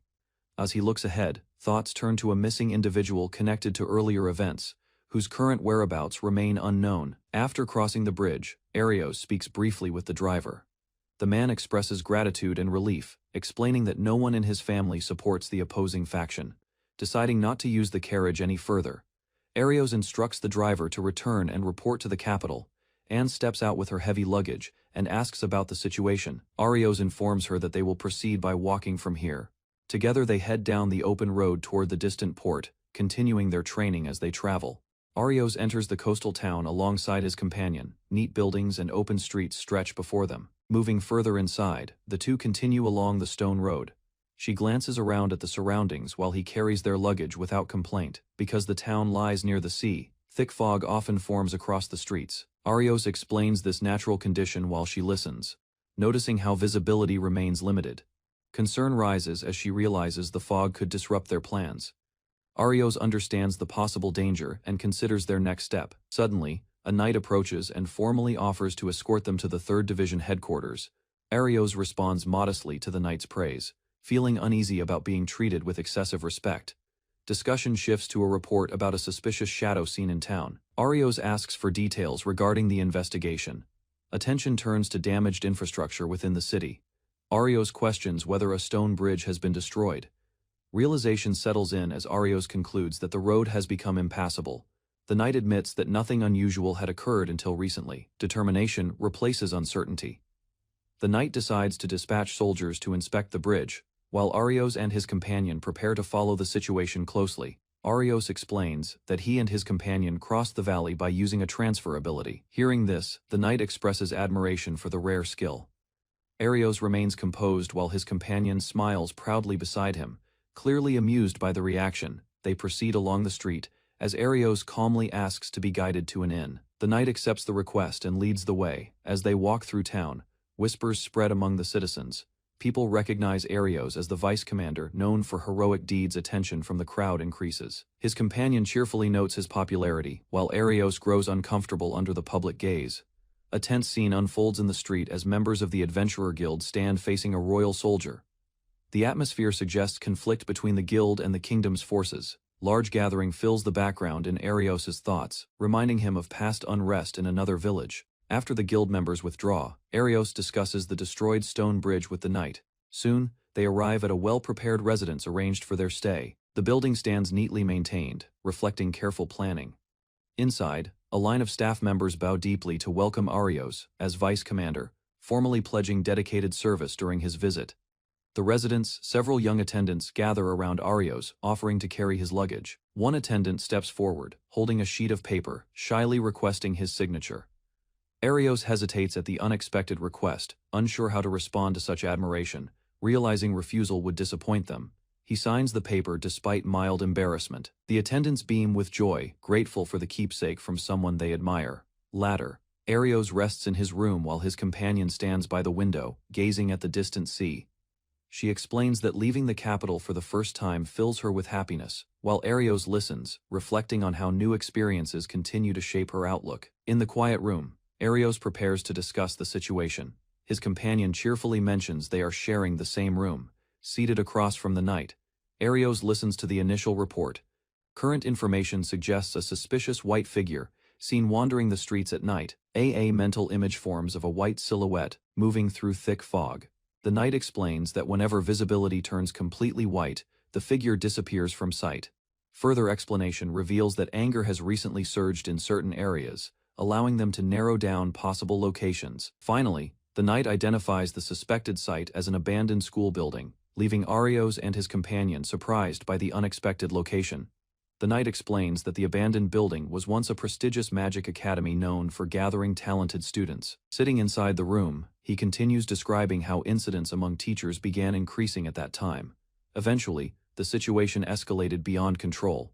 The teachers unleashed their magic, causing a massive explosion that destroyed the school building. Although the truth of the incident remains unclear, the headmaster and several staff members disappeared afterward.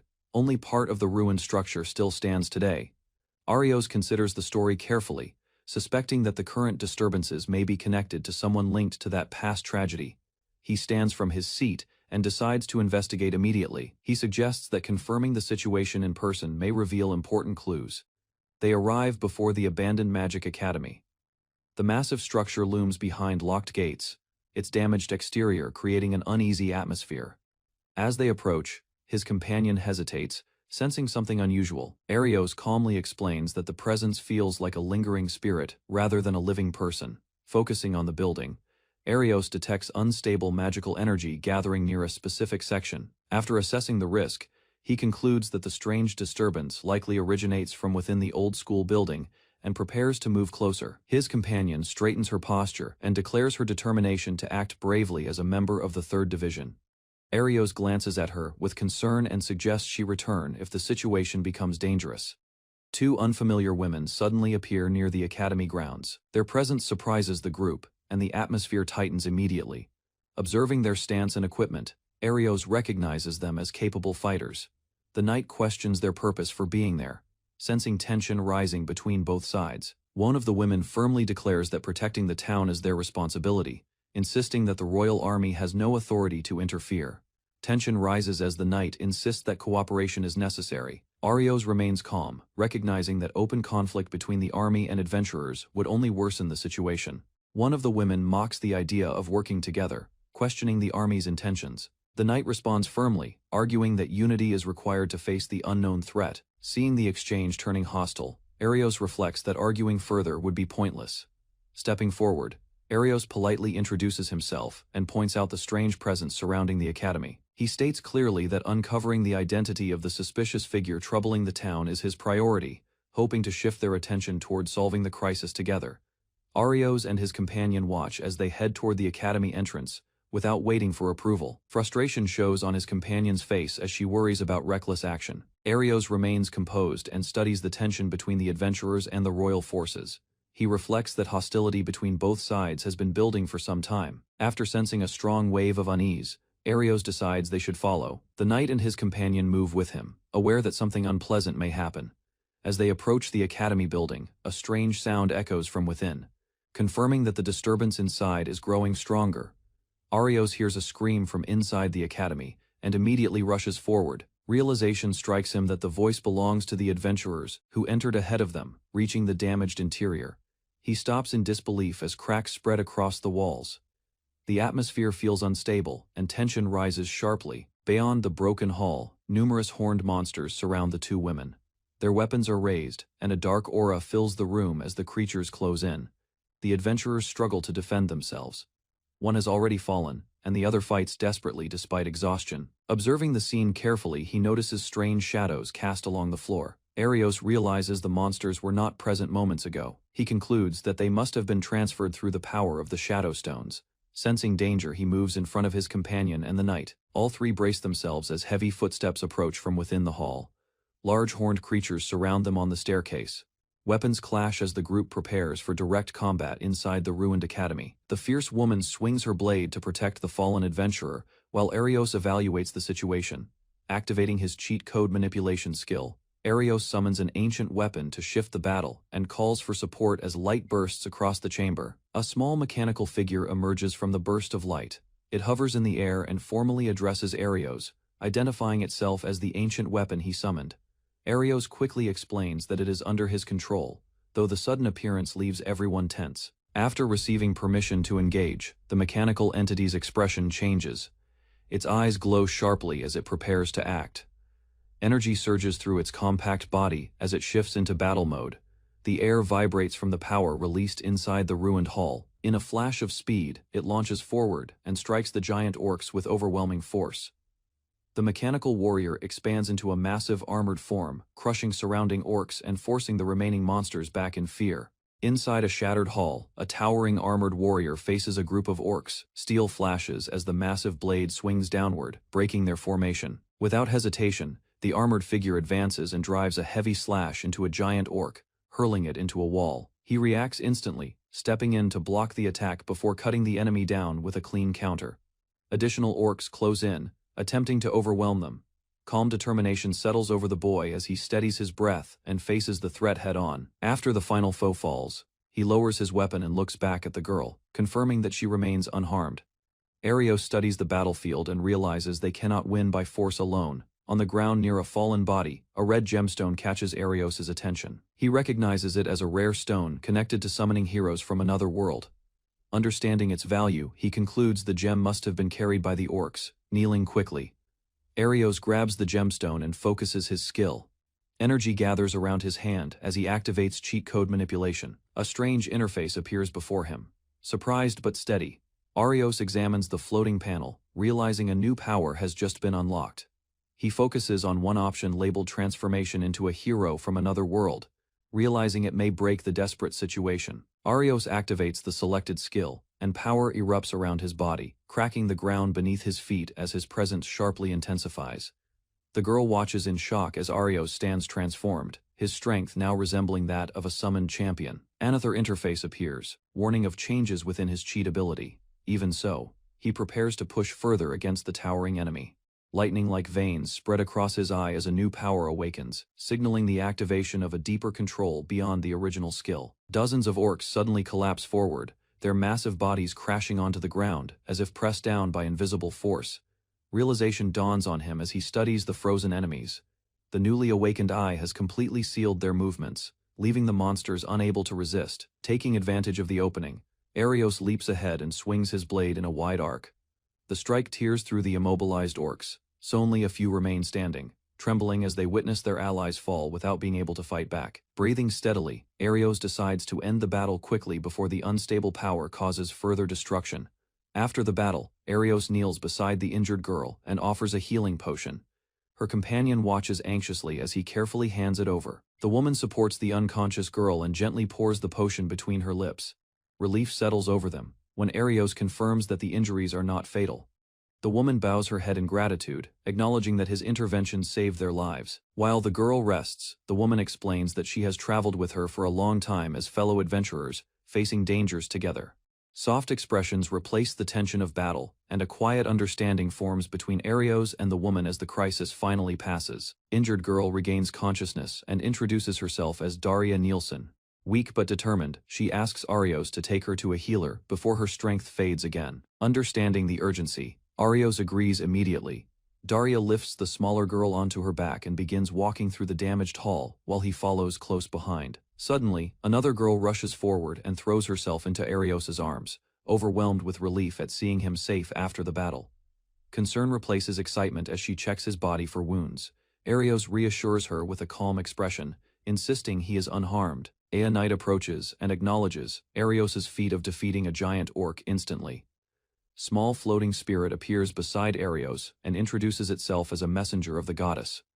The spirit explains that the stone grants users overwhelming strength but also consumes their reason. Visions of destruction flash through his mind, including a mysterious explosion tied to similar energy. He realizes someone may be exploiting the stones for dangerous purposes. Before he can think further, a massive orc suddenly attacks inside the hall. Arios steps forward, ordering the others to stay back. With a swift charge, he swings his blade in a powerful arc, striking the towering enemy and forcing it backward. The fallen orcs lie scattered across the floor, while Arios and the others regroup. The knight questions how the giant enemy was defeated so quickly. Turning toward a damaged wall, Arios senses something unusual beyond it. The spirit mentions a suspicious presence connected to the Shadow Stone. Without delay, Arios swings his sword and smashes through the cracked surface. Stone bursts apart, revealing a hidden space behind the hall. Dust settles to expose a dark corridor, stretching deep underground. The air feels heavy as fragments continue falling from above. Staring into the passage, Arios senses energy similar to the one controlling the orcs. Realizing the source lies ahead, he prepares to move forward standing before the dark corridor. Arios tells the others to stay close and not leave his side. The atmosphere feels heavy, and tension rises as they prepare to advance. He activates cheat code manipulation again, selecting full use of all elemental magic. A bright fireball forms and floats above them, lighting the passage. The small spirit hovers nearby as the group steps forward cautiously. The knight expresses surprise at the display of magic, realizing Arios can even borrow another person's technique through his unusual skill. Suddenly, Arios senses danger. He raises his sword and warns everyone to take a defensive stance as something approaches from deeper within the corridor. From the depths of the corridor, shadowy figures emerge. Their bodies resemble horned demons, formed from swirling darkness and carrying large curved blades. Arios studies them carefully, while the small spirit identifies the creatures as beings from another world. Without warning, the dark entities dash forward at incredible speed. Arios and the spirit block the first assault, metal clashing against shadow as the corridor shakes. Even the knight admits he could barely follow their movements. Arios realizes these enemies possess overwhelming physical strength. Calmly, he activates cheat code manipulation and rewrites their attack parameters. Arios and the small spirit launch forward together, their blades cutting through the shadow creatures. Dark smoke bursts apart as he amplifies their combined attack power. With precise timing, Arios executes a swift sword technique that slices through multiple enemies in a single motion. The remaining shadows stagger and dissolve into black mist. Silence gradually returns to the corridor as fragments of darkness fade away. Lowering his sword, Arios reflects on the scale of the battle. He wonders how many such threats once appeared during the Great War. Though he can win individual fights, he realizes the kingdom must grow stronger to withstand dangers of this magnitude. After clearing the corridor, Arios asks the spirit to explain what is happening across the wider region. The explanation shifts to the neighboring kingdom of Arceus, long locked in tension with the Vargand Empire. Nearly 1,000 years earlier, both lands were united under one empire. A rebellion led by a powerful sword, Saint split the realm and created lasting hostility. As a result, a massive war spread across the region, devastating countless territories and leaving deep scars. Although the conflict eventually ended in a fragile draw, both sides claimed victory, and the distrust between the two nations never truly disappeared. The spirit reveals that the true mastermind behind the unrest is a hidden figure manipulating events within the Arceus kingdom. Images of monstrous beasts empowered by corrupted stones appear in his mind. Those creatures once invaded the kingdom, throwing the land into chaos and ending a fragile peace. When disaster struck, the goddess descended and stood alongside powerful warriors. Her presence united the divided nations against a common enemy. Explains that beings from another world also interfered, bringing unknown powers into the struggle between realms. In the end, even the goddess could not win alone, and the knights fought desperately at her side. The spirit explains that it was created by the goddess to support chosen heroes. Arios thanks it quietly, realizing their meeting was not a coincidence. He reflects on the many abilities he has borrowed so far. A serious resolve forms within him as he acknowledges that even greater enemies may appear. Floating proudly, the spirit recounts ancient history, speaking of heroes whose legends were recorded and passed down through generations. Arios responds thoughtfully, recognizing that every battle has been against forces tied to another world. Memories of the shadow creatures linger in his mind. As the knight expresses deep respect, Arios humbly insists he is still learning and far from complete. He moves forward with his companions, determined to grow stronger and confront the otherworldly threats awaiting them ahead. Arios fights inside a stone corridor, while a small mechanical companion moves beside him. Two female allies watch from behind as he swings his sword with steady control. After the clash, one girl clings to him in fear. A guard stands nearby, surprised by her reaction. Arios remains composed, holding his sword while assessing the surroundings. She explains that the air itself feels strange and unsettling. Arios listens carefully, realizing the danger may not be visible. He recalls that this world was artificially created and controlled. Understanding the threat, Arios prepares to confront the hidden force. A dark crystal device erupts with violent energy at the center of the chamber. Arios and his companions step back as cracks spread across the floor. Realization settles on Arios. The incident from decades ago may be connected to this device. He studies it carefully, sensing that someone has reactivated it. Suddenly, a fully armored knight rises from the structure below. Energy streams around the figure as it floats above the platform, radiating controlled power. The guard reacts in shock, recognizing the knight's presence. Arios remains steady, observing the enemy's unnatural movement. Armored figure turns toward Arios, revealing awareness and intent. The confrontation becomes inevitable. Mechanical companion identifies the armored figure as a divine execution unit. Arios studies the knight carefully, noticing precise movements and controlled energy. Hovering above the platform, the knight explains that it was created by a goddess to eliminate irregular beings. The chamber grows tense as its purpose becomes clear. Arios steps forward and questions the knight's objective in this land. Determination shows in his expression as he demands clarity. The armored figure declares this encounter a second trial. Arios absorbs the meaning, understanding that this battle is intentional. Energy intensifies around the knight, as it announces an approaching era of upheaval. Arios prepares himself to prove his strength. Armored knight calmly declares that future chaos in the world is already certain. The guard protests, but the knight remains unmoved, speaking as if events are predetermined.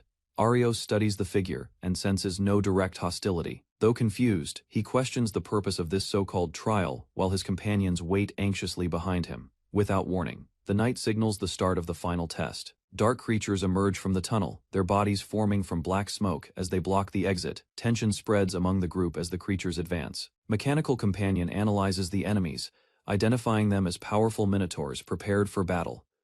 Arios steps forward and tells his companions to leave the armored knight to him. Confidence replaces hesitation as he faces the floating warrior directly. The knight descends and draws its blade, declaring its role as a nameless sword serving a greater master. Steel gleams as it prepares to measure Arios' worth. Energy surges around the chamber as the knight announces the beginning of the duel. The atmosphere tightens with pressure. He activates his skill, altering his own parameters and reinforcing his body. Power gathers in his stance as he grips his sword firmly. Both fighters charge at once, blades colliding with force as the decisive battle begins. Steel crashes against steel as Arios blocks a powerful thrust. Sparks burst between the blades while both fighters strain for advantage. Arios senses a strange pressure in the air and realizes the opponent is testing his limits. While retreating briefly, Arios analyzes the situation. He concludes that his cheat code manipulation does not directly affect this knight as it would ordinary beings. Adjusting his stance, he unleashes a refined sword technique. Multiple rapid slashes converge, forcing the armored warrior backward. The knight skids across the stone floor from the impact. Arios steadies his breath, recognizing the battle has entered a new phase. Arios faces the armored knight again, and notices that his opponent bears no visible damage. The realization unsettles him, yet he keeps his stance firm and refuses to retreat. From across the circular chamber, the knight observes calmly. The atmosphere shifts as if the true trial is only beginning. A faint memory of his mentor's teachings guides his thoughts. He steadies his breathing and recalls disciplined sword training rather than relying solely on his special ability. The knight unexpectedly declares Arios the victor of the duel. Confusion crosses his face as he struggles to grasp the meaning. Without pause, a massive demon beast manifests behind them, towering over the group and unleashing a fierce roar. After the demon beast is subdued, Arios turns as his companions rush to his side. Armored Knight stands before the group and acknowledges their strength. It declares that Arios has surpassed expectations and announces their success in the test. The guard demands answers about the true purpose behind these ordeals. In response, the knight raises a hand and prepares to reveal hidden truths. Images of distant regions appear in the air, showing towns and forests across the kingdom. Arios recognizes familiar landscapes among them. Knight explains that the spreading black corruption is not limited to one land, but threatens every nation alike. Armored Knight reveals that everything will begin in this land, linking fate of the kingdom with a rival empire. Serious thoughts fill Arios' mind as he considers tension between nations and possibility of larger war. Weight of responsibility settles on his shoulders. With calm certainty, the knight advises them to pay attention to events unfolding in the capital. A subtle motion suggests departure. Guard attempts to stop the figure, throwing his weapon forward in frustration. Blade cuts through empty space. In an instant, armored body vanishes and reappears elsewhere inside the chamber. Confusion rises as presence lingers beyond reach. Floating Knight admits that its ideals for world's future differ from theirs. It questions whether otherworlders truly stand as strong as they believe. Distance grows between both sides inside circular chamber. Calm words from armored figure suggest that stopping approaching turmoil may still be possible. After brief silence, glowing body begins to fade. Departure feels intentional, leaving warning behind rather than hostility. Silence returns to ruined room. Group confirms that strange presence has vanished, shifting attention toward remaining shadow device. Crystal hums again as energy gathers within. Arios steps closer, raising his hand carefully, preparing to dismantle source of corruption once and for all. Dark aura surrounding Crystal fades as Arios places his hand near its surface. Energy stabilizes, and corrupted presence inside chamber finally disappears. Companions react with disbelief, learning that only someone carrying divine blood can neutralize such power. Serious concern replaces celebration when discussion turns to unrest within rival empire. Possibility of war now feels more real. Guard admits that troubling reports have already reached capital and promises to provide full details later. Situation clearly extends beyond this dungeon. Princess reminds him that otherworlders have appeared across nations before. Determination settles in his eyes as he resolves not to ignore gathering storm. Exhaustion shows after battle, and decision is made to return to town for rest. Tension eases slightly, though recent revelations still weigh heavily on everyone. Grand Capital comes into view, its clock tower rising above surrounding buildings. Mechanical Companion proudly announces arrival as they approach familiar streets. Within lively marketplace, a confident young woman notices their presence and calls out. Her stance suggests she has been waiting. She reminds them that she once offered assistance, hinting that their earlier refusal was unwise. Surprise flickers across their faces. Curiosity replaces tension as conversation shifts toward an unresolved suspect. Attention turns to what information she might possess. Young woman reflects on unexpected turn of events. Surprised that situation escalated so far. Concern shows in her eyes as she processes recent chaos. Arios calmly assures her that no new monsters should appear at the old school building. Still, he advises caution regarding the wandering sword knight. She praises his strength, noting that returning unharmed from such an opponent proves his skill. In return, he asks about Miru's condition. Relief follows when she explains that Miru's life is safe, though consciousness has not yet returned. With gentle confidence, she invites him to visit later, certain that Miru would be pleased. Gratitude is exchanged before parting ways in front of the building. Companions stand together as evening settles over the street. Later, Arios pauses by a quiet canal, reflecting on how much has happened in a single day. City lights shimmer across the water. From his pocket, he takes out a small crystal given by the king. Curiosity draws his attention to its purpose. Channeling magic into the device, he activates its function. Light gathers inside the crystal, forming a link to someone far away. A familiar voice calls his name through the artifact. Surprise crosses his face as unexpected communication begins. Voice from crystal sounds lively, teasing him for finally making contact. Relief softens his expression as familiar tone reaches across distance. Leaning against balcony railing, he reassures her that duties keep him busy but manageable. Night breeze moves quietly through city streets below. A small smile forms as he admits life here feels intense yet meaningful. Warmth replaces earlier tension from battle. Gratitude fills his voice while he thanks her for never forgetting him. Words carry sincerity shaped by shared past. Confidence returns to his eyes as he declares that distance changes nothing. Resolve strengthens, binding his promise to protect what matters most. In a distant room, a young woman listens through the crystal device, surprised by his steady voice. She quickly regains composure and hides her feelings, refusing to admit concern. Meanwhile, he notices the change in her tone but remains calm. Standing alone along the moonlit canal, he continues holding the crystal, unaware of her quiet reaction, as night deepens around him. Arios stands on a balcony at night, holding a small device. He senses something unusual and focuses on the signal coming from it. A young princess reports that near the royal capital, remnants of a terrorist group have started moving again. Arios listens carefully, understanding the threat may not be over. Several hooded figures gather in secret. Arios concludes the enemy survived and is preparing another operation. They review the situation and confirm the earlier suppression was incomplete. The princess determines their mission must continue. Arios lowers his gaze, reflecting on how even powerful allies once failed to stop the enemy completely. Inside the palace, the princess warns him that the remaining terrorists could be anywhere. Her expression shows concern, knowing the threat may surface without notice. He reassures her that she should rest while she can.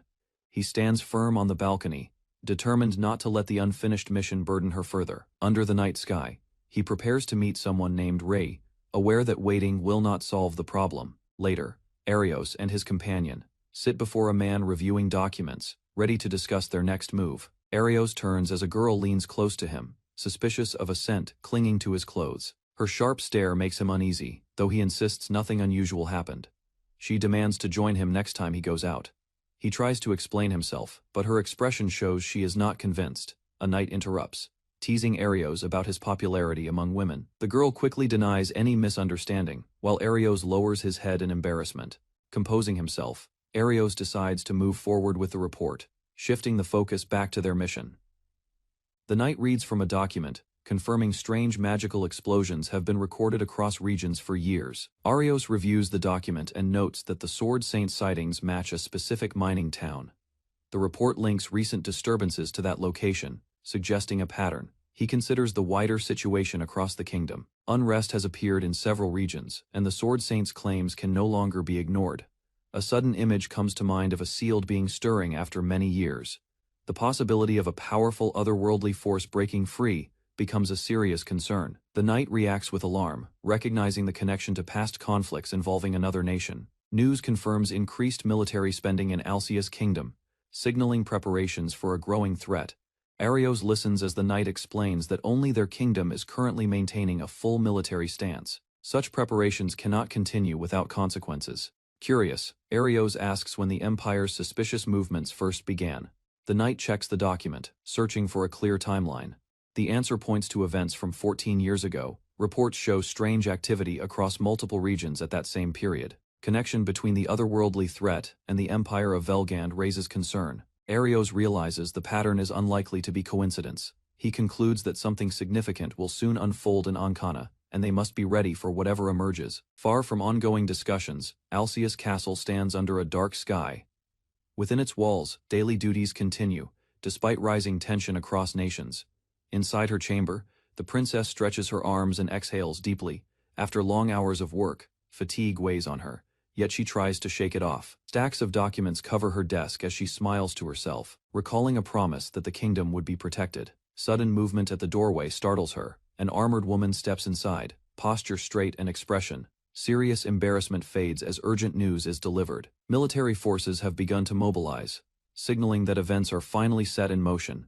News reaches the princess that remnants of the Alcius Liberation faction have resurfaced. The armored knight delivers the report with a steady voice. Recent confusion began after their leader was captured by outside forces. Since then, smaller groups have started acting again in scattered areas. Concern appears on her face as she considers how unstable the remaining members must be. Without clear leadership, their actions could grow reckless. Responsibility weighs heavily, yet resolve strengthens within her. Protecting the kingdom and rescuing those taken by otherworldly beings remains a duty she cannot ignore. A bold idea forms in her mind, suggesting direct contact with the remnants before the situation spirals further.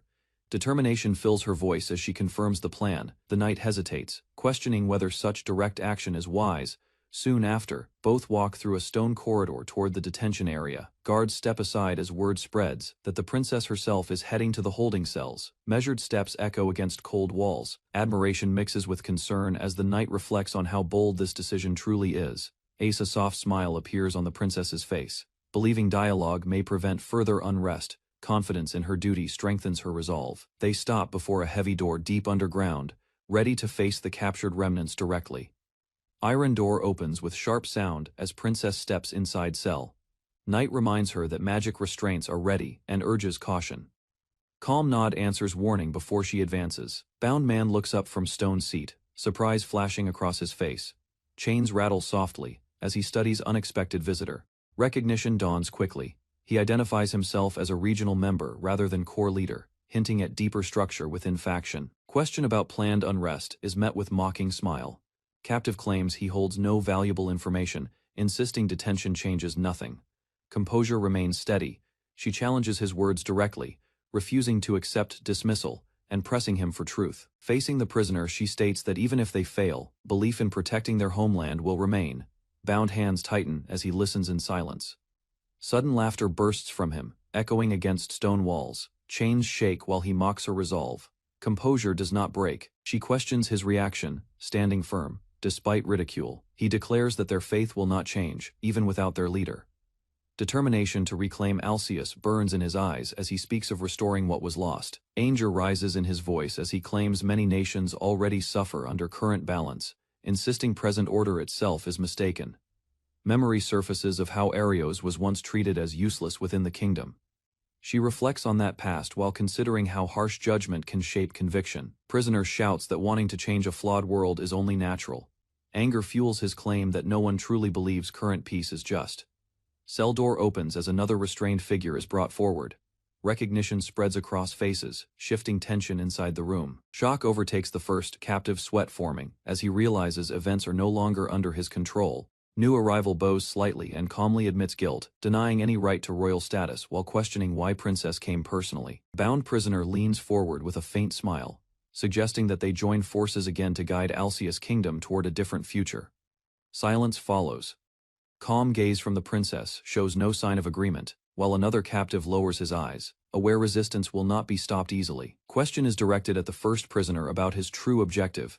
He answers without hesitation, declaring his aim is rebuilding the kingdom under new ideals. Past meetings between him and former leader are mentioned, revealing long-standing ties within the Liberation faction. Memories surface of earlier days when group appeared peaceful, attracting youths through speeches and gatherings before shifting course. Long-haired captive explains that 14 years ago, internal conflict split Alcius Liberation Group. Sweat forms on another prisoner's face as he hurriedly claims they never manipulated anyone through shadowed influence. He insists their loyalty now lies with current leadership. Uneasy tension fills cell. Princess studies him closely while he forces a strained smile, trying to justify his position. Calm voice cuts through confusion, stating that Liberation faction has already been officially dissolved. Firm gaze leaves little room for argument. Final words declare even former leader desires end of bloodshed. Shoulders of prisoner slump slightly as reality settles in. Long-haired captive lowers his gaze and admits dissolution of faction has shaken everything he believed in. Despair overwhelms. Second prisoner, he collapses forward shouting in frustration as chains scrape against stone floor. Guards step in to escort long-haired man away. Princess calls out softly, watching his back as he walks down dim corridor, before leaving. He turns slightly and praises her strength, expressing belief that kingdom will remain peaceful under her guidance. Emotion fills her eyes at those words, realizing conflict may finally be reaching its end. With fists clenched, she declares that affection as family has never changed. One day, she hopes they can guide the kingdom together again. A faint smile appears on his face. He admits he does not know whether he can atone for his sins, yet her words clearly reach him. Walking down the corridor, he gently rejects being called brother, insisting he lacks such qualification. Still, his voice carries less bitterness than before. At the heavy door, he pauses and offers a final respectful farewell before stepping toward his confinement. Emotion surges within her as she stops him, revealing she has something important she wishes to discuss. Late at night, Arios sits in his room when a strange message appears on his device. It claims to be a transmission from a goddess, instructing him to activate a coded command. He studies the screen carefully. Similar events happened before, so he decides to trigger the command and observe the result. A sudden reaction flashes across the display, startling him. Unexpected energy surges outward. Outside in town, a man suddenly starts running through the street without warning, drawing Arios' attention to a new unfolding incident. A man hurried across the empty street while breathing heavily. Anxiety covered his face as he searched for Arios during the late night. Moments later, he stopped before a servant and urgently asked about Ryan. Uneasiness increased after hearing the uncertain answer. Soon afterward, the man rushed toward a grand mansion at full speed. Every step carried more fear as he realized something serious had happened. The mansion door flew open the instant he arrived. Desperation controlled his actions while he looked around the room without stopping. Shock spread across his face after Arios was nowhere inside the mansion. Sweat dripped down while panic completely overtook him. Inside the quiet bedroom, the newborn child rested peacefully beside his mother. The middle-aged man standing nearby finally relaxed after the difficult birth ended safely. Soon afterward, the maid carefully placed the baby into his arms. Uncertainty appeared on the man's face because he was unfamiliar with holding infants. Meanwhile, the child's mother smiled gently from the bed, while reminding him that raising the baby would require patience and responsibility. Carefully, the middle-aged man adjusted his posture and supported the baby correctly. Nervousness remained visible, but he continued trying his best. At last, relief spread across his face after receiving praise from the others inside the room. A warm smile appeared on the middle-aged man's face, while he carefully carried the baby. Nearby, the mother and maid watched the peaceful moment with relief. Suddenly, loud cries filled the room and broke the calm atmosphere. Confusion immediately struck the man because he could not understand the baby's discomfort. Seeing the situation, the mother gently reached out her arms toward the child. Her calm expression showed she already understood the reason behind the crying. Without arguing, the man carefully returned the baby to her embrace. The crying slowly weakened, once the child rested against his mother again. Soon afterward, silence returned, as the baby finally slept peacefully in her arms. Frustration overwhelmed the middle-aged man after failing to calm the baby. Doubt filled his mind as he questioned whether he was worthy of becoming a father. Behind him, the child's mother remained calm while carrying the sleeping baby. She reminded him to continue pursuing his dream as a swordsman without worry. Hearing those words, the man slowly turned back toward her with surprise. Her understanding expression eased the pressure weighing heavily on his heart. Meanwhile, the mother explained that society often judged people unfairly because of their skills. Confidence shone in her eyes as she spoke about changing that future. Then the man quietly realized how important a person's skill could become later in life. The middle-aged man explained how people with unusual skills were often rejected and treated unfairly by society. Sadness appeared in his expression while thinking about that harsh reality. A gentle smile slowly returned to his face as he looked toward the sleeping child. Hope filled his heart after imagining Arios growing into a strong and respected man someday. Nearby, the child's mother calmly reassured him that everything would be fine in the future. Her comforting words slowly eased his remaining worries. Confidence shone in her eyes while she spoke about raising the child kindly, so he could change the world around him. The man quietly agreed with her thoughts. Finally, determination returned as he decided to continue training himself while helping care for the child. The middle-aged man spoke confidently while explaining that a father should never hide weakness from his child. Nearby, the maid listened carefully to his honest thoughts. Outside the mansion, Arios suddenly heard those words and froze in surprise. Curiosity quickly filled his mind after learning the conversation was connected to him. Sitting alone afterward, Arios quietly reflected on the stories surrounding his birth and childhood. Confusion remained visible across his face during the long silence. Gradually he realized Ryan had only become stronger because of the support he once received from others around him. Understanding slowly replaced his uncertainty. Determination soon returned, as Arios decided to keep moving forward without regretting the painful memories of the past. Arios suddenly opened his eyes after realizing someone was sleeping closely beside him. Surprise immediately appeared on his face when he noticed the woman holding him tightly. Confusion filled his mind while she continued sleeping peacefully without noticing his reaction. Embarrassment slowly grew as Arios struggled to understand the strange situation. Morning sunlight soon entered the room while the woman greeted him cheerfully. Meanwhile, Arios looked exhausted after dealing with the awkward moment since waking up. Concern appeared on her face after noticing his tired expression. However, Arios quickly avoided the topic and tried ending the conversation. Without wasting more time, Arios ordered preparations for their departure because he wanted to focus on the investigation ahead. Two women walked through the crowded street while discussing Arios's growing reputation. Concern appeared on their faces because too many people had started noticing him. Meanwhile, the younger girl openly admitted her admiration for Arios without hesitation. In response, the older woman calmly warned her not to attract unnecessary attention. A serious expression crossed the woman's face as she explained that Arios had become famous beyond expectations. Even outsiders from another world could already be watching him carefully. Soon afterward, they approached several townspeople and began gathering information about recent events. Curiosity filled the atmosphere during the investigation. At last, both women organized the collected information while quietly discussing the results inside a nearby tavern. The young girl carefully reviewed the gathered information while explaining how the swordsman suddenly disappeared from public sight. Suspicion slowly grew because his actions seemed unnatural. Meanwhile, the older woman analyzed every report with a serious expression. Doubt remained in her mind since none of the clues clearly revealed the truth. A cheerful laugh briefly lightened the atmosphere after the girl mentioned Arios by a nickname instead of his real name.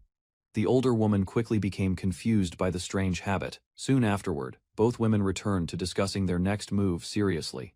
Concern filled the conversation as they wondered what Arios planned to do next. At last, they decided meeting the mysterious swordsman again was the only way to uncover the hidden truth. The two women decided to continue searching for information while resting inside the tavern.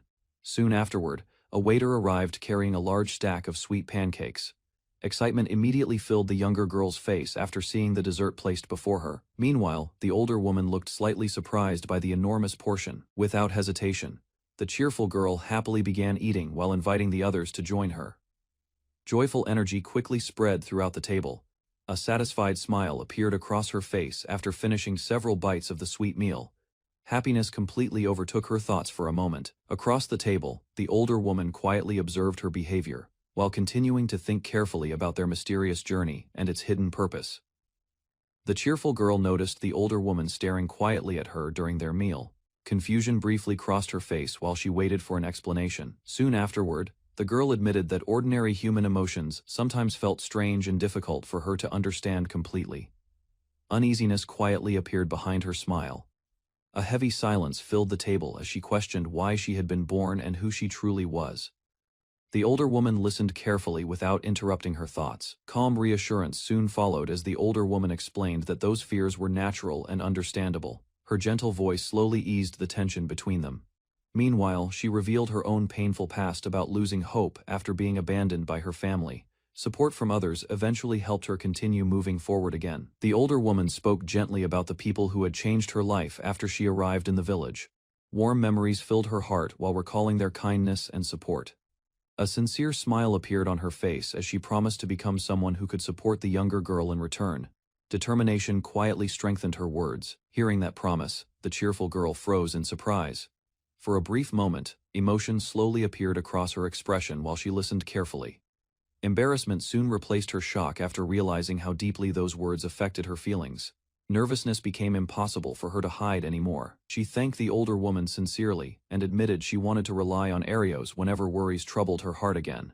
The cheerful girl suddenly reached forward and grabbed the older woman's hand tightly. Warmth quietly passed between them during the unexpected moment. A confident smile appeared on the older woman's face as she promised to remain by her side no matter what happened next. Determination strengthened her gentle words. Relief slowly spread across the younger girl's expression after hearing that promise. Happiness became impossible for her to hide anymore. Soon afterward, teasing laughter filled the tavern as the others noticed the close atmosphere between them. Embarrassment quickly spread through the room. Outside the tavern, the cheerful girl happily held onto Arios's arm while walking beside him through the busy street. Arios and the cheerful girl arrived at a quiet house where another woman welcomed them calmly. Seriousness filled the atmosphere as they prepared to discuss an important matter. Soon afterward, the woman guided both visitors deeper inside the building. Arios carefully asked about Milia's current condition while following behind her. Inside the room, they discovered Milia lying unconscious in bed. Concern immediately spread across their faces after learning she still had not awakened. Shock filled Arios and the cheerful girl as they quietly stared at the sleeping woman. Uneasiness grew stronger while they tried understanding the situation before them. Arios and his companions visited Miria in a hospital room. She remained unconscious in bed while the doctor carefully examined her condition. After reviewing the situation, the doctor explained that Arios had acted correctly. The treatment given earlier had prevented her condition from becoming even worse. Despite that, the doctor discovered a serious problem. No abnormalities appeared in her body, yet her consciousness still had not returned. The explanation worried everyone. Without improvement, Miria might need to be transferred to a larger hospital in the royal capital. Hearing the news, the group grew uneasy. The doctor admitted that giant oink outbreaks were extremely rare, making the cause difficult to predict or understand. After hearing about Miria's condition, the young girl asked how the woman beside Arios was connected to her. The woman revealed that Miria was someone very important from her past. She regarded Miria as a benefactor who had greatly influenced her life. Recalling those days, she explained that she had once been an A-rank adventurer, while Miria had already reached the rare S-rank level. Arios learned that S-rank adventurers were extremely uncommon throughout the kingdom. The revelation surprised everyone in the room. Looking at the unconscious Miria, the woman remembered how Miria had protected her during a giant oink incident and helped her survive a dangerous ordeal. After hearing the story, the woman thanked Arios. Even powerful, S-rank adventurers would have struggled against several enhanced giant oinks, making his achievement remarkable. She considered Arios one of the people who could help Miria. Confident in his abilities, she believed Miria would recover soon. Arios quietly hoped for the same outcome. Trust grew between them. The woman accepted his determination and placed her faith in him. Before leaving, Arios mentioned that he wanted to discuss something important. Later they sat together inside the guild. The woman noticed the unusual silence and learned that many members were taking the day off after recent events. While talking at the guild, Arios asked whether there was any new information about the Sword Saint. She pointed out that Arios was already a candidate for the position of Associate Master. Because of that status, she felt he should be more aware of important matters within the guild. Embarrassment quickly replaced her calm expression. Realizing she had spoken too strongly, she tried to regain her composure.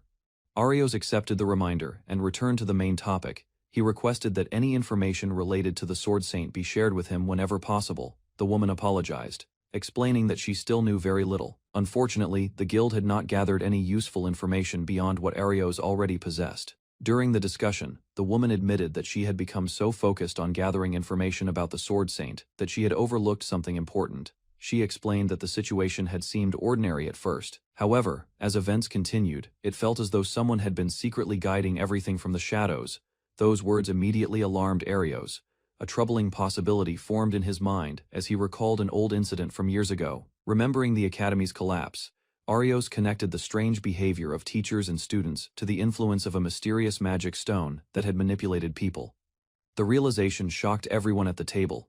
If the same force was involved again, then adventurers throughout the region might already be under its control. A sudden communication interrupted the discussion. Arios received an urgent report from a member of the 3rd Division and immediately focused on the message. The report revealed that warnings of criminal activity had arrived from several military outposts at the same time. Arios quickly realized the situation was serious. As more details came in, multiple towns and cities were reported to be facing unrest. The disturbances had erupted almost simultaneously across different regions. Without hesitation, Arios prepared to leave. He informed the others that he would head to the affected area and investigate the situation personally. Concern spread through the guild as he departed, determined to stop the crisis before it worsened.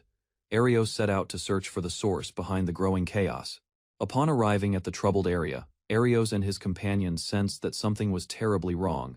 Chaos filled the streets. Adventurers attacked civilians without reason, while dark energy spread through the area and drove people into violent frenzies. Arios immediately stepped in. With a swift strike, he knocked down one of the rampaging adventurers and stopped him from harming others. After rescuing a nearby woman, Arios urged her to flee to safety. The spreading corruption made the location far too dangerous to remain in. Watching the scene carefully, Arios reached a conclusion. The attackers were not the true enemy. Someone had manipulated them from the beginning to create this disaster. Arios examined the corrupted adventurers and concluded that the dark aura surrounding them resembled the effects of mind control caused by a shadow stone. Before he could explain further, a new presence appeared. The figure stepped forward, drawing Arios' attention and confirming his suspicions. Standing amid the chaos was Leon Makuba, the former sword saint. His sudden appearance revealed that he was connected to the incident. Shock spread across the group as the armored man calmly removed his helmet. Everyone waited for an explanation. The mystery deepened when the revealed man claimed a close connection to the mastermind. His confident expression showed that the disaster had been carefully planned from the start. Meanwhile, in Lastall village, a young woman returned after sensing something unusual. The dark aura surrounding the area immediately caught her attention. As she entered the village, she found people attacking one another without reason. Panic spread through the streets while black energy continued to consume the surroundings. Remembering Arios' warning about the Shadow Stone, she suspected the disturbance was caused by the same sinister influence. The situation matched his description too closely. A survivor explained that everyone had suddenly begun acting strangely. Only a few people had managed to keep their minds clear. Relief followed when she discovered familiar adventurers were safe, while chaos continued nearby. They prepared to resist the corrupted attackers and protect the village. The woman concluded that Arios' warning had been correct. Thanks to his efforts to weaken the Shadow Stone's influence, she and several others had avoided falling under its control. Determined to repay that protection, she declared that the village would not be allowed to suffer further losses. Inspired by her resolve, a veteran adventurer stepped forward. Proud of his warrior heritage, he promised to fight beside her and defend the village. Together, they charged toward the corrupted attackers. Their counterattack pushed back the advancing threat and restored hope to the frightened residents. Meanwhile, in the royal capital, another conversation unfolded. While chaos spread elsewhere, new tensions surrounding Arios quietly began to emerge. In the royal capital, a heated argument continued between two young men. One complained that Arios had received all the attention after a recent incident, while the other tried to end the discussion peacefully. Before the quarrel could continue, a distant commotion echoed through the streets.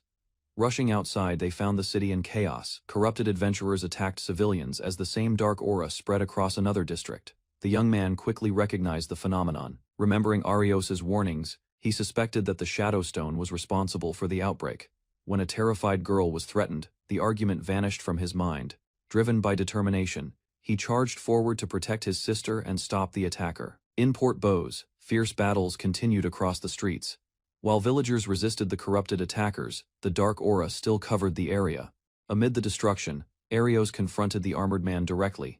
The enemy calmly admitted that Arios had uncovered part of the truth behind the incident. Arios reflected on the situation and realized the man's strength had increased far beyond normal limits. As the confrontation continued, Arios revealed his conclusion. The mastermind was not acting alone and had received support from forces beyond their world. With growing certainty, Arios rejected the enemy's claims. Leon was not an otherworldly being but an ordinary human, making large-scale mind control across the kingdom impossible without outside assistance. Arios pressed the armored man for answers. He was convinced that Leon alone could not have caused such a widespread disaster and demanded to know who stood behind him. The former sword saint finally admitted the truth. He revealed that he had merely followed the orders of a far greater master who had guided his actions. As the confession continued, Leon proudly described how conflicts between the royal army and adventurers had been manipulated to advance the hidden plan. Arios struggled to understand why an otherworldly figure would cooperate with Leon. In response, the man spoke of a grand scheme involving the future of humanity. Standing amid the ruined streets, Leon declared that everything he had done served his personal ambition, leaving Arios determined to stop him. Arios pieced together the truth. Only someone who had traveled across the continent and secretly contacted countless adventurers could have spread the Shadow Stone's influence so widely. The realization struck him immediately. The hidden mastermind behind the incidents could only be Miria, the legendary Srank adventurer. Before anyone could react, a familiar voice emerged from the darkness. The woman beside Arios turned in shock as a mysterious figure stepped forward. The newcomer revealed herself with a playful smile. Her appearance was completely different, yet she addressed Arios as if they already knew each other. Arios studied her carefully. Although her clothes, demeanor, and presence had changed, he realized that the woman standing before him was the true mastermind behind the chaos. The mysterious woman finally revealed her identity. She introduced herself as Miria Crescent, one of the creators, and casually admitted that humanity and the Shadow Stone experiment were merely sources of amusement to her. The confession stunned everyone. Daria could not accept that the person before her was truly Miria, demanding answers. Daria confronted her directly. However, the woman only responded with amusement and treated the situation lightly. Miria explained that Daria had escaped manipulation because Arios had remained by her side. His actions had prevented the mind control from taking hold completely. Even Leon seemed unsurprised by the revelation. Looking at Miria with respect, he acknowledged the overwhelming nature of the being who had once created everything behind the scenes. Miria listened to Arios' accusations without concern. Rather than denying them, she seemed amused that he had managed to uncover so much of the truth. Arios connected the remaining pieces together. By disguising herself as an ordinary adventurer, Miria had secretly spread the Shadow Stone's influence and triggered unrest throughout the kingdom. Even while confronting the mastermind, Arios worried about his companions. The situation left him conflicted. Stopping the riots was important, but he could not ignore the danger threatening his friends. Sensing his concern, Miria revealed a knowing smile. Her reaction suggested that she already knew far more about his companion's fate than she was willing to admit. Miria finally revealed her intention. With complete confidence, she declared that Arios' companions would soon face death as part of her plan. Shock spread through the group. Arios and Daria immediately tensed, realizing the threat was real while Miria calmly watched from above. Arios watched as a mysterious woman floated above the battlefield. Moments later, a fallen adventurer suddenly rose, leaving everyone stunned by the unexpected sight. Without hesitation, the revived man rushed forward and exchanged blows with a female fighter. Meanwhile, a small companion explained that the resurrected warrior could still fight even after death. From a distance, the woman calmly observed Arios and assured herself that every part of the battlefield remained within her control. Soon afterward, she activated her power and displayed multiple scenes at once, carefully monitoring the entire battle while preparing her next move. Several scenes appeared before him, revealing that fallen fighters across the battlefield were returning to life. Shock spread among the defenders as the revived warriors stood up again. Their strength seemed even greater than before, forcing the front line into a difficult struggle. Elsewhere, battles intensified as both adventurers and soldiers fought desperately. The growing number of resurrected enemies steadily pushed the defenders back. Then the woman explained that the dead were being revived throughout the kingdom. Although he considered sacrificing his own life to stop the disaster, she remained confident. Her words reminded him that his cheat code manipulation skill was powerful. The knight reminded him that they were not fighting alone, and that many allies were still risking their lives on the battlefield. Encouraged by those words, Arios focused on finding another solution. Rian believed the cheat code manipulation skill still had hidden possibilities that had not been used. Across the ruined town, the enemy continued reviving the dead while confidently watching the chaos unfold. Despite searching through his skill's functions, Arios found no direct way to interfere with the kingdom-wide resurrection effect. Noticing a familiar figure, Arios realized that Princess Lafaya might hold the key to changing the battle's outcome. Lafaya fought on the front line while protecting the remaining civilians from the spreading chaos. Soon after, she noticed Yua and quickly joined forces with him. Their reunion strengthened the defense as more enemies closed in from every direction. Meanwhile, the mages organized a counterattack. Following orders, they retreated briefly and prepared a coordinated spell to clear the battlefield. Taking advantage of the opening, Lafaya unleashed a powerful sword technique. Her swift strike cut through several monsters before they could react. Elsewhere, Yua rushed forward to protect innocent people. His intervention stopped an attacker just before a young girl could become another victim. After driving away the attacker, Yua checked on the civilians he had protected. Relief spread through the group when he confirmed that everyone was still safe. She praised his courage and recognized the role he had played in saving lives during the battle. Rather than offering a simple reward, Lafaya proposed a greater opportunity. Her suggestion left Yua stunned as he struggled to process her unexpected words. Then she encouraged him to report criminals whenever he found them, and hinted that serving the kingdom could suit his abilities well. The possibility that the princess had personally noticed his actions filled him with surprise. Lafaya explained that anyone who helped save Arceus would earn recognition. Around them, the battle continued fiercely. The defenders fought not for rewards, but because they could not ignore the suffering caused by the attack. Lafaya pointed out that the people of Arceus all wished for lasting peace. Her words reminded Yua what everyone was truly protecting. At the same time, the enemy refused to retreat and pressed forward with unwavering determination. Setting aside past misunderstandings, Yua chose to cooperate with Lafaya. Together, they prepared to continue the fight for the kingdom's future. Lafaya quickly formed a plan and decided to contact the remaining members of the Arceus rescue force. She believed their support could still influence the outcome of the conflict. With confidence, she announced that communication had already been established. The message brought hope that reinforcements would soon take action. Meanwhile, Arios connected the information together. He realized the surviving rescue members could provide valuable assistance against the enemy's growing threat. Nearby, the mysterious woman reacted with surprise as events began moving in an unexpected direction. Without hesitation, Lafaya revealed her identity and formally addressed the former members. Lafaya addressed the former rescue force and acknowledged their doubts. Even so, she urged them to remember the kingdom they had once sworn to protect. Throughout the city, her message reached scattered members. She asked them to lend their strength once more and help rebuild what had been damaged. Raising her voice, Lafaya declared that this would be their final battle against the invaders. Soon, the former members responded with overwhelming enthusiasm. Their fighting spirit returned as they prepared to rejoin the struggle. Moments later, groups across the battlefield moved into action, surrounding enemies and launching coordinated attacks to support the kingdom's defense. Watching the rescue force rally together, Arios realized the battlefield was finally beginning to shift. After thanking Riemi for her support, he immediately contacted Marius. A kingdom-wide emergency order was then issued without delay. Using the communication network, Arios instructed military forces across the kingdom to coordinate with the rescue force and suppress the unrest caused by the invaders. Soon, soldiers answered the call with renewed determination. Units everywhere prepared to move against the growing threat. Meanwhile, the rescue force launched coordinated attacks. Supported by Carlin and Mask, they steadily pushed back enemy forces and regained lost ground. Arios smiled as he watched the rescue force and kingdom soldiers fight side by side. The cooperation he hoped for had finally become a reality. From a distance, he admitted that Riemi was troublesome as an enemy. At the same time, her abilities would have been invaluable as an ally. Hearing his assessment, Riemi immediately demanded an explanation.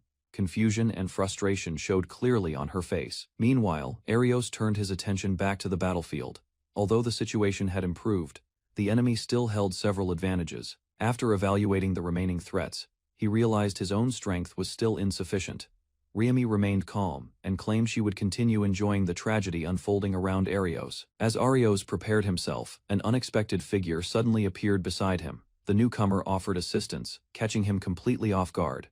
A moment later, Lafaya revealed that the figure was only a manifestation created from another person's power. The explanation quickly cleared Arios's confusion. Following the information he had gathered, Lafaya arrived at Rian's location. Determined to protect what mattered, he stepped forward to join the fight.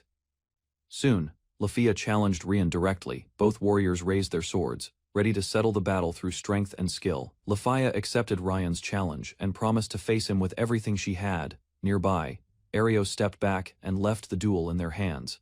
Once the battle began, both fighters quickly realized how much the other had changed. During a brief exchange, Lafaya admitted that many of her past mistakes had been caused by arrogance and poor judgment. In response, he revealed that his resentment had already faded. Time and experience had changed his perspective on the past. With nothing left to say, the two swordsmen charged forward. Their blades met head-on as they prepared to settle everything through a final contest of skill. While Lafaya and Rian exchanged fierce blows, Arios kept his attention on Riemi. Their duel continued as the larger battle raged around them.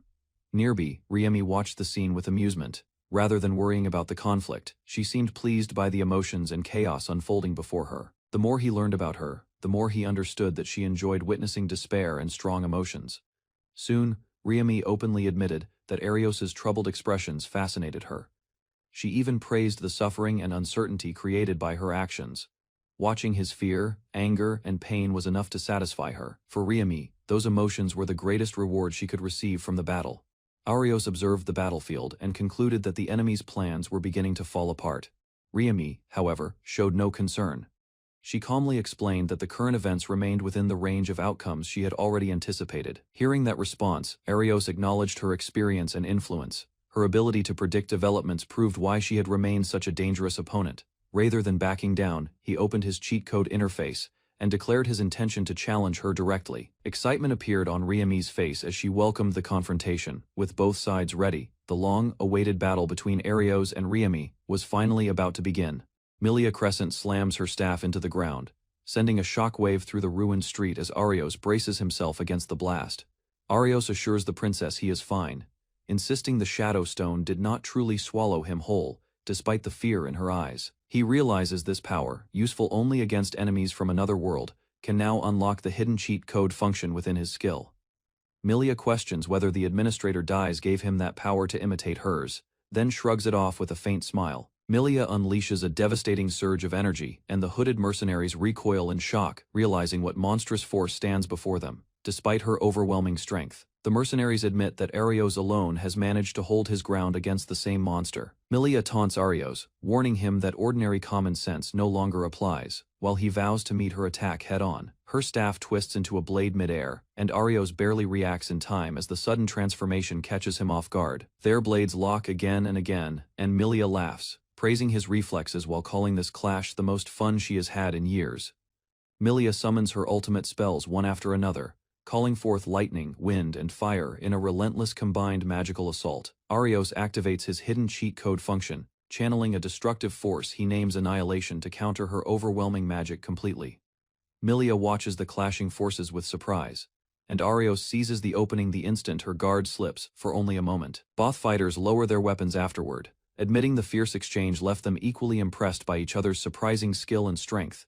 Watching from a distance, the mercenaries whisper that the fierce battle unfolding before them feels impossibly beyond this ordinary world entirely. Elsewhere, the princess clashes swords with the former sword saint, and his men gasp at the skill she has shown.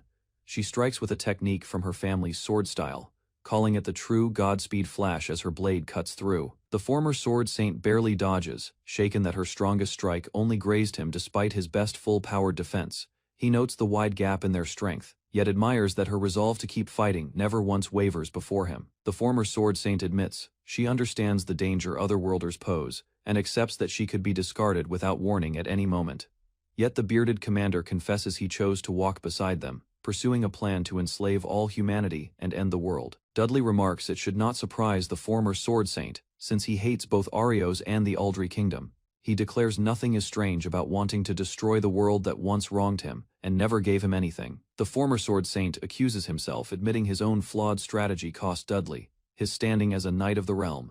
Dudley confesses that speaking honestly, tearing each other apart like this, fills his heart with genuine twisted happiness completely. The former sword saint declares that even without matching Dudley's overwhelming strength, he must keep fighting until his final breath. Dudley warns he will show no mercy now, moving forward. While the former sword saint braces himself against the coming assault, Dudley's fist crashes into his opponent's guard, and the former sword saint is sent crashing violently through the shattered rubble below. Struggling to his knees, the former sword saint admits that sheer swordsmanship alone cannot overcome this terrifying difference in dimension. He raises intermediate flare zone magic instead, but Dudley simply states that ordinary magic holds no effect against him whatsoever. The spell explodes uselessly against him, and the former sword saint desperately searches his mind for any remaining method left. Dudley praises his unyielding spirit, noting the man refuses to quit despite such an overwhelming and obvious difference in raw strength. Dudley promises the former sword saint an ideal nation once their conquest succeeds, insisting reality itself demands such cruel sacrifices. Elsewhere, Milia struggles to move her body, apologizing weakly to Arios as her strength finally gives out beneath her. A new voice interrupts, someone finally locating Rian after searching everywhere, while Dudley turns sharply toward the sudden intruder. Arios stands ready, declaring he finally found Rian after searching endlessly, while Dudley recognizes him with clear irritation instantly. Dudley admits he had heard someone was searching for him, surprised that the search actually led all the way here. Arios recalls how Ryan once picked him up, despite calling himself nothing but a worthless, rotten man from birth. Arios insists he came specifically to repay that old kindness, calling Dudley the worthless man who once saved him. Dudley smirks, calling Arios grown considerably, while quietly laughing to himself at how far the boy has come. Arios declares he came to reclaim Ryan from the Otherworlder's influence, repaying the debt owed to his former teacher. Rion asks if Arios truly intends to fight him, while Dudley chuckles, wondering aloud just whom he thinks he is addressing. Milia declares she cannot allow this world to be destroyed, ready to trade her own life protecting its people. She insists that shielding the nation and its citizens, even at the cost of her life, remains her royal duty. Arios warns Milia not to become a burden, boasting that he has grown far stronger than he once was. Dudley grins, delighted, calling the silver sword Saint Milia, and looking forward to their long-awaited confrontation together. Rayfar states they must support Arios from behind, deciding to focus everyone's remaining strength on seizing a small opening. He explains that only Arios and Dudley can currently keep pace with Ryan's overwhelming speed and monstrous fighting ability. Milia insists on supporting Arios from the rear, offering to back him fully as he faces Ryan directly. Rayfar reveals his own skill, foresight, grants him magic best suited toward supporting allies from a safer distance. Arios agrees, telling Ryan he wanted to test himself as a lone swordsman against Sashi's fearsome combat ability. With Rayfar's blessing, Arios charges forward, and their blades collide violently, as sparks scatter across the ruined battlefield. Dudley notes Arios has grown considerably faster, while Arios shouts back that he still has plenty of fight remaining. Their swords lock again, and Arios declares that Dudley admired not himself, but merely the skill inside him. Arios admits he knows that already, yet still felt genuinely grateful when Ryan, the Sword Saint, once took him in. He shouts that his life had been worthless trash before Ryan picked him up from complete and utter ruin. Dust and debris explode through the ruined street as Dadalee Kureizu charges forward, while Ryan McBaugh stands calm beneath the falling wreckage. Nearby, an ally realizes that devastating attack truly belongs to Ryan McBaugh, and she recalls once nearly challenging that same terrifying strength herself. Rion orders Dadalee not to freeze mid-battle, reminding him a true swordsman discards every distraction and keeps his eyes locked on his opponent. Dadalee demands to know why Rion, having reached such mastery, still chooses to lend his strength toward Arios, a stranger from another world. Furious, Dadalee lunges forward, calling Rion a fool, and their blades clash violently again and again as sparks scatter between the two swordsmen. Watching from a distance, the woman considers striking Rion from behind with powerful magic, believing it would tip the fight firmly in their favor. She hesitates, reasoning that either an attack spell or healing magic aimed at Dadalee would still turn the entire battle in their favor. She quietly wonders whether Dadalee would truly want to win this way, remembering his own wish to face Ran alone as an equal. Smiling faintly at herself, she admits she has grown soft, lowering her raised hand and stepping back from the ongoing duel between them.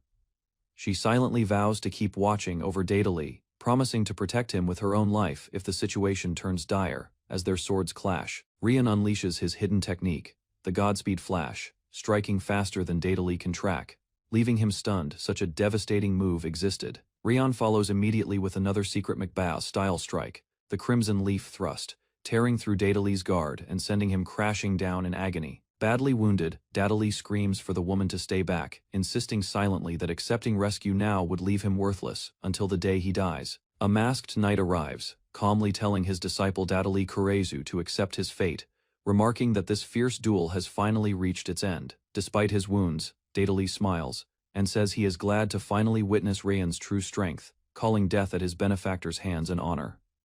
The woman screams for Dadalee not to give up, reaching desperately toward him as the entire battle threatens to end in tragedy. Meanwhile, elsewhere, Arios faces a composed opponent, who teasingly calls him Arios-chan, admitting how thrilled she feels, while sensing his hidden strength. Arios activates his hidden cheat code operation, realizing he can no longer hold back, and must press forward with relentless, unyielding attacks. Reviewing his hidden cheat code list, Arios notes that annihilation failed against an enemy this powerful, leaving only destruction as his remaining option. The opponent mocks him, insisting no human could ever defeat her, so Arios accepts the challenge and activates destruction to test her claim. Arios unleashes destruction, and the enemy crumbles apart as her body dissolves into scattered fragments before Arios's calm, focused stare. Startled, she gasps as her form disintegrates entirely, screaming in terror while chunks of her figure vanish into streaks of light around her. Arios realizes his ability destroys targeted information itself, overriding any argument. as the woman groans while her body continues unraveling helplessly. He explains destruction annihilates any single powerful enemy. Annihilation wipes out weaker crowds instantly, and magic eye can freeze entire groups in place. The woman desperately demands her information be reconstructed, begging for the destruction to halt before her body disappears completely under the assault. Catching her breath, she admits Arios has done something truly terrifying, then reassembles herself in a burst of light, standing tall once more. She confesses she had forgotten Arios rivaled a god, admitting that mistaking him for an ordinary human was itself a serious miscalculation. Arios notes privately that this technique alone will not guarantee victory, since it likely drained a considerable portion of his remaining stamina. Raising her staff high, she declares that after enduring this much, Arios deserves to suffer a painful experience in return for his assault. She summons fallen adventurers as puppets, ordering them to fight Arios until death, their hollow voices repeating chilling words demanding everyone be killed. She smiles cruelly, blaming Arios for defying her, warning that continuing to resist will only make things worse for everyone involved here. Arios shouts for her to stop, fearing the possessed adventurers will truly die if forced to keep fighting under her twisted control. Refusing to let that happen, Arios lunges forward and shatters the dark control binding each puppeted adventurer, freeing them from her grip. A voice calls out Ray's name as radiant light purifies the corrupted aura, and the woman gasps upon recognizing unmistakable holy magic arriving. Ray confirms she has come to help. Relieved Arios reached out, while he quietly thanks her for answering his desperate call in time. Ray apologizes for arriving late, explaining royal capital matters delayed her, though Arios insists her otherworldly magic still saved them completely. Looking toward the distance, the woman notices Riafer fighting fiercely as well, remarking that things over there have grown quite chaotic. Meanwhile, Daedalus wonders when Arios grew powerful enough that even Ryan could no longer land a decisive blow against him. The woman senses momentum shifting, murmuring that perhaps this marks the turning point, suspecting the tide of battle is finally changing. She reveals their grand scheme, the enslavement of all humanity. While Ryan and Daedalus brace themselves, accepting the battle now rests entirely with them. Ryan demands to know exactly what the woman and her companions intend, his voice trembling with fury after witnessing such devastating destruction. She replies casually that their struggle was impressive, but nothing could truly interfere with the grand plan she and her allies pursue. She proudly declares the opening of their first plan, the enslavement of all humanity, revealing a massive fortress looming behind her. Arios stares in disbelief, recognizing the castle instantly, realizing with dread exactly which kingdom now stands within her twisted sights. The scene shifts to the Valgand Empire, where panicked citizens flee as chaos erupts throughout the streets surrounding the imperial castle. Adventurers from the neighboring Arceus kingdom violently attack terrified imperial citizens, dragging them through the streets amid rising screams and destruction. Watching in shock, Dahlia confirms these attackers likely came from the Arceus kingdom, the very place where Arios himself was born. The 97th Emperor, Svaltaclofi, addresses his citizens through an emergency broadcast, urging calm as chaos spreads across the empire. Arios recalls that Emperor Svalt is known as a cold, ruthless figure, someone everyone considers extremely dangerous and worthy of caution. Elsewhere, adventurers from Arceus continue their assault, cutting down innocent imperial citizens without hesitation as buildings burn around them. The emperor urges his people to ask themselves honestly whether such senseless violence against them should ever be tolerated or forgiven. The imperial citizens tremble with fear, absorbing his words as the sounds of ongoing destruction rumble endlessly throughout the burning capital. One attacker shouts to kill everyone from Arceus, insisting that fighting for their nation justifies slaughtering innocent people without any mercy. Another declares that crushing any nation daring to invade their homeland is nothing less than a righteous, justified holy war. The woman smiles, admitting she finds it amusing controlling people like puppets, while Arios furiously demands to know what pleasure that brings. A masked commander praises Arios, insisting his blade has already surpassed the legendary sword saint, calling this destined confrontation inevitable fate. Dahlia teases Ryan for secretly caring so much about Arios, suggesting he deliberately destroyed the bridge just to protect him. Ryan denies knowing anything about it, though his flustered reaction suggests otherwise, leaving Arios staring at him in confusion. Later, Milla learns with horror that someone she trusted was truly behind the entire tragic incident, refusing to accept the shocking truth. Afterward, peace slowly returns as the kingdom recovers, and Arios visits Dahlia one quiet day, saying he wants to talk. Turning to Daria, Arios brought up Mulia's name, clearly wanting to discuss something serious before continuing their conversation any further. Without facing him, Daria spoke Arios's full name and asked whether the man who had stood beside Malia was truly his father. A quiet acceptance crossed Daria's expression as Arios confirmed that former sword Saint Rion Makba had allied himself with an otherworlder. "You are pursuing those otherworlders too, aren't you?" Daria asked, her sharp gaze fixed directly on Arios while awaiting his response. Believing her strength could still prove useful, Daria offered to join. Once the search began, and Arios agreed once matters settled down. Grateful for her offer, Arios admitted that was exactly the favor he had intended to ask, and Daria accepted with a firm handshake. Back within Arceus Castle, Rayri greeted Arios with relief, glad his negotiations had spared them from war against the Empire. Despite trembling throughout the ordeal, Rai confessed her fear had eased only because she trusted Arios completely by her side. Pulling Rai close, Arios vowed that together they would endure any hardship and protect the kingdom of Arceus from ruin.